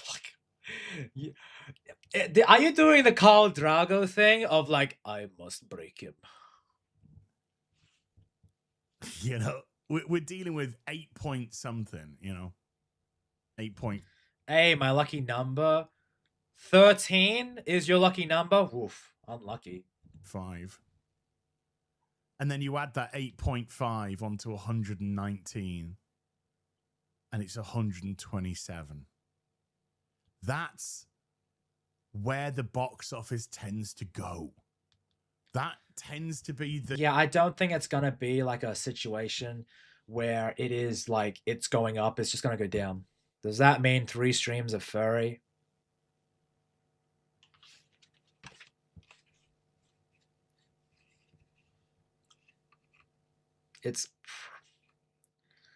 It's probably going to be 2 streams. 1 6-hour, 1 7-hour. Can't wait to see Tony suffer. Ghost, I will give you the whole details as to what happened, man. Because I'm going to be honest, shit's fucked. The regular normal cycle of a box office, it would have to really hold up to stop a catastrophe from like that from happening. But it is feasible and it is possible that that's the kind of avenue that this will go down. And Supergirl could end its run on 150 to 170 million tops. Not even sniffing 200. Remember? Yeah, I don't think it can make $200 million at this point. I think it's going to be around 170, 180, possibly 190. But I don't think it's going to make 200 because of how it's going. Unless for some reason there is a big bump halfway. But even then, I'm just like, I don't see it. Remember, the budget is 170 million. Lol, Tony is gonna have to make a separate short explanation video to run before the furry stream. Fucking probably at this point. Holy shit. So let's go down to the actual breakdown. So the Friday's been adjusted. Because remember, these are as good guesstimates as possible based off the data they get. So the Friday actually went up by 200,000. Success. No? Okay. Not a great success because the Saturday is the biggest day of the week for a film. And I honestly thought that Supergirl was going to do about 15 million on the Saturday. I thought she was seeing the Thursday and the Friday's numbers. I thought she was going to open up to $43 million. It was 5 million below that. 5 million. God damn, dude. And the Saturday is the reason why. Because they just didn't turn up. Yeah, it's not good numbers. It's not good optics. You know, if you really love Supergirl, you're probably going to be in the minority because no one's going to see it. Which it's a shame for the DCU because I wanted it to be good, but the movie itself was just bad, and I don't blame people for not wanting it. You know, I don't blame people for not wanting to show up and see it because the marketing was terrible, and it's unfortunate. That adjusted number for the Friday takes it to 10.4 million. How much for the short of Tony playing? How much for the short of Tony playing of a furry? What do you mean? You're gonna have to wait. Like a disclaimer video, but where he blames me and Cheesy. Oh, of course I'm gonna blame you and Cheesy. Like throughout the whole stream, I'm gonna blame you. On the Friday, and the Saturday could only do 10.7. 300,000 more. That's it. Yeah, 300,000 more. That's rough. That's honestly pretty bad. That's a horror Saturday. And then the Sunday is a prediction. We'll find out the exact number for the Sunday later today. But I've got a sneaky suspicion that this 9.1 might go down to about 8.9, maybe even 8.8. I'm only woof. Hearing that, I'm just like, woof. That's not good.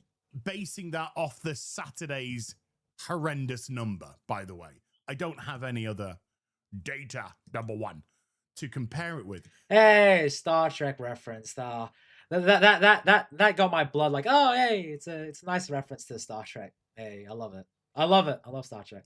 But let's go back to the Marvels, which we've made a comparison to. But here's the really important part.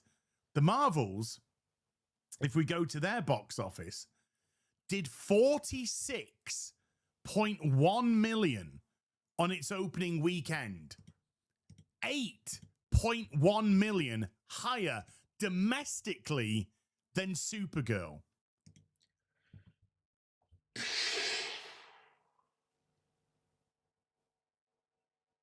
Dude.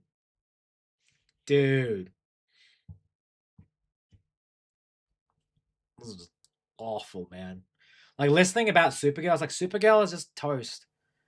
And I think this may be the last time we see Supergirl get, like, I don't think we're getting a Supergirl sequel. That's for sure. Like, what would that even be about? If you need a better picture of my avatar for your disclaimer video, let me know.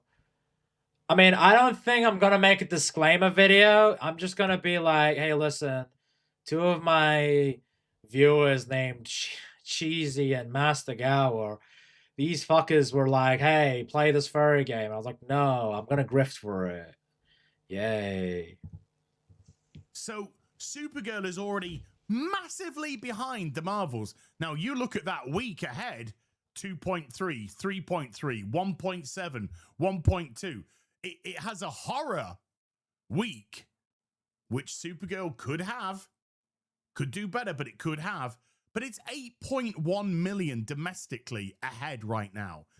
And then if we go back up, this is the really concerning part. The international for the Marvels is way more than the domestic. Yeah, that's not good. You should play Dragonkin the Banished. I would love to, Matt Funcool, but I'm currently battling my own demons at the moment. Those numbers are fake. Nobody can trust tomatoes anymore. No one can trust tomatoes. I'm honest. I'm gonna be honest. I believe in word of mouth now rather than the word of critics and that sort of thing. With Supergirl, the international's lagging way behind. Yeah. And say what you will about the Marvels, but at least when you have good international, that's good worldwide, and that will bump up your numbers a lot. But if your domestic is at the forefront, that's not good. So if Supergirl... So you're a crackhead. Matt, I'm not really a crackhead, but I'm currently going through some stuff at the moment, as you've seen. Anyway, it's not good. Can't even compete with Marvel on a domestic level. And this only made 206 million. I don't think Supergirl can sniff 200. I don't think so either. I think it's fair to say that it's a bit unfortunate. Poor DCU, you were very short-lived, unfortunately. I don't think it can right now.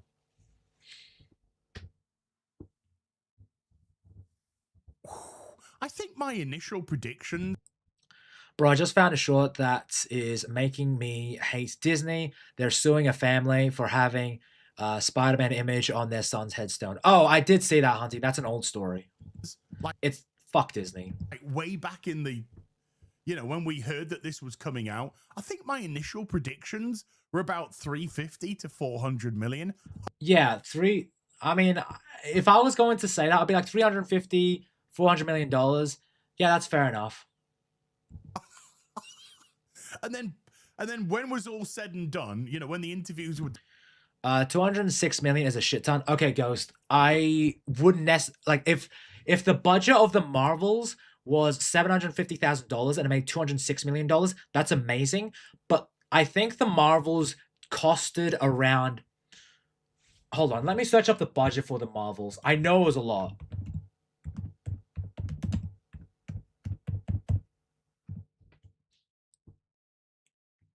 So the net budget of the Marvels is $219 million.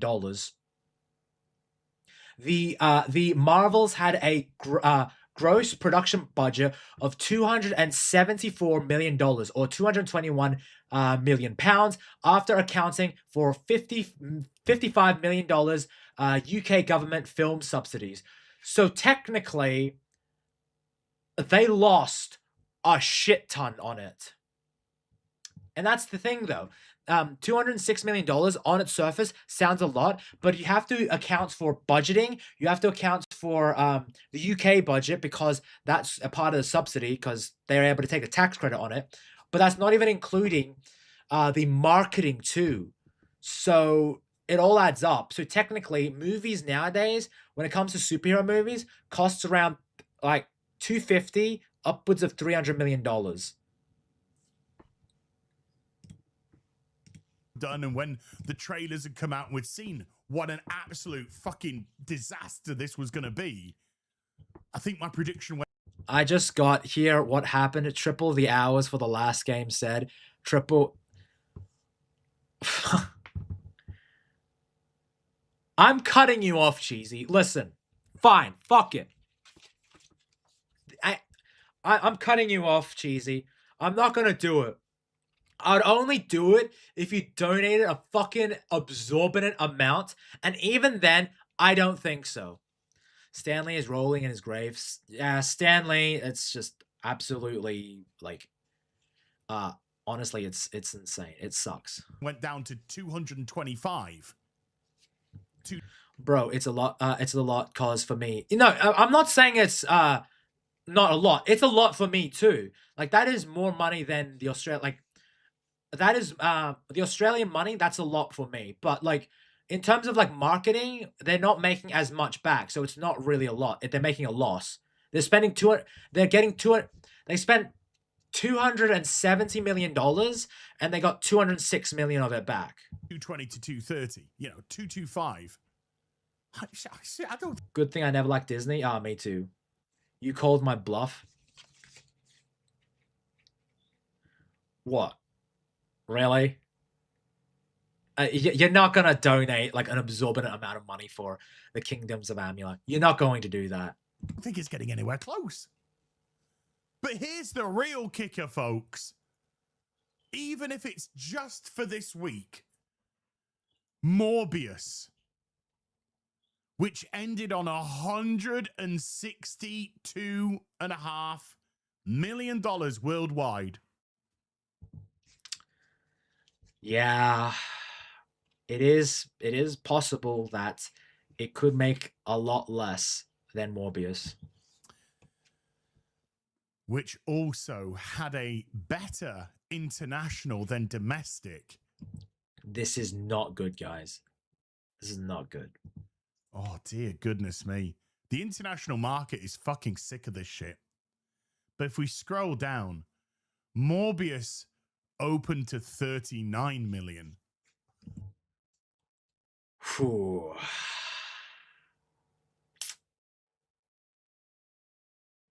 Yeah, Supergirl is done. It opened to 39 million.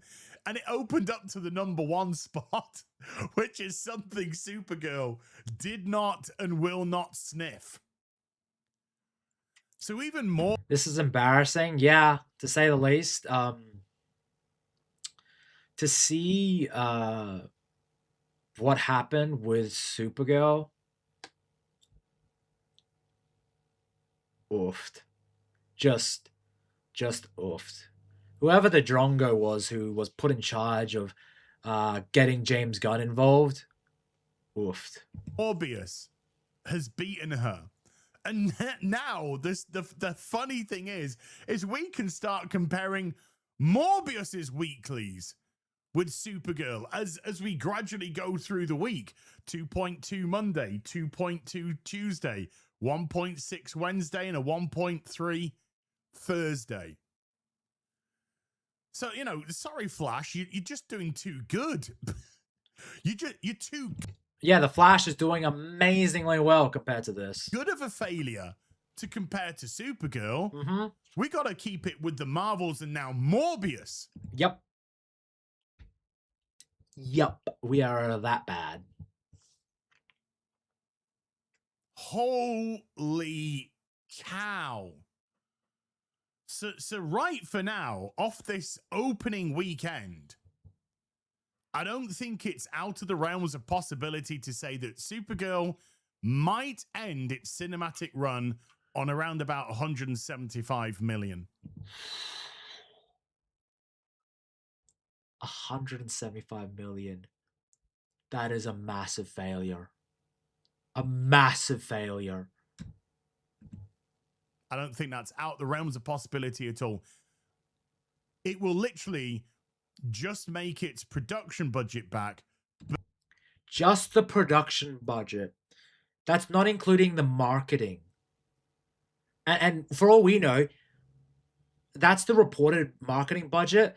That's not including the actual thing. Is this an exorbitant amount of money? Please don't hold the grudge.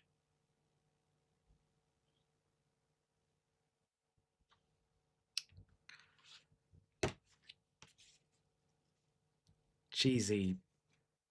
That is an exorbitant amount of money. Dude.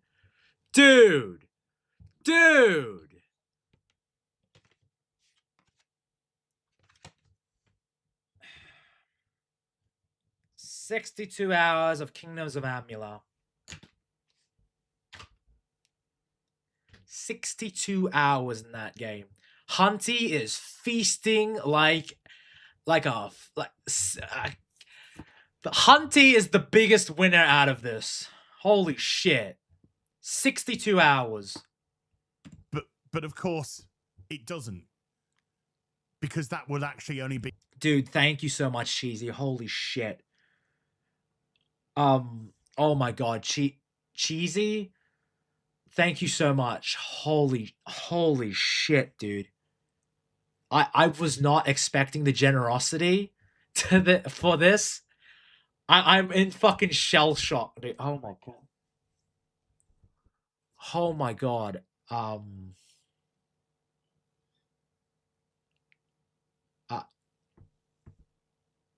Oh, dude, I am... No, thank you so much. Oh my god. You'll have the game beat easily in that time with all side content. Yeah. 62 hours of Kingdoms of Amula. And 13 hours of the furry game. I'm not doubling that shit. Kingdoms of Amula?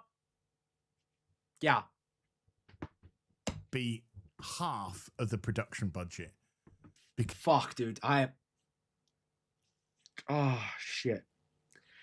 Thank you so much, Cheesy. You're an absolute fucking legend for that. I'm fucking lost for words. Thank you so much, dude. But hey, you know the biggest winner out of this? I am, because I have made more money than probably Supergirl will probably make. So, yay for me. Because the cinemas have got to take their cut. It's approximately domestically 55%, but internationally it goes down to 40%, 25% in some countries, like China.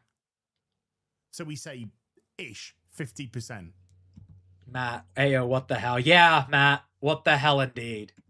Then you've got to add the marketing. I'm the right amount of drunk and eager of your gameplay. Well, Cheesy, I'll tell you what.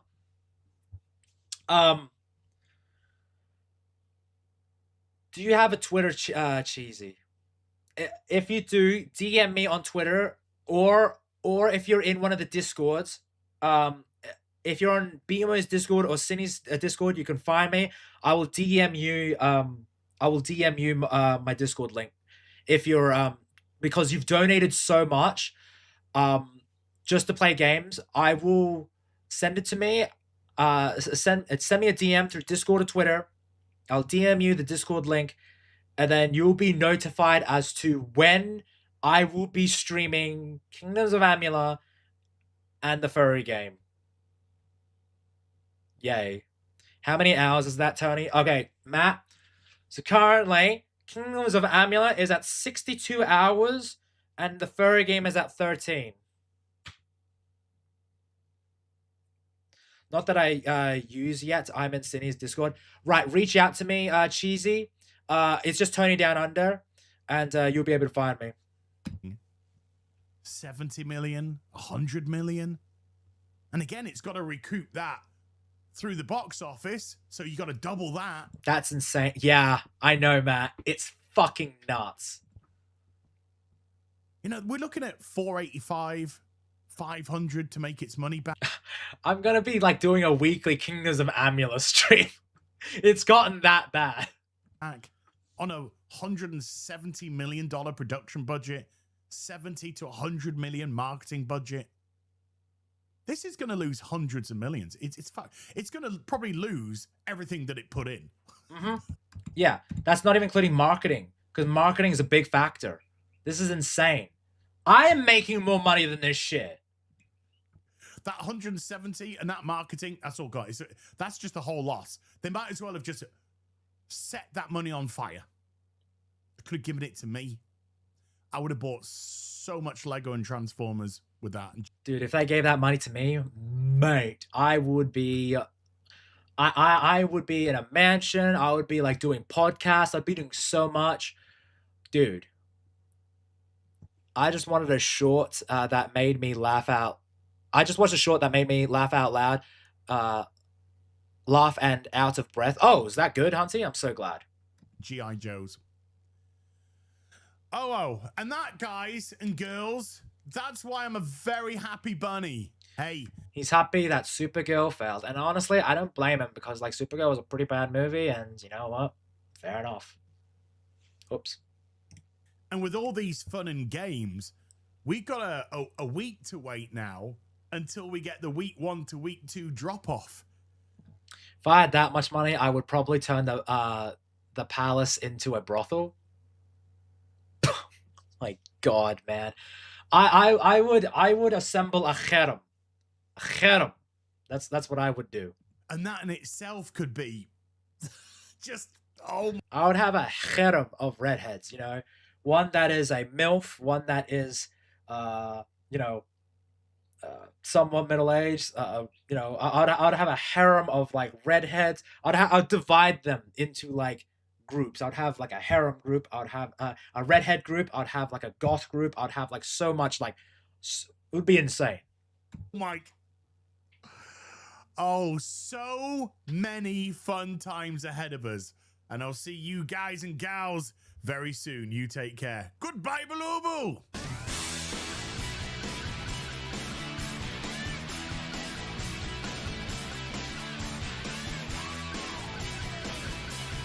Okay. So with that, Ghost, you're probably wondering what the fuck is going on. So, initially started, Master Gowa sent a game to me, and I showed up on screen, and it was a fucking furry game. Ugh. But someone, Cheesy, said how much to play the game. I'm like, I don't know, man. He sends $20 to he sends $20 to play it. I was like, okay, cool. $20 to play the game. Awesome. And then it just sort of spiraled out of control.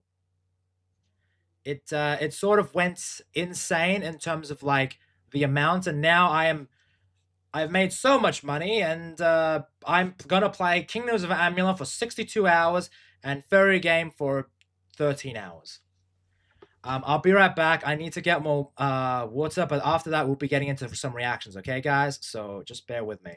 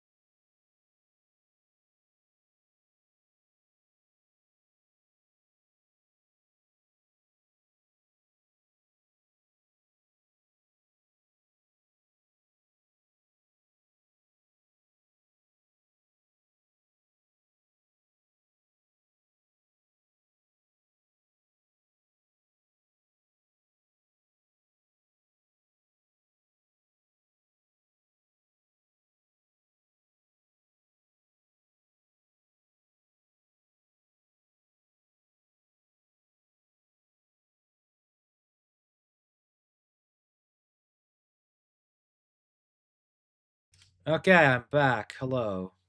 Shalom. All right. So, what have I missed out on chat? Oh boy. I bet Hunty's been enjoying and basically keeping the chat alive. All right, what have I missed? Tony will have.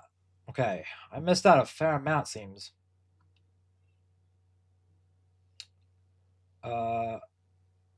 All right, chat will chat know any good oh my god, thanks. Tony would have the whites, the blacks, Asians, the Irish, the Vietnamese, and the blacks. Oh my god. You know what? I am okay. I'm okay. I don't want to see this. I don't want to get fucking attacked again as usual for my races. It's for my races. That's so. So Razor's fault. Oh great. I knew it. It's Razor. Yay, Hunty's co-host is here. I know. Thanks, Cheesy. Woohoo. Awesome. You guys are awesome. Thank you. But yeah, so the whole thing started off as like, okay, $20 and like Cheesy sent $20 for me to play the game. I was like, okay, 2 hours.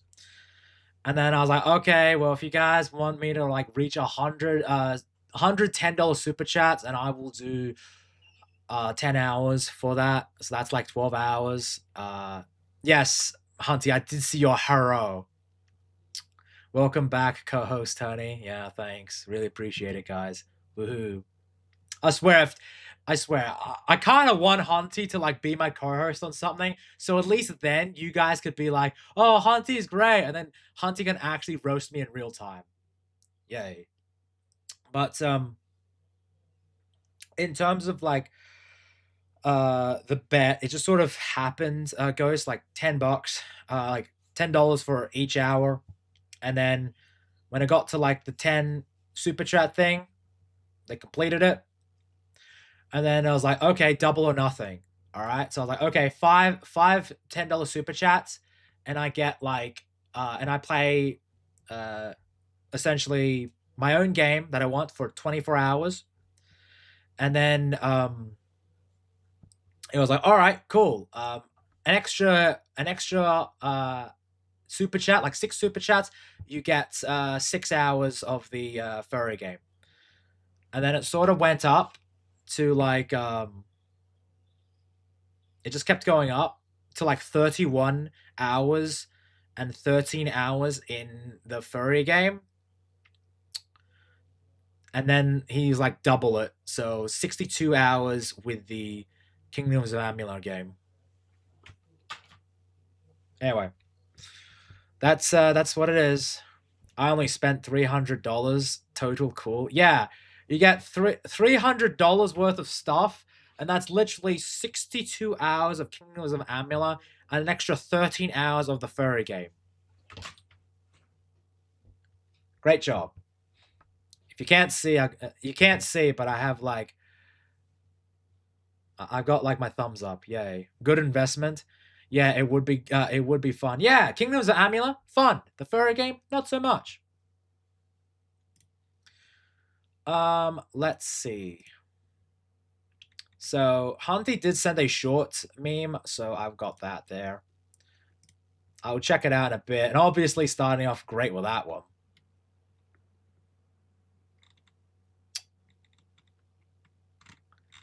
I will get through these. Recent videos that have been sent, so I feel like they are deserved.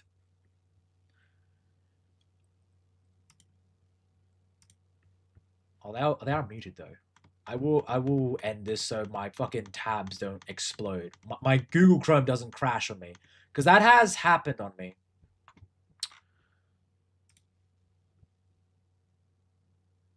Sometimes where I have to like refresh the cache because for some reason it's just gone.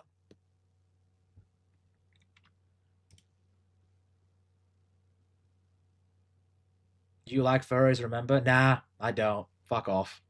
Get fucking wrecked.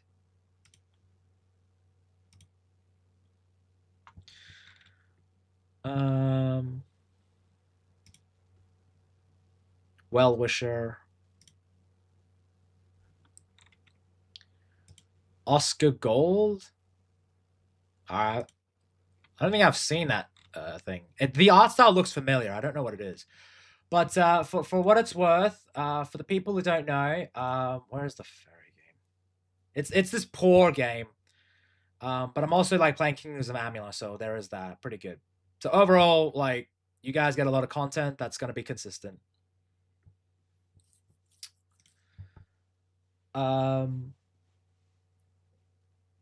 Show the games you will be playing then, Rose and Camellia. Okay, cool. I will do. I will do that. I actually should probably do that. Hold on. Let me get that out.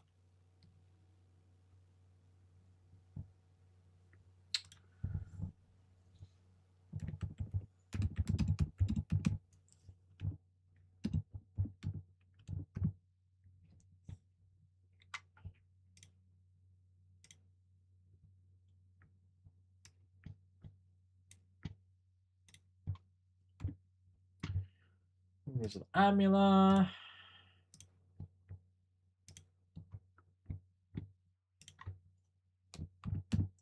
War. Pretty damage. Ugh. Right.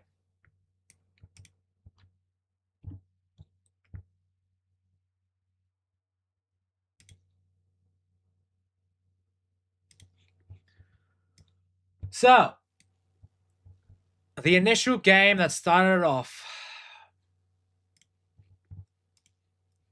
it is Property Damage. So this is the game that started off this whole fucking disaster. And yeah, let's take a look at the trailer, shall we? Ugh.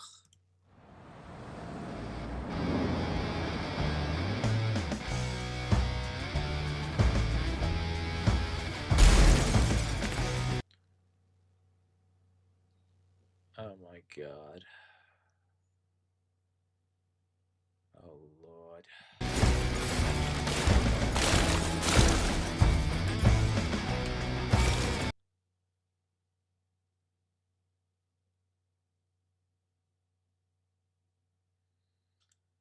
Oh, 13 hours.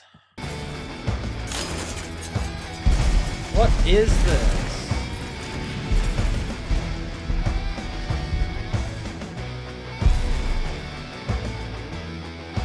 Hope you can custom create your own persona. God, why?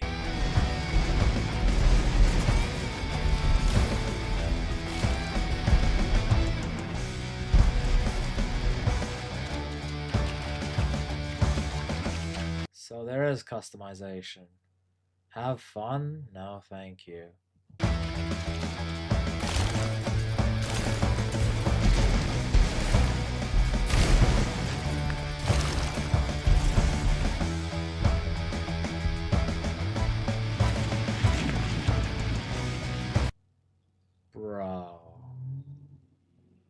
Bro, what is this game?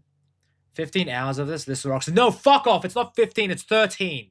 Get it right, Cheesy. Don't up it. You can't do this. No.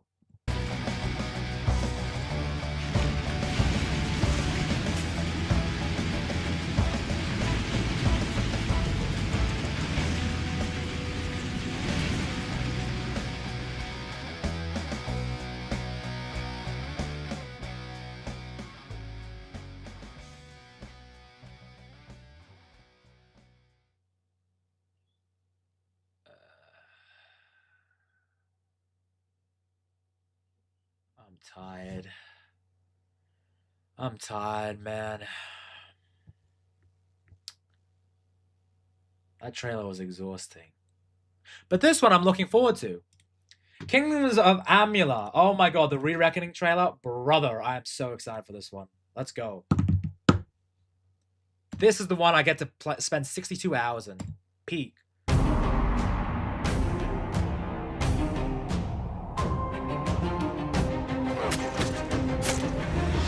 Fuck yeah, this looks awesome.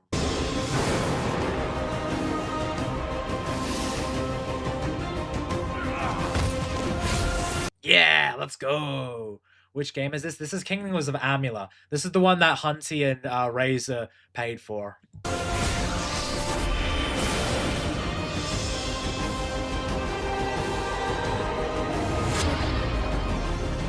Let's go. Let's go.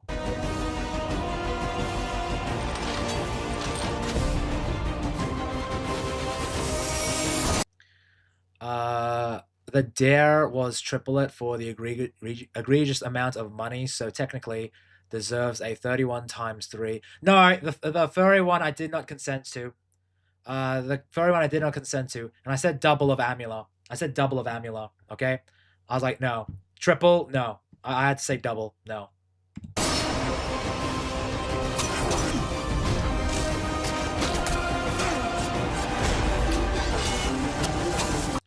This was all part of the plan. Apparently so.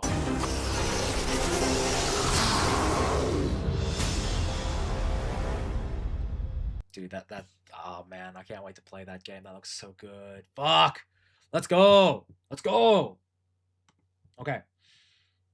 So, before I do that, there is a video. Okay, this is what okay. Hunty? Okay, sorry. This is what Hunty thinks of you. Cheesy, because apparently like I'm not gonna lie, like fucking Hunty was like, bro, this is what Cheesy's wallet is like. Oh boy, Festival of the Cost, here we are. Oh boy.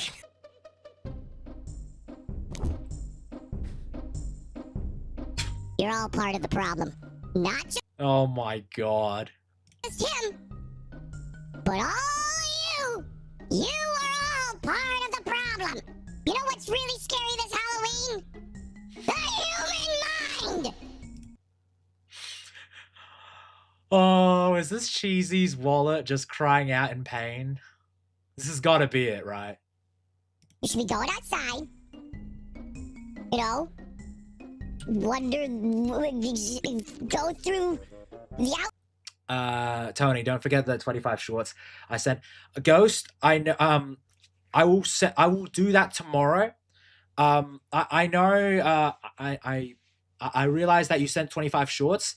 I will react to that tomorrow because I'm sort of pressed for time today because I've got a podcast later tonight with a Spiritu, so that's going to be a bit of a we're sort of getting in the flow of the Goon Lords and all that, so I need to do some stuff. I need to do some setup before that. But tomorrow, I swear, I will do that. So tomorrow's Wednesday. I'll do it. I'll do it tomorrow. I promise, Ghost. I did not forget the shorts that you sent. So don't worry, dude. Outdoors. And not I'm just currently doing some in this. I'm doing the videos in the Discord. Once that's done, I'm probably going to be calling it for today because I got to calling it for this stream, and then later on it will be Espiritu and me on the Goon Lords. spending money on a company. Don't you dare throw rocks at me. I am making points here. You don't spend money on this. You don't do it. You don't.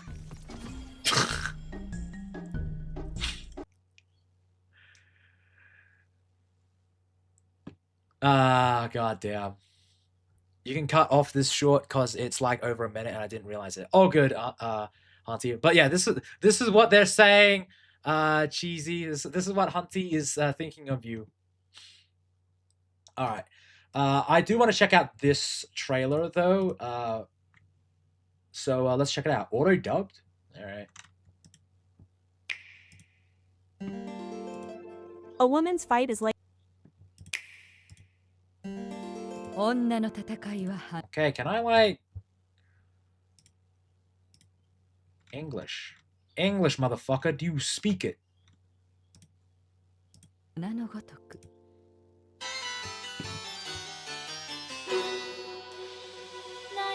this an anime? This is an anime, right? Bring it. That short sounds like foamy. Oh, I mean that short? Oh, okay. Whoa!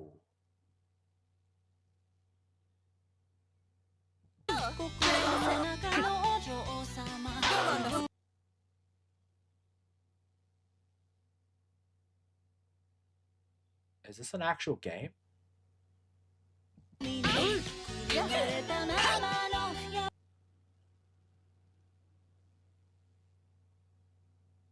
This is an actual game.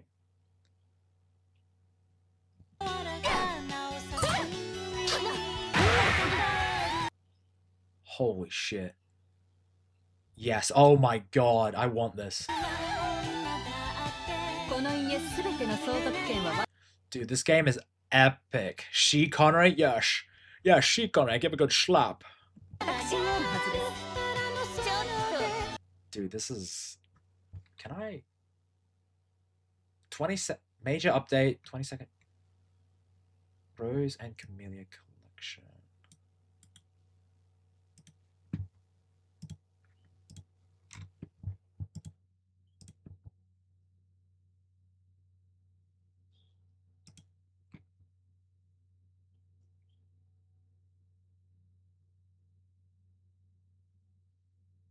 You can get it in the US, but what about Australia?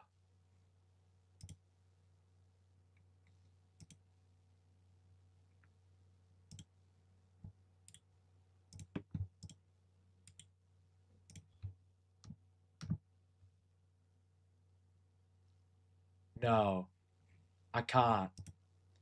It's not in Australia. Sadness. Sadness. Grab Switch. Oh my god, Raza's got a game to play now. I will say I kind of like the music. The game is free on mobile. It is? Ooh. There's an app though, Tony. I will certainly check it out then.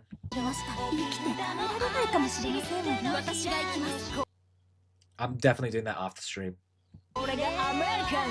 Bro, the fucking Americans are in and it's just that.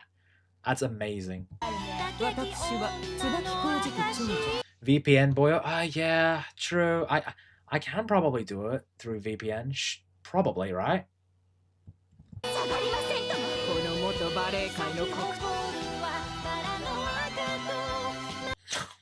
God, this is insane.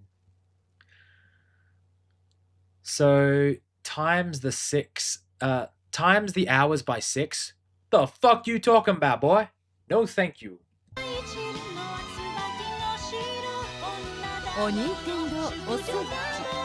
Bro, that head movement. What the fuck?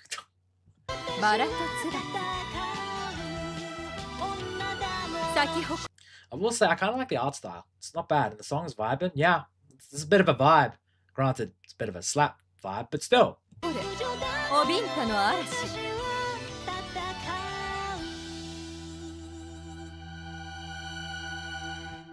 Cinema. Absolute cinema.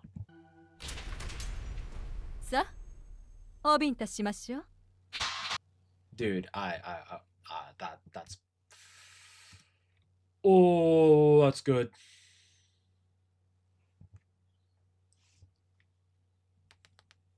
Goes to mobile. Play Store. Rose. And Camellia. Install. I have got it on there. It's gonna be peak. Love it.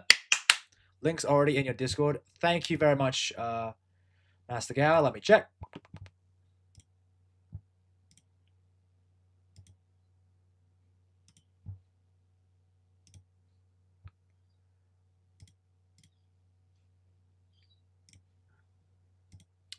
Let me check.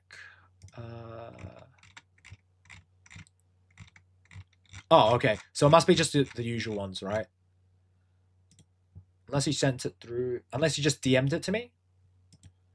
Under games. Oh, okay. Under games. Oh, thank you very much. No, I already just installed it on my app, so it's all good. So all good, my friend. I have got it. Okay. So this is another short that Hunty sent. I don't know what it is, but based off this, it's looking like an eating one. This sounds being weird on this, but just watch these men eat. Game seconds. Yeah, but I already have it installed. It's all installing, so don't worry, Master Gal. Eat these ice cream cones. That's all it is. It's just men eating ice cream cones. Bro. Me pretending to be ice cream. Hunty. The fuck, girl? Girl, what the fuck am I actually watching? Dude. The second guy's technique. Dude, oh my god, dude. Contestant number 2. I will need the full video to check if he qualifies for the finals. Thank you. I said it was dirty humor. Yeah, I know, Hunty, but like, God, it's funny, but I'm like, dude. I'm not mature enough to watch this video, apparently. Yeah. That's right. Eat that ice cream. Oh my god. Holy shit.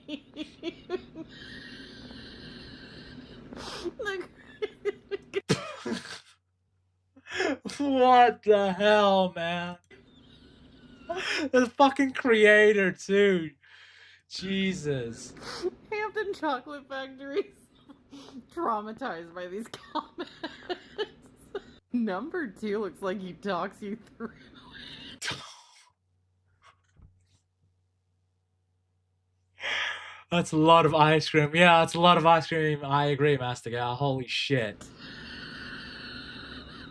Now eat one together. Who said that?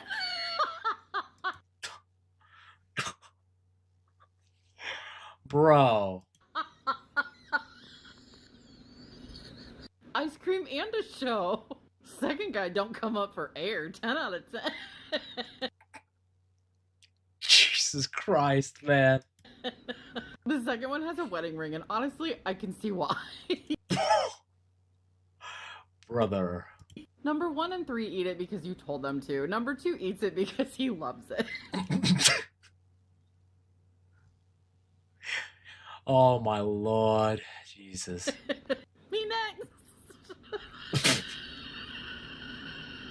Just need a hair tie and some privacy.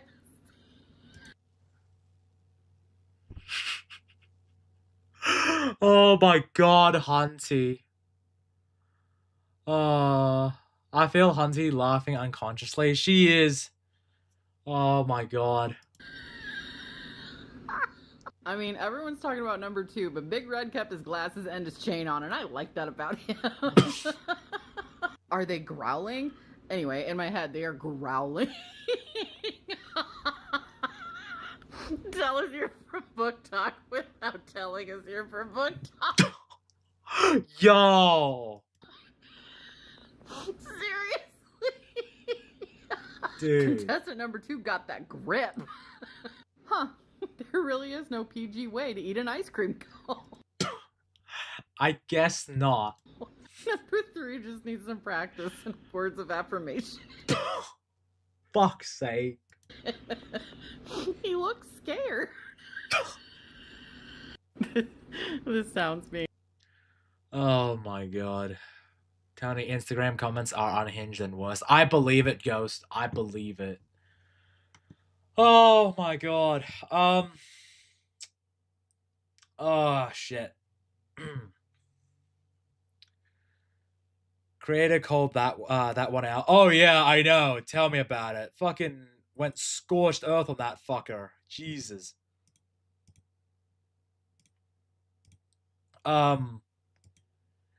Yeah, oh my lord, you guys. You guys are gonna be the death of me, I can just tell. Did I have the flip-flop? Yeah, flip-flop for Yuri. Okay, I added that. Cool. And with that, we're going to moving on to this game. A very safe dino game. This seems like right up your alley. Bimo showed me this. Oh, nice. Well, hopefully it's good. Let's check out this trailer, shall we? Oh, we should probably stop him from... No. What the fuck? Oh, I'm going on break. God, that's not good. Yeah, not good.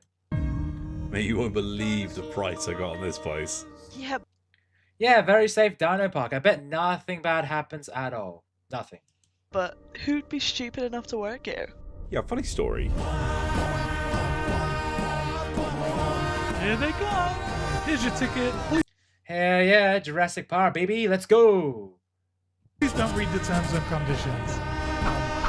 Click, click, click, click, click. Wheels, no! Now that is one big pile of Oh, trick shot. Oh man, this is like the Jurassic Park game I've always wanted. But, you know, nah. Hold on to your butts. Dinosaurs.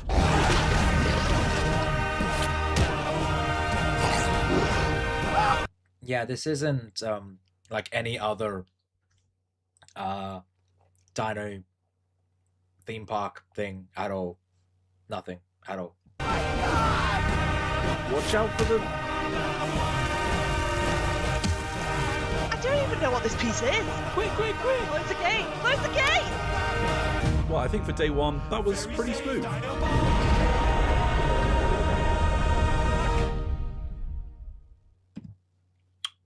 Peak. If you want to know what I think, Peak. I am interested in that game.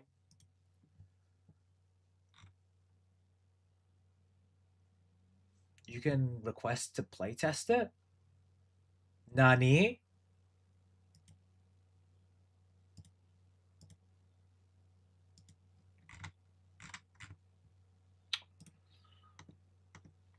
Good to know. Co-op too, nice. Also kind of looks like Peak. It looks pretty Peak to me. This is, I think, the one that you sent, Demon Cow, which is a Flip-Flop Fury. I don't know what this game is, but it has flip-flops, so yeah. Or as we like to call them in Australia, thongs. I know you Americans think, oh, thongs are just underwear, but when it comes to Australia, these flip-flops are thongs.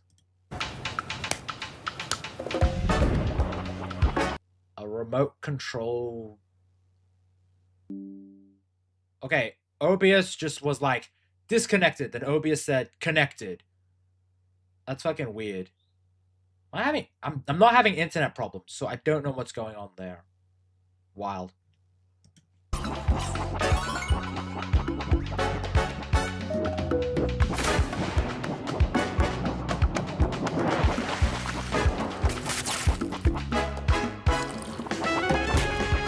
Ooh. Ooh. Damn.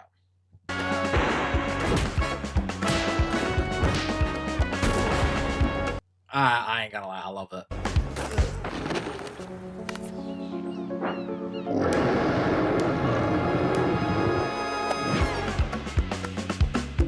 I love this game. I love this. And yes, I'm going to wishlist this one on Steam. Fucking hell. That looks like so much fun. I have family members that use the flip-flop. Because they're Asian and shit. Oh, it's already been on my wish list. Hooray! Nice. Okay. We got 2 more videos for the time being, and then we'll probably call it out. We'll probably call it for this stream. But don't you worry, guys. Later tonight, we will be streaming with a Spiritu on the Goon Lords, and we'll be talking anime, all that good shit. I'm a well-wisher, in that I don't wish you any specific harm. I mean, that's true, but also I feel like you guys wished me to play games, which I'm like, yay, but then one of them's a furry game, so nay.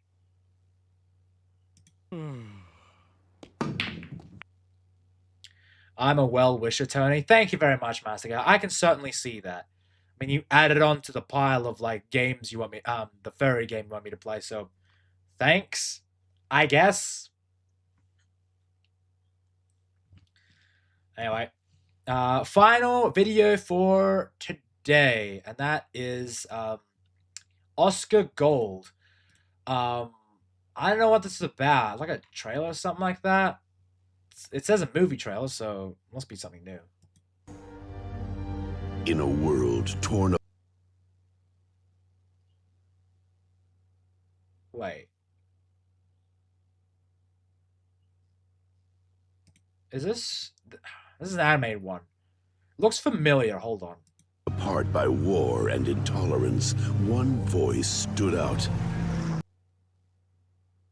Okay, this is like unlocking something in me. I feel like I've seen this before. A voice that was strong. A voice.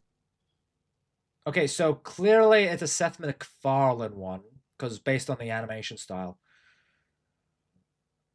Is this American Dad or is this Family Guy? I haven't seen this in Family Guy, so and it looks like an old like one, so I'm assuming it's American Dad. That was inspiring. A voice that was sometimes hard to. Oh my god. Oh my god. This is I remember this one.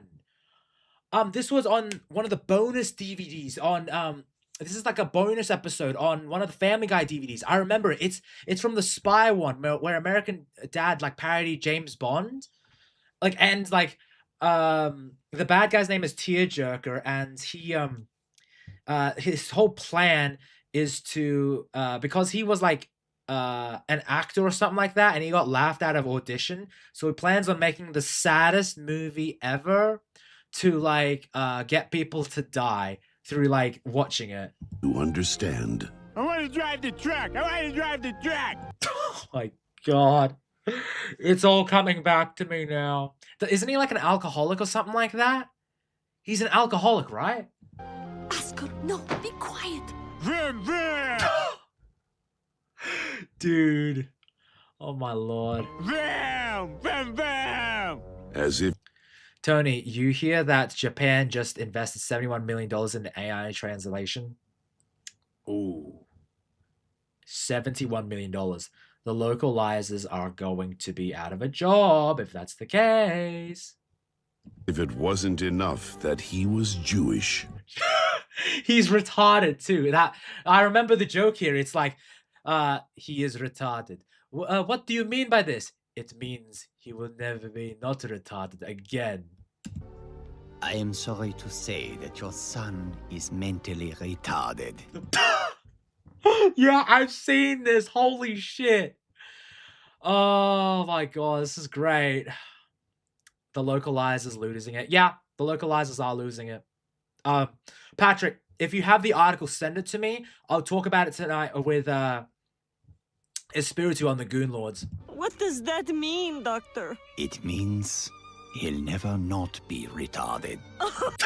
Yeah, that's the joke. It's great. Holy shit. Oh my god, I love it. Oh no! Oh no! Why? He's supposed to be like Simple Jack, right? You make me happy. Why? And as if it wasn't enough that he was an alcoholic. Oh my god. And then like he plays with like his dead dog or like whatever. He's got like cancer and shit. Oh my god, I remember it. he was Jewish and mentally retarded. Where is the line? I don't have an article. I'm watching a Rev video about it. Okay, cool. Well, if you can just tell me what's yeah, send me the video. I'll try and find the article so me and Espiritu can cover it tonight. Where is the wine? Yes, he drinks the whole bottle. It's like, happy streaming. Thank you very much, Ruri666. I really appreciate you, and welcome. He was an alcoholic. Oscar, no! You can't have that! Oscar, Honestly, this is better than most things out of Hollywood. I would pay to watch this in theaters. I wouldn't because I don't want to cry myself to death. I want more dizzy water. And then it's the dog bit coming up, isn't it?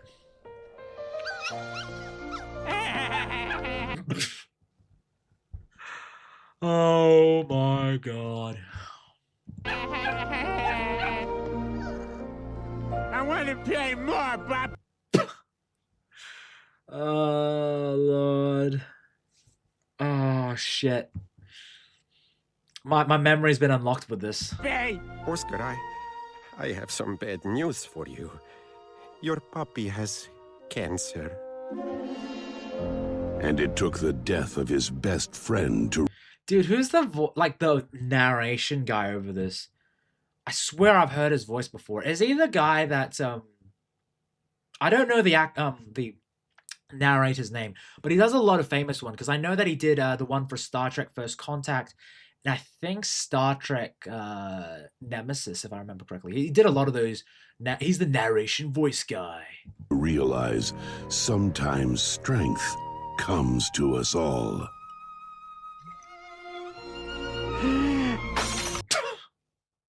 Yeah, he gives up on drinking. This holiday season,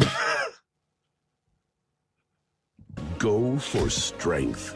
Go for inspiration. Oh my god. Holy shit. Go for Oscar Gold. You know what? It's a pretty peak movie trailer. You guys should check it out when the movie drops. Sounds pretty good. Okay. Thank you all for joining. I'm gonna see who can stream on YouTube. Dude is still streaming, so we're probably gonna raid into him. Wait, hold on. Is Dude streaming? No, Dude is not streaming. Damn. Okay. We're going to be raiding into what's his name? Ivan, Iron Fist. I recommend checking him out. So got the link there, ready up. Later tonight, we'll be streaming with a Spooder at 11:50, so that'd be pretty cool. 11:50, 12 a.m. And yeah, I don't know if we have any viewers on Blaze side. Let me check Blaze. Because it's not popping up here.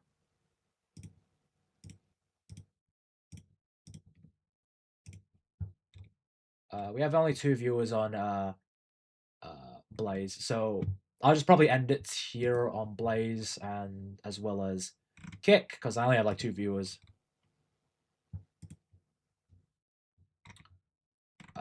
Only 1 person on Rumble, so don't worry about that. And I think I only have 1 person on Twitch, so don't worry about that. But anyway, thank you all for joining.